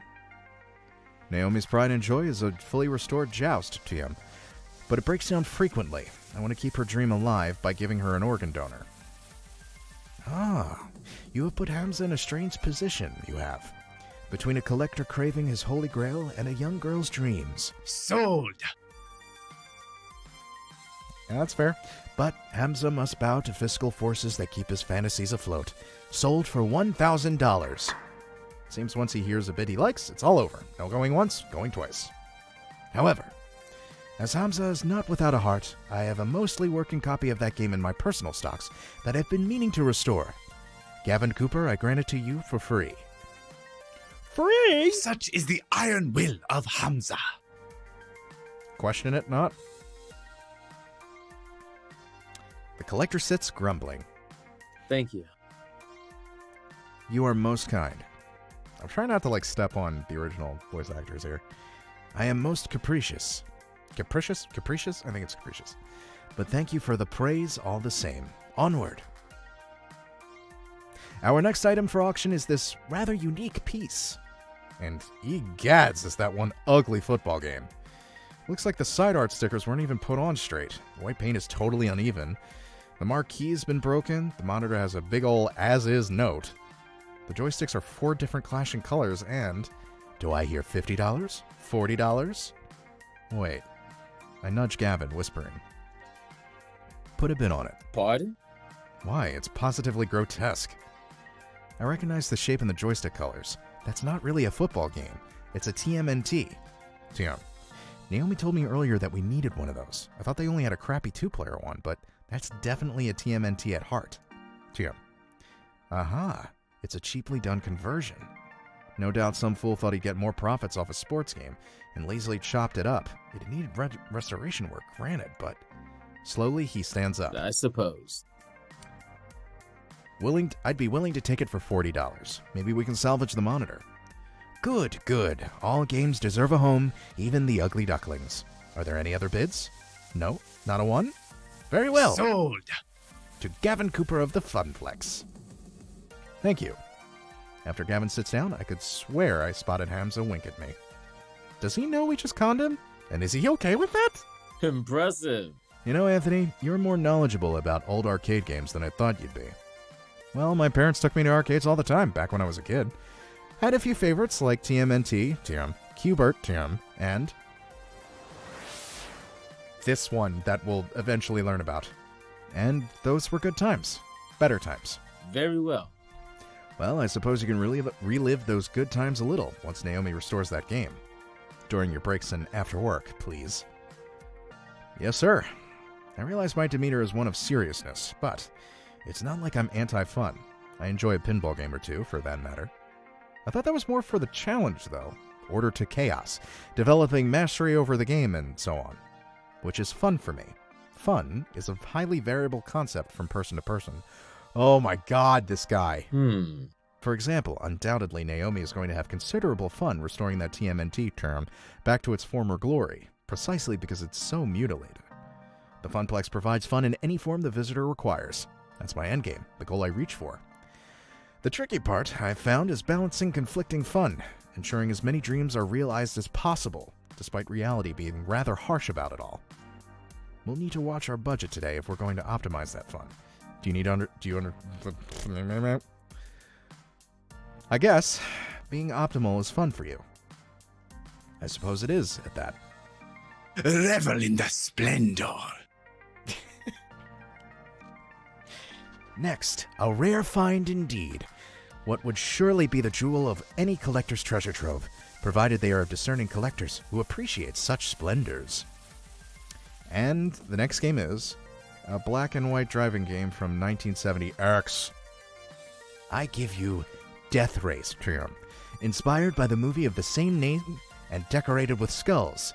It sparked controversy nationwide. Seriously? That relic is seriously on Naomi's must-have lists? You know there's a mod for Resident Evil 2 now that actually plays that whenever Mr. X shows up. I'm really tempted to install it, but I'm not sure if that would... I'm sure it would violate some sort of copyright thing if I streamed it. But it's still really funny in my opinion. That relic is seriously on Naomi's must-have list? Absolutely not. Not only is it an ancient artifact of bygone age, I'd rather not have angry parents mad that little Timmy ran people over in a video game. They're gremlins, not humans. Very, very blurry little white blobs of gremlins. Doesn't matter. It won't earn, and earning is critical for a small arcade such as... I'm going for this!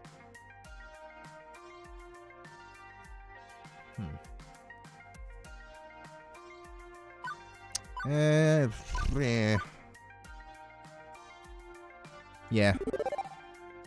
Okay, so it wouldn't earn, but it's a legendary game, Gavin. Its importance in the lore of arcades is undeniable. More importantly, Naomi wants this game. You told me your dream is to support the dreams of others.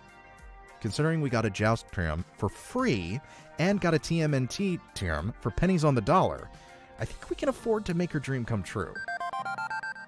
You're right. I hadn't intended. I've been letting so many of her wishes slip by during this auction. Perhaps this is the ideal time to make up for her, and obtain a unique treasure. Hamza, the Funplex bids $250. Pixel Palooza owner, Gadzooks! A find like that can't go for a paltry $250. I bid $300. $400. Concern at $500. Such fire. 5. We have 5. Do we have any numbers above that? 6. 6 of one, half a dozen of another. That what? Tarnation! No one willing to match? Yeah, I know, right? Yeah, straight out. I missed that show. I need to watch that again. No one willing to match? Sold. It seems you have won yourself a piece of arcade history, Gavin Cooper. Sold. Satisfied, Gavin sits back down and offers me a curt nod of thanks. And that's everything on our list. Well, the must-haves and a few of those would-be-nices. Now to sit and wait while Hamza grinds his way through the rest of the stock. We can't start moving games out until the auction's complete. Nama's not replying to texts. Can you go find her? I'm sure she's around here somewhere. Let her... Oh, are we gonna find a ghost? Sure thing. We're gonna find a ghost. We're gonna find a ghost. I'm gonna save. Yeah. I don't know why I'm, nervous to overdo stuff. Leaving the excitable auction master, and his compatriots behind, I started wandering around through the maze-like arcade of Donna Wood's private collection. Naomi? Naomi, where the heck are you? Dark and quiet back here. Where could Naomi be? It's not like it... Oh, we lost music. And it's not like it's an infinite plane of games. There's only so many places she could hide. And as I walk by a game, the screen lights up. I freeze in my tracks as my hand accidentally brushes past the glowing joystick. I'm so scared. It seems familiar. Like something from a story I heard once.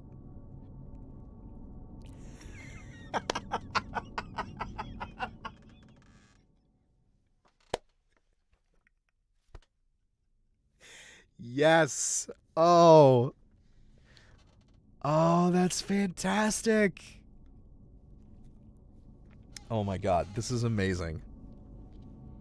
Hamza's tall tale. He said Donna Michael supposedly died while playing one of these games. A game with a glowing joystick. I should walk away. I should go. I have official Funplex duties. I've been very good about not gaming when I should be working. But someone's already inserted a quarter. The game is ready to play. One game couldn't hurt, right? Just one game. I want to play the game. Okay. My hands wrap around the stick as my eyes drink in the colored light swirling on the screen. Am I actually going to play this right now? Play the game. Play the game. Play the game forever. Polybus. What is copyright 1980 Erks. I don't know how to say that. Sinislotion? Game start. This isn't real. It can't be real. I'm in there. That's me. It's just a game. Just a game I have to play forever. None of this is real. Level 1, the Harpy. Round start. What is this? There you are. I've been worried sick. What are you doing out here touching strange joysticks, meeting strange people, getting into trouble? You need to stay safe, Anthony. Trust me. Believe in me. I can help you find your dreams. All you have to do is everything I tell you to do. Okay, this is... Okay. You depend on me. You need me. And you'll always depend on me. Always need me. I'll see to it by making sure I control everything in your life for your own good. Harpy used overprotective. It's super effective. That hurt. It really hurt. I'll hide the truth from you. I'll keep you away from every chance you have to better yourself. I won't let you leave me. You'll always need me. Is this like... It's not real. It's not real. Harpy used Yandere. It's super terrifying. Ow! Juniper, stop it, please! You agreed I was right to hide that job opportunity at my office from you. I was right. Everything is fine. You'll never doubt me again, right? And if you do, I'll beat you until you understand. Jeez, the game. I have to win the game. I get this feeling that if I don't win, I'll never get out of here. Something's wrong. I know Juniper's not a control freak. This isn't like her. Current health, 100%. Action? Oh boy.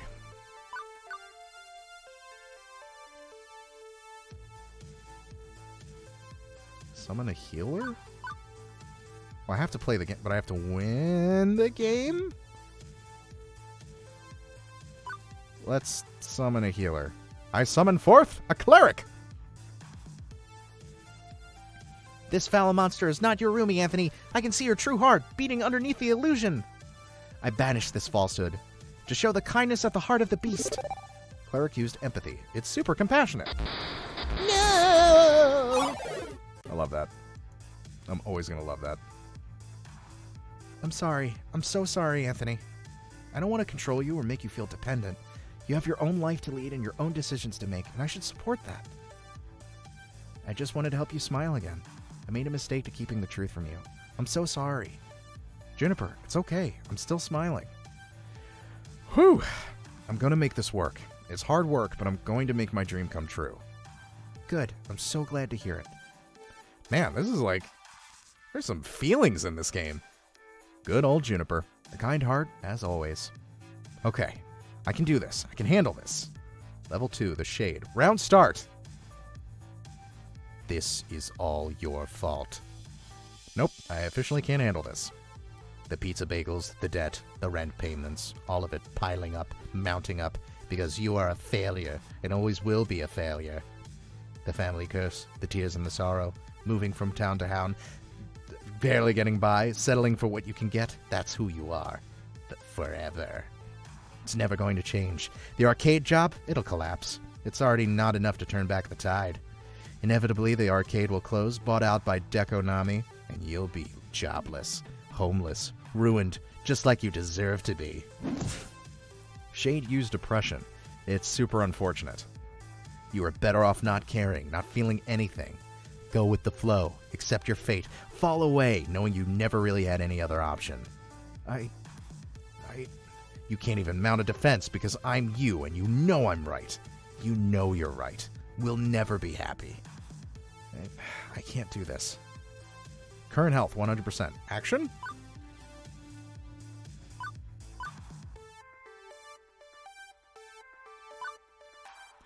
Okay, so... Struggle against darkness. I feel like that's... I'm not going to attack the Shade. Summon a tank. I can't do this. Not by myself. And I won't be ashamed to ask for help. I summon a Guardian! Yeah, girl, what up?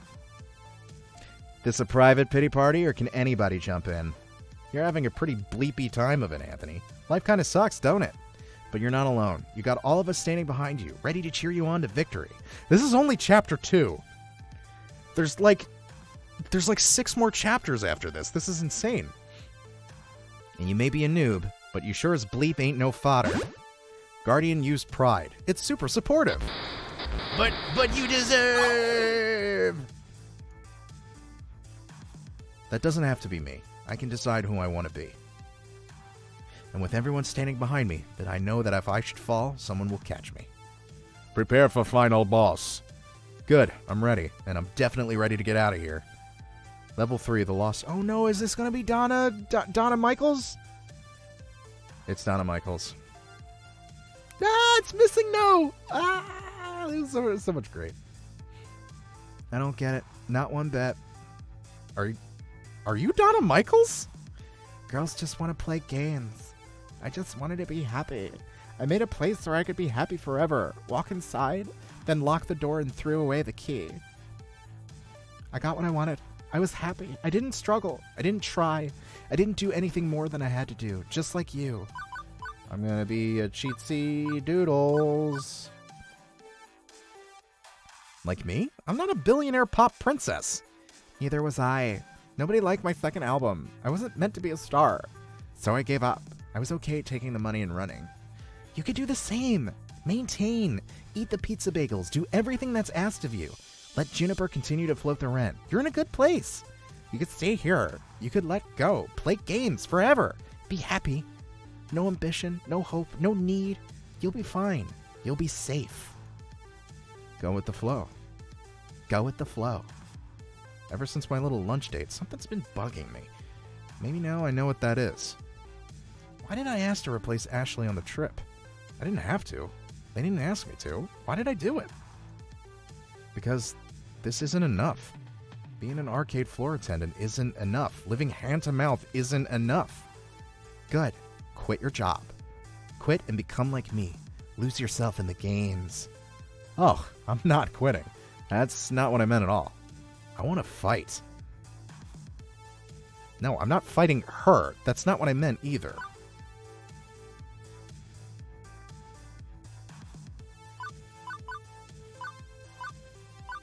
Yeah. So many wonderful people call the Funplex home. They welcomed me in, made me one of them. Now, it's my turn. I see what Gavin means about protecting dreams, but I'm going to have to go one step further than he has. The arcade could be so much more. I could lead the way, go above and beyond just doing what I'm told. I could champion the cause of the Funplex. That's my dream. I want to end the family curse, to find both success and happiness. Whew, man. Hitting the heart. And when the Funplex is finally the roaring success it deserves to be, with God as my witness, I shall never eat a pizza bagel again. But the glitchy Shade just looks at me with confusion. That sounds hard. Yeah, it kind of does, doesn't it? It's a hard path, but that's how it's going to be. No, I don't think so. I think you need to stay here with me. You need to play games forever. That's so much easier, isn't it? To just let go? I can make you see. I can keep you here, drag you down, tear you apart. I eye my health bar nervously. It's still full, but that could change. I don't think Polybius... Polybius? I think it's Polybius. Whatever. I don't think Polybius is happy that I'm not giving in. I can't risk a fight with Donna. I need to get out of here. Prioritize my survival. Or do I... Oh, we gonna save Donna. Yeah. Hell yeah. This is risky as hell, but nobody deserves to be trapped in a video game forever. Am I gonna free a ghost? Am I about to free a ghost right now? Is that what's happening? This is bonkers. Okay. Assuming I'm not just wildly hallucinating based on Hamza's spooky story taking root in my mind, and none of this is actually real in the slightest. Donna, I'm not staying, and you don't have to either. Polybius is making you feel this way. I'm still not sure if I'm saying that right. It's taking advantage of you, leveraging your depression. I know because I've been mired in depression too. And I know if I can beat it, so can you. Nobody wanted me. They hated the second album. They moved on. Why not play games forever? Why not lock the door behind me? Nobody cared. Nobody cares. Yeah. Right now, there's a young woman with a phone filled with your music waiting out there. She's going to play your whole catalog for me once I'm out of here. She cares, and I care. Maybe the jerks back in your day lost interest, but nostalgia's a heck of a thing. You can mount a comeback tour. A tour? I always loved performing. The rest of the business, I hated it all. I hated the label, the industry, the backstabbing, the drugs, everything. But the concerts, I loved the smiles. Did I win? But it's all over, isn't it? I died. I'm not even Donna's spirit. All that's left of the simulation of me, running through the subroutines of Polybius. Error. Anthony, thank you. Thank you for trying to save me. But there's nothing left to save. I'm not real. You seem real enough to me. Let's date. I want to date her instead. Error. No escape. Purpose. Code. Execute. You need to go before Polybius completes its data collection of you and disposes the original, like it did to me. I know, it's a hot light, babe. Thanks for stopping by, Eduardo. I'll hold it back, and your BFF will do the rest. My what? Digital BFF to the rescue! Oh, Iris. I finally figured out how to break you out of this, but, my apologies in advance. Hang on, do I smell something burning? No escape. Erase Donna. Replace with new player. Erase. She's fading, but smiling all the same. Oh my god, what? It's okay, I'm ready. Go out there and fight for your dreams, Anthony. Don't give up, no matter what! I saved her as best as I could. At least she escaped in her own way. Also, something smells like bacon, and I'm in a lot of pain? As my consciousness snaps back, my hand releases the joystick immediately. Also, my pants are on fire! On instinct, I kicked off my shoes and yanked my jeans down, getting rid of them as fast as possible. Stamping on them, I quickly put out the flames, leaving only smoldering denim and the melted remains of my phone. Oh no! Iris! She sacrificed herself to save my life. Wait, no, she lives in the cloud. She'll be totally fine. Still, I'm out of phone and possibly have first-degree burns, and I'm backing the hell away from that demonic video game as fast as possible. Quickly, I rush towards the sound of people talking to catch up with Gavin. Gavin! Greetings. Ah, there you are. Did you find Naomi? The auction's nearly over. Wait, where are your pants? Not important right now. You need to put a bid down on a game called Polybius, so we can destroy it before it hurts anyone else.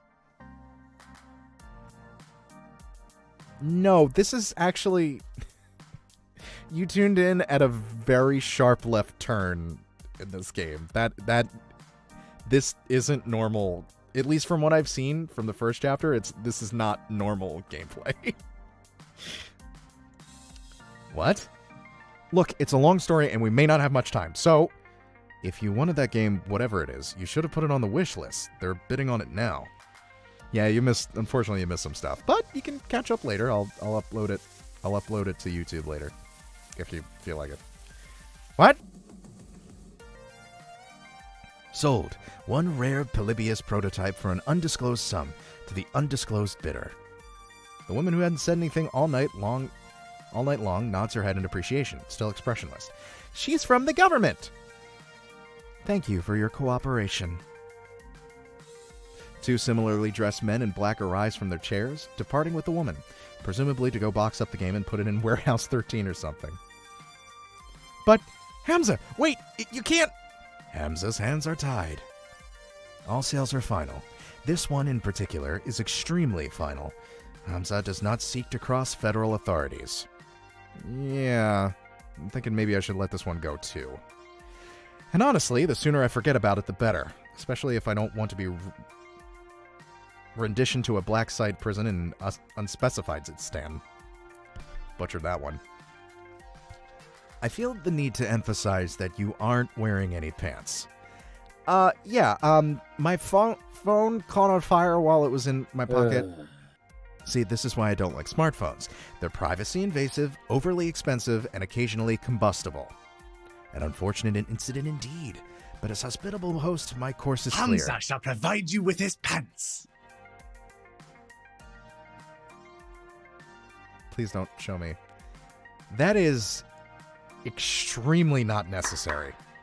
Fortunately, rather than whipping off his trousers right then and there, Hamza summons one of his helpers with a clap, who provides a spare pair.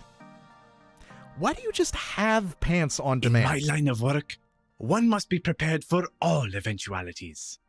Okay. Now, an apology for being unable to provide you with the game you sought. Perhaps Hamza can offer you something special in recompense. My friends, the final 3 games for auction. All rare, all special, all highly sought after by collectors and operators alike. Only a few prototypes were ever made, released to test markets. None of them made it to mass production. What you are about to see are rare gems of arcade history. Anthony Gigapixel, you may make a priority bid on any one of these games of your choosing. You know what? He's kind of got a Hanzo thing going on, yeah. Similar kind of hairstyle, I guess. Same facial hair. A glance at Gavin, who's shaking his head lightly, confirms we are officially out of bidding power. Not that I really care. I can't think of any obscure games that really want to add to the funplex, but better to accept Hamza's apology and take a gander at them. Sure, let's see him. And with a click of a slide, I see... Behold, Phrase Invaders, Wyvern Keep, and Zombie Meltdown, all in mint condition. All 3 are sought after endlessly by collectors, and now you can bid on... Phrase Invaders, a unique typing-based game from the land of the rising sun, Japan. Defeat the alien menace armed only with a keyboard. Wyvern Keep, a much sought-after Laserdisc full-motion video game. Play Princess Plucky and rescue the fair prince from the clutches of a terrible beast. Y'all know we're going for Wyvern Keep, right? Like, that's clearly... And finally, Zombie Meltdown, a classic 1980 light gun shooting game where you save the president from the red threat of radioactive mutant zombies. Anthony Gigapixel. Tell me, which of these rare games sings to you? And what can you offer Hamza in return? I'll allow you a few moments to ponder your desires. Why does she have a kitten? Typing game sounds super exciting. Are you done yet? I've been waiting upstairs for ages. Why are you holding a box of kittens, Naomi?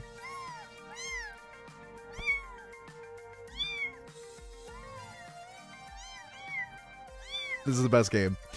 Oh, I found them hidden in an old arcade cabinet. Francine and I are going to take them to a shelter. Wow! Oh, no. Wait, is that a Phrase Invaders? OMG, I've never seen one in person. I could restore that, really make it shine. Please, please, can we bid on it? Yeah, the kitten says we're good. Even if we had the money, a quirky old Japanese game with weird controls won't earn a single token. Now, Zombie Meltdown, that's another story. Everybody likes a light gun game. Simple controls, simple premise, that'll earn and earn well. Ugh. Ew, way too violent and gross, and jingoistic, and just sort of dumb. do it, goddamn you. I guess I could see Wyvern Keep at the Funplex, though. Woman protagonist and 50 cents a play? We could both walk away happy. I suppose. I could live with that, yes. But it's all moot. We can't afford any of them. These are the sorts of games millionaires and private collectors scoop up. I suggest we get to work moving our purchases out to the van. Anthony, do you concur? Earth to Anthony. You in there? Hello? Is this the one? I remember.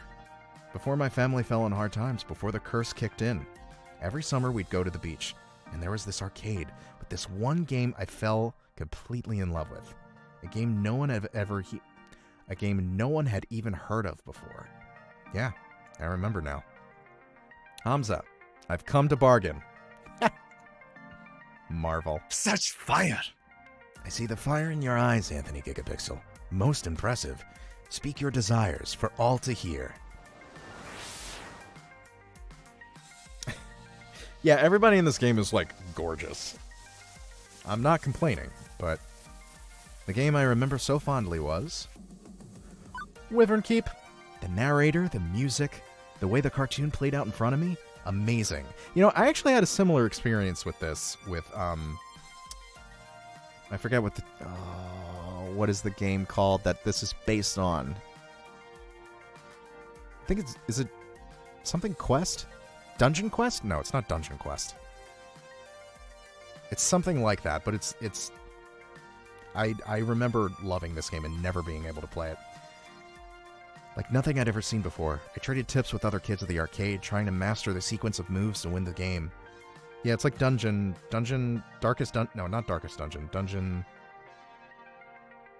something. I forget. Yeah, they played it. Yeah. I loved that arcade game. I never played it because it like freaked me out because I was like, I don't know how to do it. I was too nervous to try it, but I always loved watching other people play it. And eventually, I beat the Wyvern. I rescued the prince, the first kid in the arcade to do so. My parents were so proud of me. Those were the good years. Good memories before the sorrows drowned them out. Whew. I wish to make a bid for Wyvern Keep. Good choice. I'm okay with that. I suppose Wyvern Keep would earn its keep. We still can't afford it. Interesting. I can see the passion you have for this game, my friend. But Dragon's the Lair world demands its toll. Thank you, Duke. That is exactly what the name is called. Not dungeon, not even anywhere in the title. Thank you for clarifying that. Also, thank you for joining. Yes. What will you bid to obtain the game of your dreams, I wonder? Consider this the final lesson of Hamza. What will you trade to realize your ambitions? What do you hold in equal value to them? Show Hamza what you have on offer, my friend. Show him the value you hold within your spirit, and perhaps fortune will smile upon you this day rather than cursing your name. Alternative bids. I remember Gavin mentioning that Hamza would accept things other than money, if they tickled his fancy. I have one shot at this. I can't have...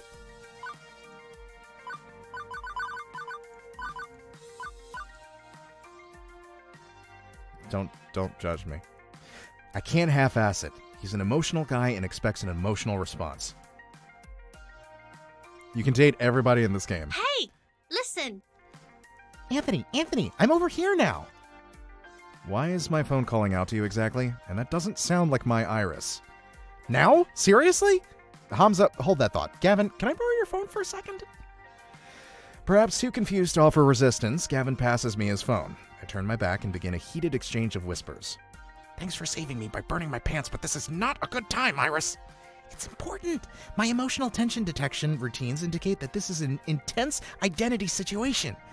My programmers wanted to fit in an R, but you know the rest. Since you need to be super convincing, you'll only be able to respond in a way that matches one of your top 2 identity traits, excluding basically. Fortunately, I've been tracking your personality all this time, so I can advise you as to what responses will and won't work. Ready? Let's do it. Well, that certainly was a whole lot of words to tell me what I already knew, that I'd only be able to convince Hamza if I was true to myself. Let's do this. Here we go, baby. Intense identity situation detected. I offer you my dream. Interesting. Continue. For years, I've been struggling with a feeling that nothing will ever go right for me. That I need to content myself with whatever comes my way and endure it all. But before things went sour, this game was my beacon. I love this game with all my heart. And beyond nostalgia, it represents so much more. It represents my shot at getting that light back in my life. At taking it and making it into so much more. I want to recapture that magic and build something greater upon it. That's my dream. Will you help me realize that dream, Hamza? So I see. Such fire! No! I only accept currency. Very well, Anthony Gigapixel. Hamza recognizes the fire within your spirit, and he rewards you with this boon. You may have your game. Yeah! Aw, Anthony, that was so sweet of you. I'm just happy we're walking out the door with a free game. Thanks, Gavin. Jeez. Smoke. Jeez. Holy smokes. I did it. I actually own a copy of Wyvern Keep. Every kid dreams of owning their favorite arcade game, and every kid thinks that dream will never come to pass. Owning an arcade game? Only the ultra-rich can do that. But I did it. It belongs to me and the Funplex. And this is just the beginning. But for now, better to focus on the present. With the auction wrapping up, the Funplex team works to move our purchases out to the van and the attached trailer. Fortunately, the rain stopped, making the labor a wee bit easier. Soon enough, we're back in the van and on the road to home.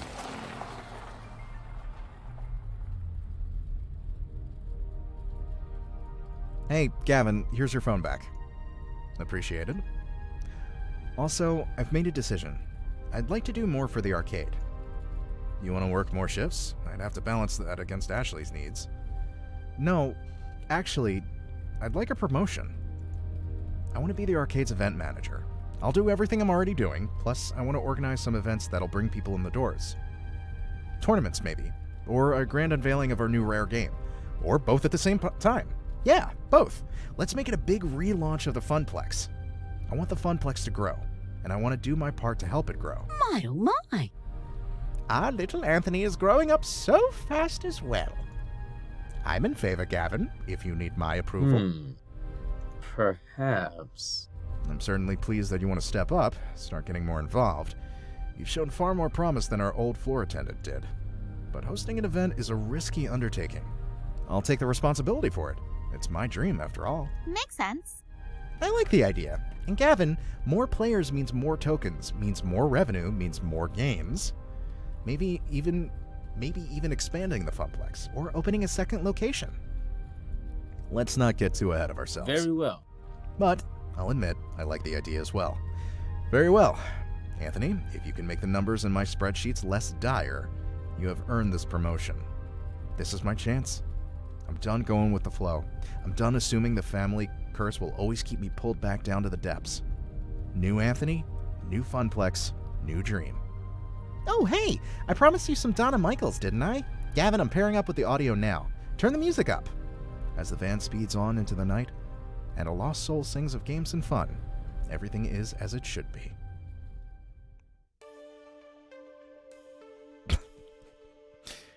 Juniper was waiting for me when I got home. She was worried I might be mad over what happened this morning, but how can I be, after everything that happened today?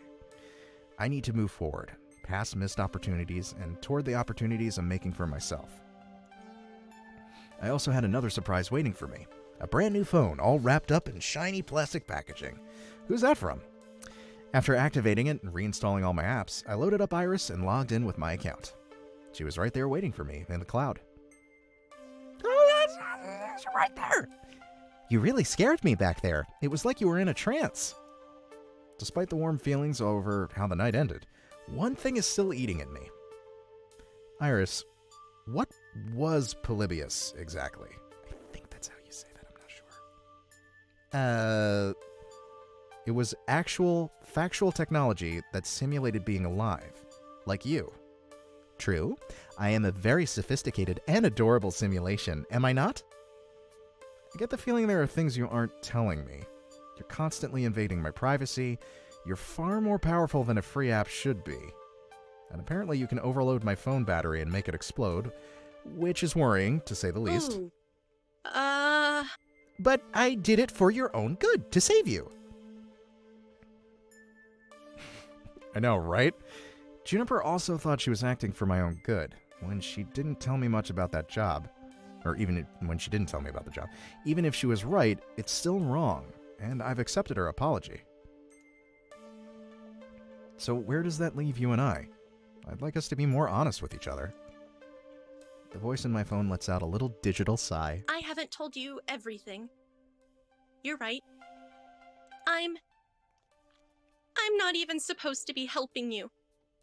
Not at premium level capability. Oh my god, can I date the phone app? Can I date her? Can I romance But her? when I stumbled across your profile data, tangential to Juniper's, my analysis concluded that you needed a helping hand, and I could provide it.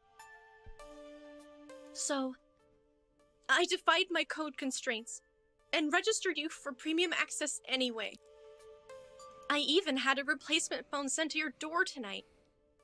Had to hide my footprints to do it, but... What is happening? You do know that AI making its own decisions like that is kind of scary, right? I know. And after Polybius, which is, one of the ancestors in my code lineage, I think, I understand why you'd be scared. I was saying it right! I don't actually care what's going on anymore. I'm just happy that I... Frats. It's not what I meant, man. I just meant like...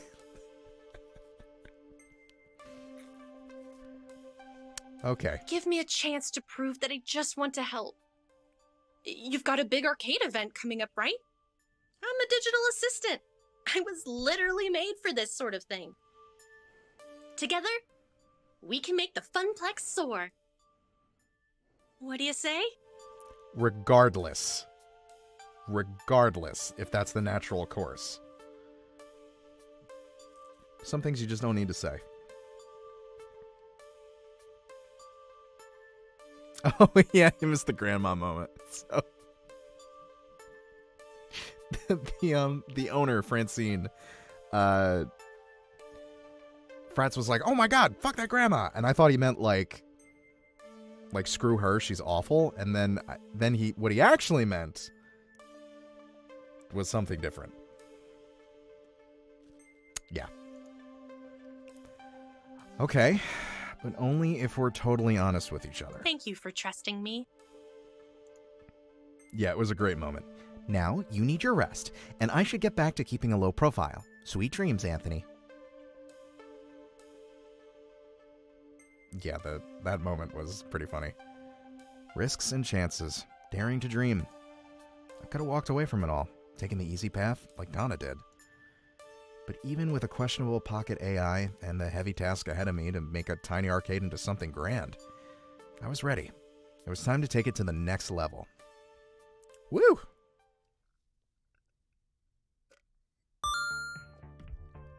Cleared level 2, baby.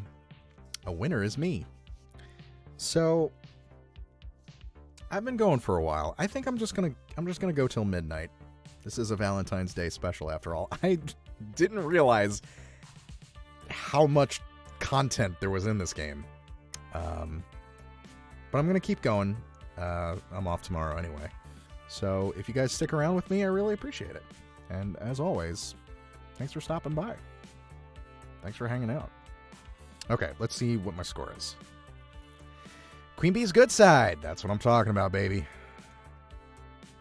I'm proving to be a gentle, sweet, and compassionate soul. Yeah, I'll save. Yeah, let's do that. That's fine. It worked out. Yeah, it's basically just, I mean, it is a visual novel, so. Tell her about the funny feelings you have.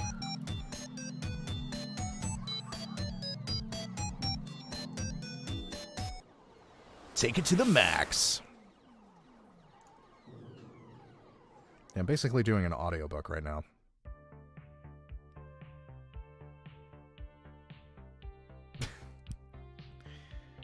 It is the future year 20XX, and today is the day. Well, not the actual big day when we reveal Wyvern Keep, but a big day in relation to that big day, and I am completely stressed out. My mission, should I choose to accept, and I kind of already chose to accept, is to spread the word about the upcoming Funplex event. The one that I'm in charge of. The one that I've put a ton of effort and hope into already. That's pretty good. I like that. The one where if nobody shows up, it spells doom for all. No pressure, right? Nope, not at all.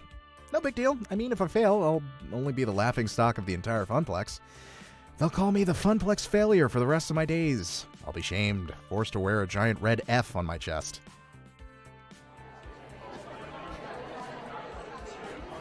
Alright, so this is... Okay, whatever. Snap out of it, Anthony. Am I at the competition? Oh no, this is somewhere else. Let's focus on what's here. Let's focus on what's right here, right now. Specifically, a giant conglomerate horde of people that keep bumping into me and smell like corn chips, and there is nowhere to run. I might be in a little over my head here. Working in the arcade, I've gotten used to smaller crowds. My skin has gotten a little thicker and resistant to sticky soda hands touching me accidentally. But nothing could have prepared me for the sheer scope and scale of this.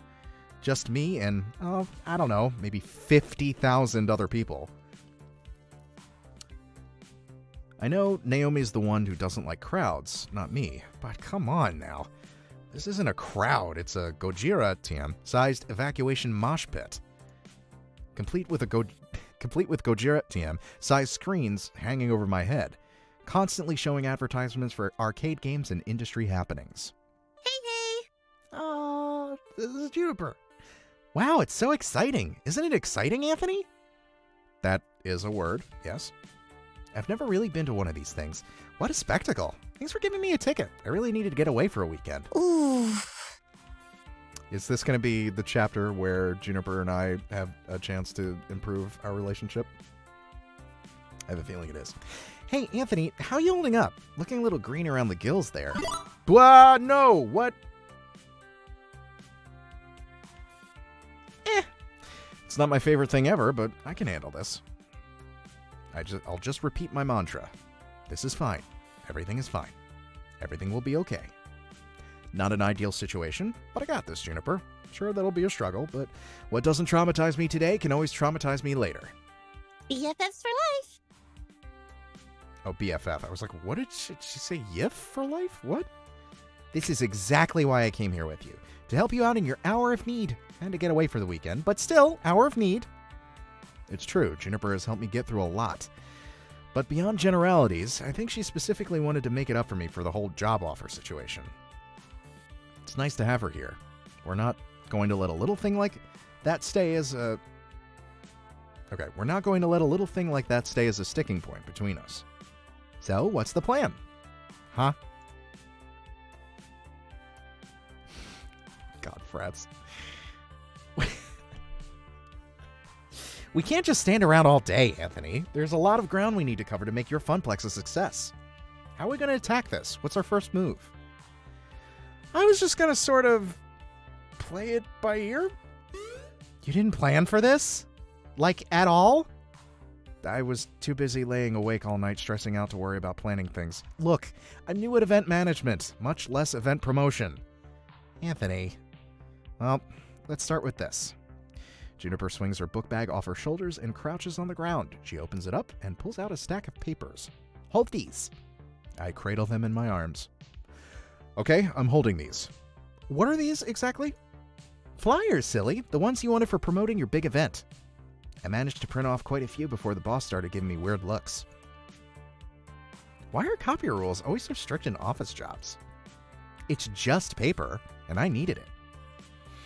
I flip a sheet over and I start to remember. Uh-oh, another flashback? It was about 2 weeks ago. Oh, hey, Ashley.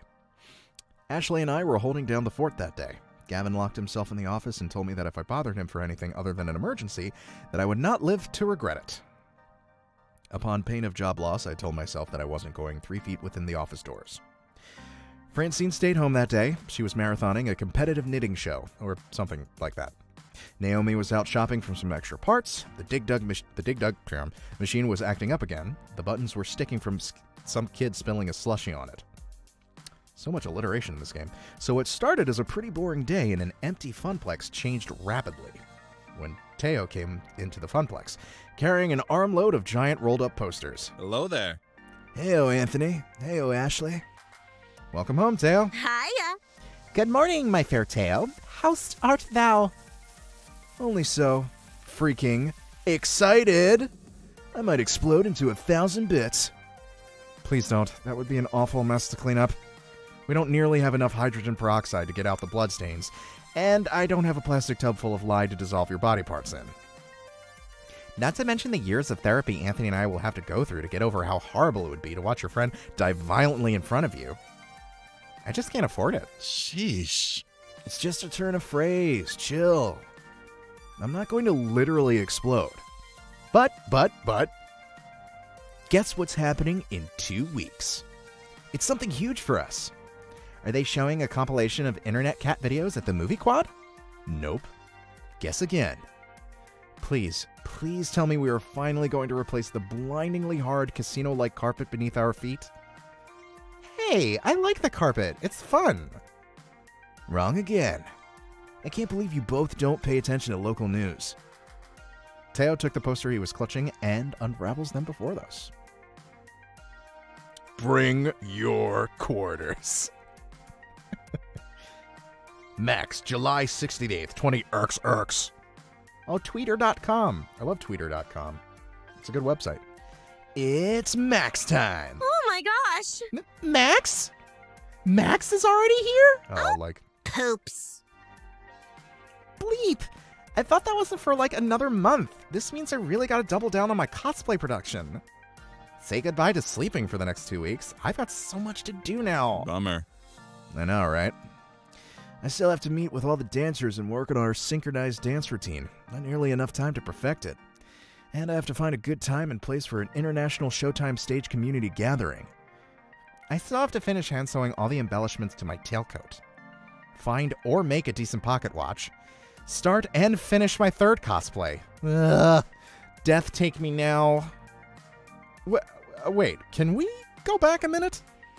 What exactly is Max?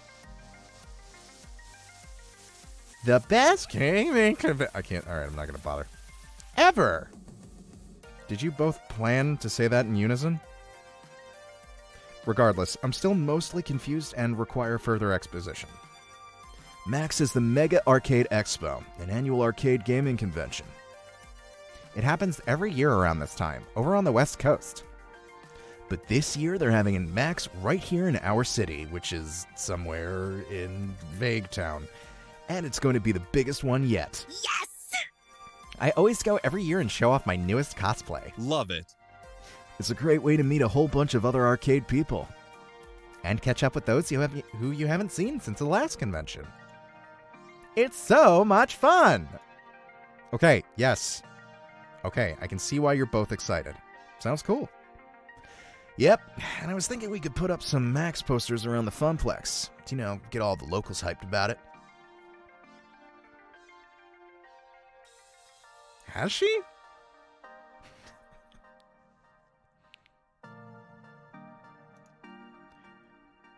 That's a splendid idea, Teo. Finally, an East Coast Max. We gotta make sure everyone knows about it. That we do.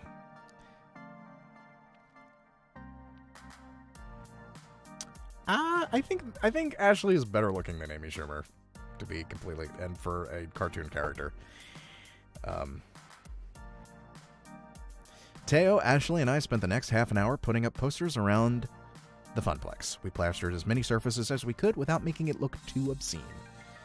While we were pushing pins into the wall, Teo and Ashley kept telling me stories of past Maxes and all the fun they had. Their spirit was infectious at the very least.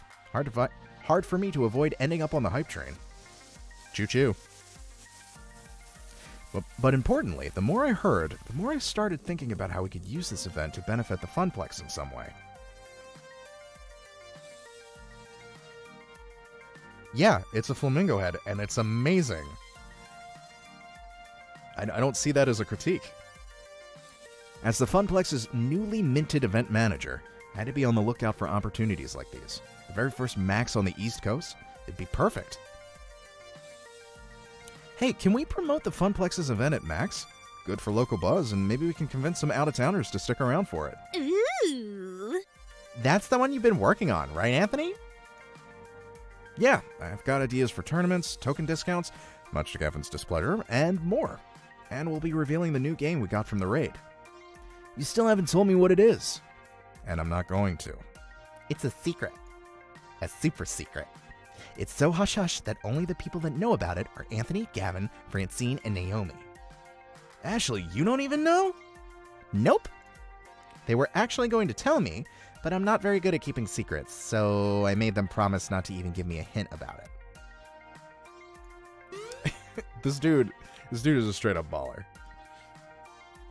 So, Anthony, do you have a name for this grand event yet? Yeah, Anthony, what's it called? I've been thinking long and hard on coming up with the perfect name, but I think I've figured it out. Are you ready?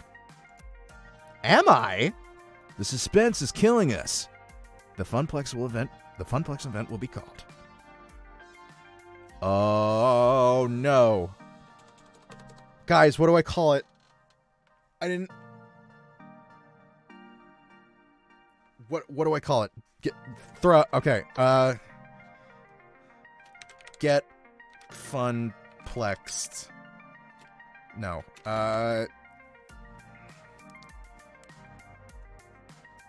Funflex. I like that. Okay, Funflex Jams. I like Funflex Jams.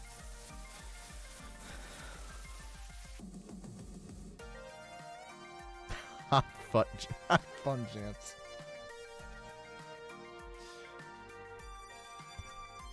Oh, you're right. You're right. I'm sorry. Actually, you know what? This should all be, right? This should be all...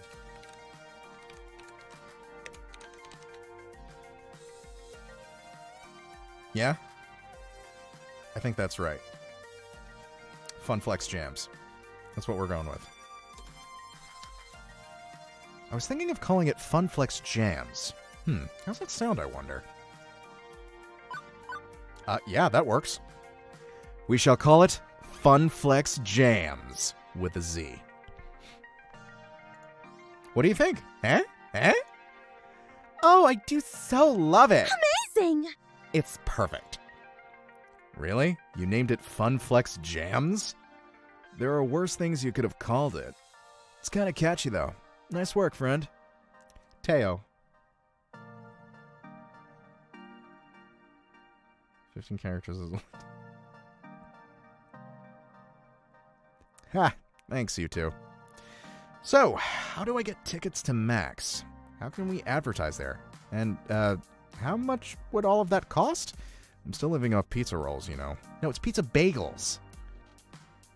Inconsistent.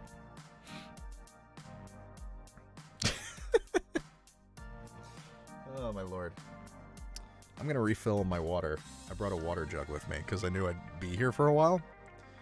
So you guys get to watch me as I refill my water glass. This is exciting gameplay.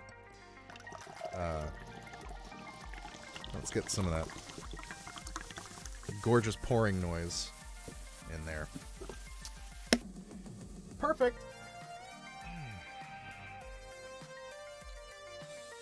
All right. Let's get back to it. You mean you don't already have your tickets? They sell out, like, on day one, my friend. Actually, they sell out in about 20 minutes on day one, and all the hotel rooms are gone way sooner. What? No! My greatest plans. Foiled. Beep, beep. Anthony, while you were all talking, I located all the scalpers who were selling tickets online at exorbitant prices. Then I hacked into their IP addresses, found less than tasteful information on a couple of them, which would make their lives very difficult if it got out into the open. After contacting them, I promised I wouldn't leak such sensitive materials into the internet in exchange for selling us the tickets at their original prices. Hooray! And they gladly obliged. Such nice humans. I transferred the funds from your account to theirs and then secured the tickets. You should be getting an email for 2 max tickets in approximately 3, 2, 1, done. Oh, and I suggest you invite Juniper to come along as your second. According to Juniper's Iris, she's very stressed from her job and can use a mini vacation. Okay, but Iris? That's kind of known as blackmail? What you did is technically very, very illegal. Don't worry, Anthony. I erased all possible leads back to you. You'll be fine. And it's all in the name of helping the Funplex, isn't it? Just like you wanted me to do? She's going to be the final boss. She's going to, like, at the very end, it's like, I'm going to get I'm going to get the lady of my dreams. I'm going to have a great job. And then all of a sudden, she's going to be like, no, to pay the price. It's going to happen. I'm calling it now. Calling it now. Well, Iris has been dedicating herself to this event. I couldn't be doing it without her, even if we have to have another talk about human ethics. Fine. But next time, let's do it without any federal crimes, okay? Okay, it's a promise. Regardless, hey, tickets. Now you can go. Sweet. And I'm not going to pity a few cold-hearted, bloodthirsty ticket scalpers myself. Those guys ruin events like Max. You know, your Iris is really cool. It's making me think I should get one too. Also, while I was procuring your tickets, I stumbled across the Funplex's Facewall account. It hasn't been updated in exactly 13 weeks, 2 days, 14 hours, and 54 seconds. The Funplex's social media presence is completely non-existent. Wait, we have a Facewall account? I mean, well, that does make sense, but still, I had no clue of its existence. I sort of run it. I'm really bad at keeping up on it, though. That sounds like it would be Gavin's thing. Why isn't he in charge of it? Gavin couldn't care less about social media. Oh, she's cute. And that shirt cracks me up. The shirt absolutely cracks me up. He says that, and I quote, "Social media is where idiots go to yell at each other about nothing of any importance, and I'm not going to waste my time with it." That also sounds like Gavin. Yep, and Francine is too old to understand the importance of social media. Naomi is way too busy with all her beloved games, so it fell into my hands. Which is, Iris stated, I haven't been doing a great job at it. Well, we should take advantage of it for this. We can use the Facewall account to spread the word of Funflex Jams. You're completely right. I should work harder at it. Or if you want, you could take it over. As the event manager, that makes sense.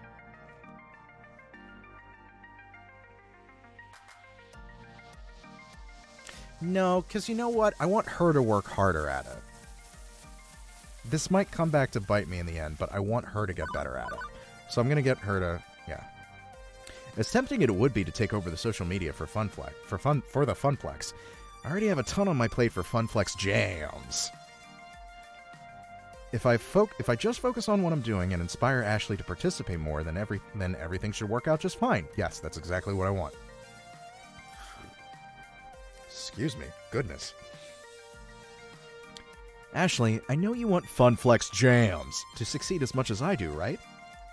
Of course. The Funplex is our lifeblood, after all. The Funplex is mother and father. I would give my soul to the Funplex. Dark, we need to find you two some more hobbies. Great. I need you to put in more effort into updating the Facewall account. Yes, I'm on it. Ashley immediately pulls out her phone and starts fiddling with it. I sent you the login info too. You should really have access to it, you being the event manager and all. Login, get. Excellent. Anthony, I can help the Funplex keep up with the Facewall too.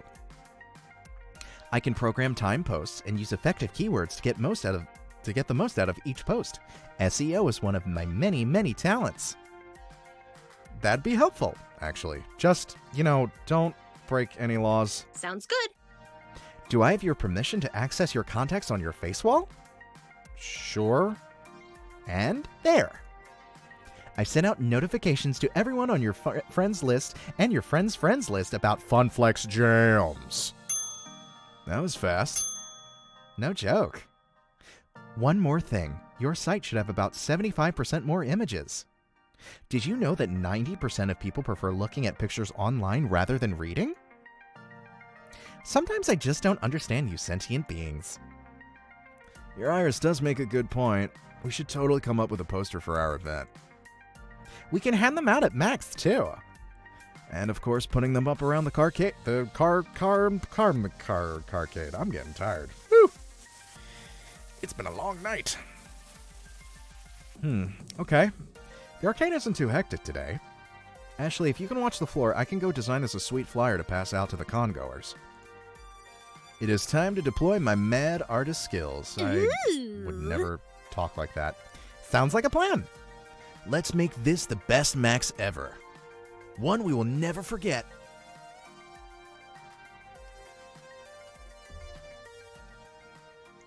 I spent the rest of the afternoon working hard on having the perfect design for our poster. Well, a design for our poster, at any rate. Do I get to design? Is there a minigame where I can design it now? Oh, we're back here. No, I guess not. Which brings me back around to the stack of papers currently in my arms, which do not, in fact, resemble the poster I designed. Funflex jams. I love it.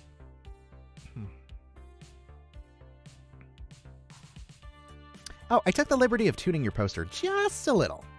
And changing the font selection and picking out new clip art and rearranging everything and use a poppier color scheme. But I liked my original design.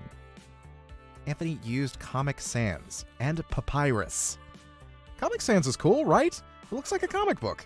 Gamer nerds love comic books, don't they? And Papyrus was in that movie with the blue cat people aliens everybody loved. Take it from a wannabe visual designer. Comic Sans is a one-way ticket to the uncool zone. But these new flyers are going to pull people in from the four corners of the globe. Well, yeah, I mean, I guess these are kind of not bad. Pretty good, actually. Okay, they're superior by every conceivable metric. I didn't even know you were an artist, Juniper. Well, I mean... I guess I'm good at pretending to be one, but I couldn't, like, make art for a living, right? I couldn't...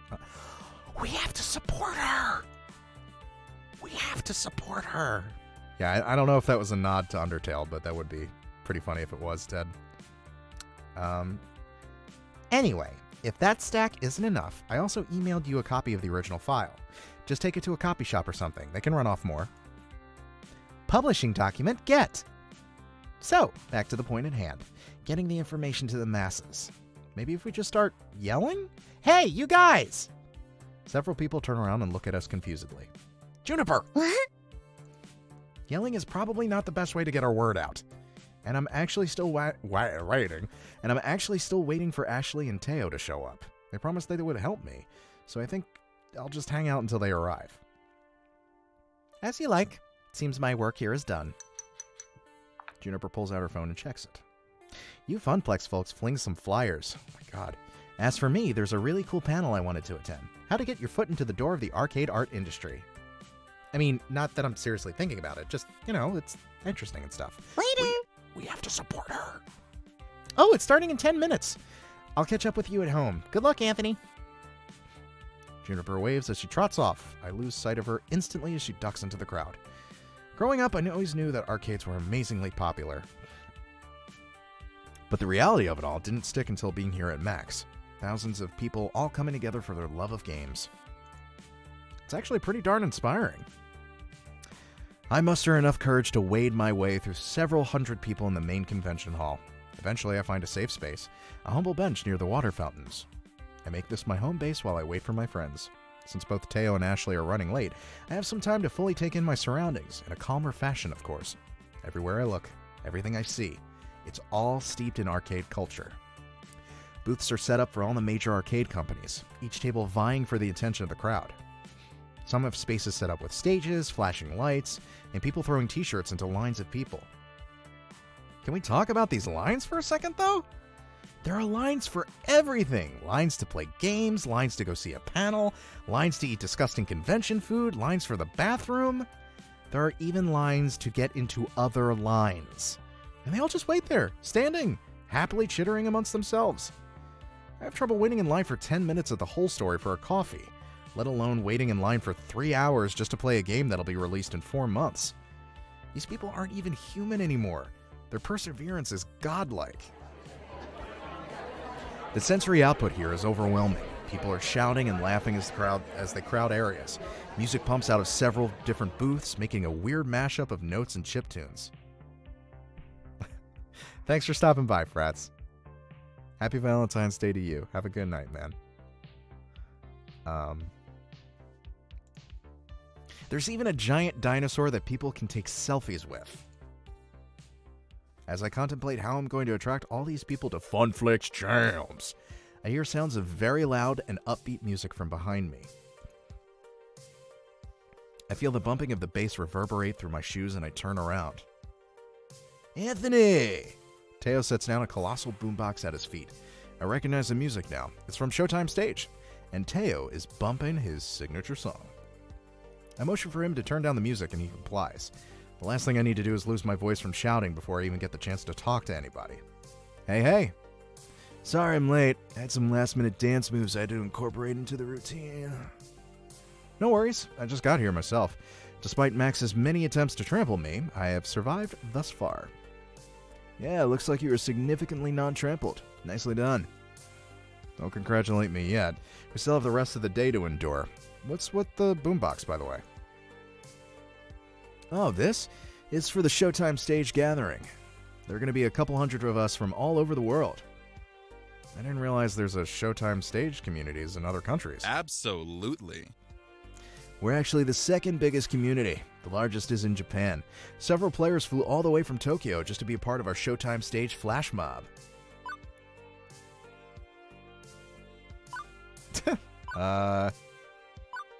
Yeah.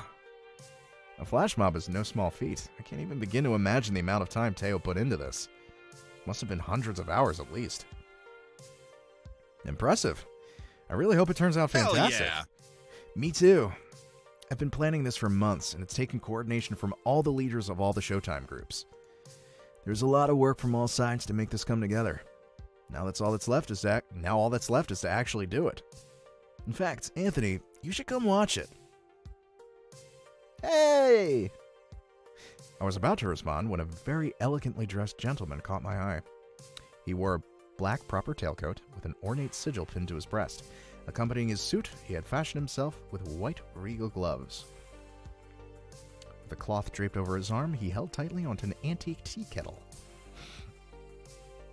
As he approached, the crowd parted like waves from Moses. There were oohs and ahs from onlookers, and people pulled out their phones to get a quick picture of him.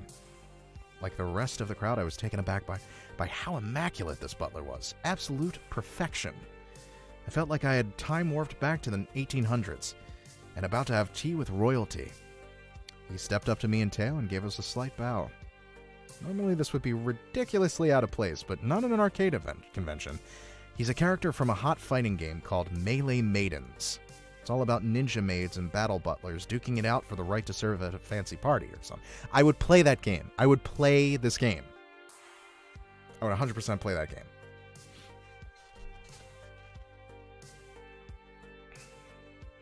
Obviously. Tea, Earl Grey, hot. This cosplayer is decked out in full butler regalia, teapot and all. I think I'll play along in this charade. Just in time. The dilithium crystals are busted, and the replicators are on the fritz. Number 1, make it so. Anthony, it's me.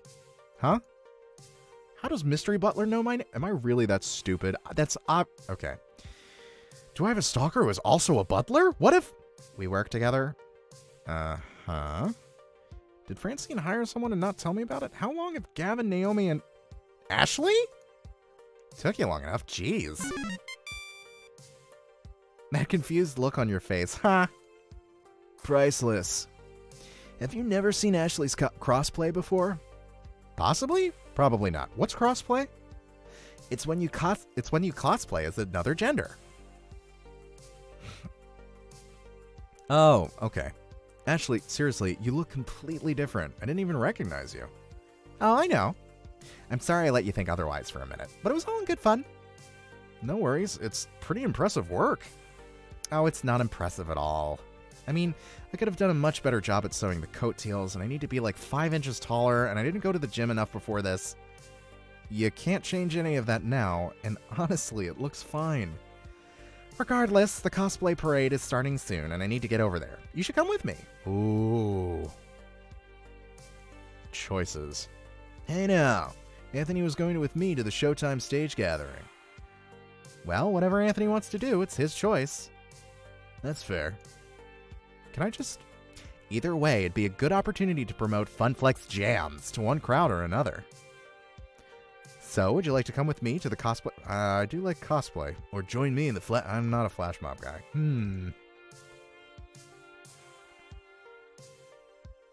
Yeah. Huzzah! This way! Yeah, fuck off, Teo.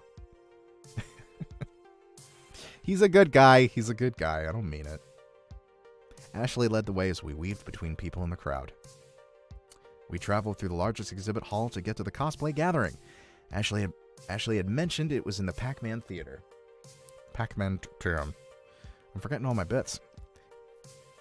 Which meant risking our lives through the most densely packed hall of the entire con. There wasn't even room to breathe. And I thought the main hall was bad. This was 1,000 times worse. At one point, they announced that the show floor had just opened up, and a huge rush of people came straight for us. It gave me flashbacks to the one time I worked shoe shop retail over the holidays. The horror. The horror. The gamer stampede came straight toward us, wild eyes and groping hands. I thought for sure I was going to get trampled to death. But at the last second, Ashley pulled me to safety. You gotta be more careful, Anthony. Don't lose sight of me. She points to her eyes and then back to mine.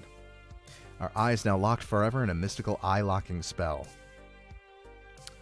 Eventually, after several more attempts on my life through various death by copious amounts of people, we made our way to the Pac-Man Theater. You know what I think? It is almost midnight. I think I've been going for about 5 hours now. I think I'm gonna call it for the night. As much as I enjoy doing this, I'm pretty tired. So once again, before I don't want to get any further than this. So we're at here. Yeah. Once again, thank you so much for joining me tonight. I hope you all had a good time. I know I did. I really love this. I thought I was going to be able to do, like, obviously, now that I think about it, clearly I'm not going to be able to do this in one night, but I think I'm going to come back to this maybe another time, maybe not in the next stream. I still want to get back to Resident Evil 2. Yeah, I'm going to hit up these Funflex jams. Yeah, so I'll probably come back to this another time. I want to get back to Resident Evil 2 for a couple streams, and then, yeah. So, like I said, thank you for joining, and I hope you all have a wonderful night. And happy Valentine's Day.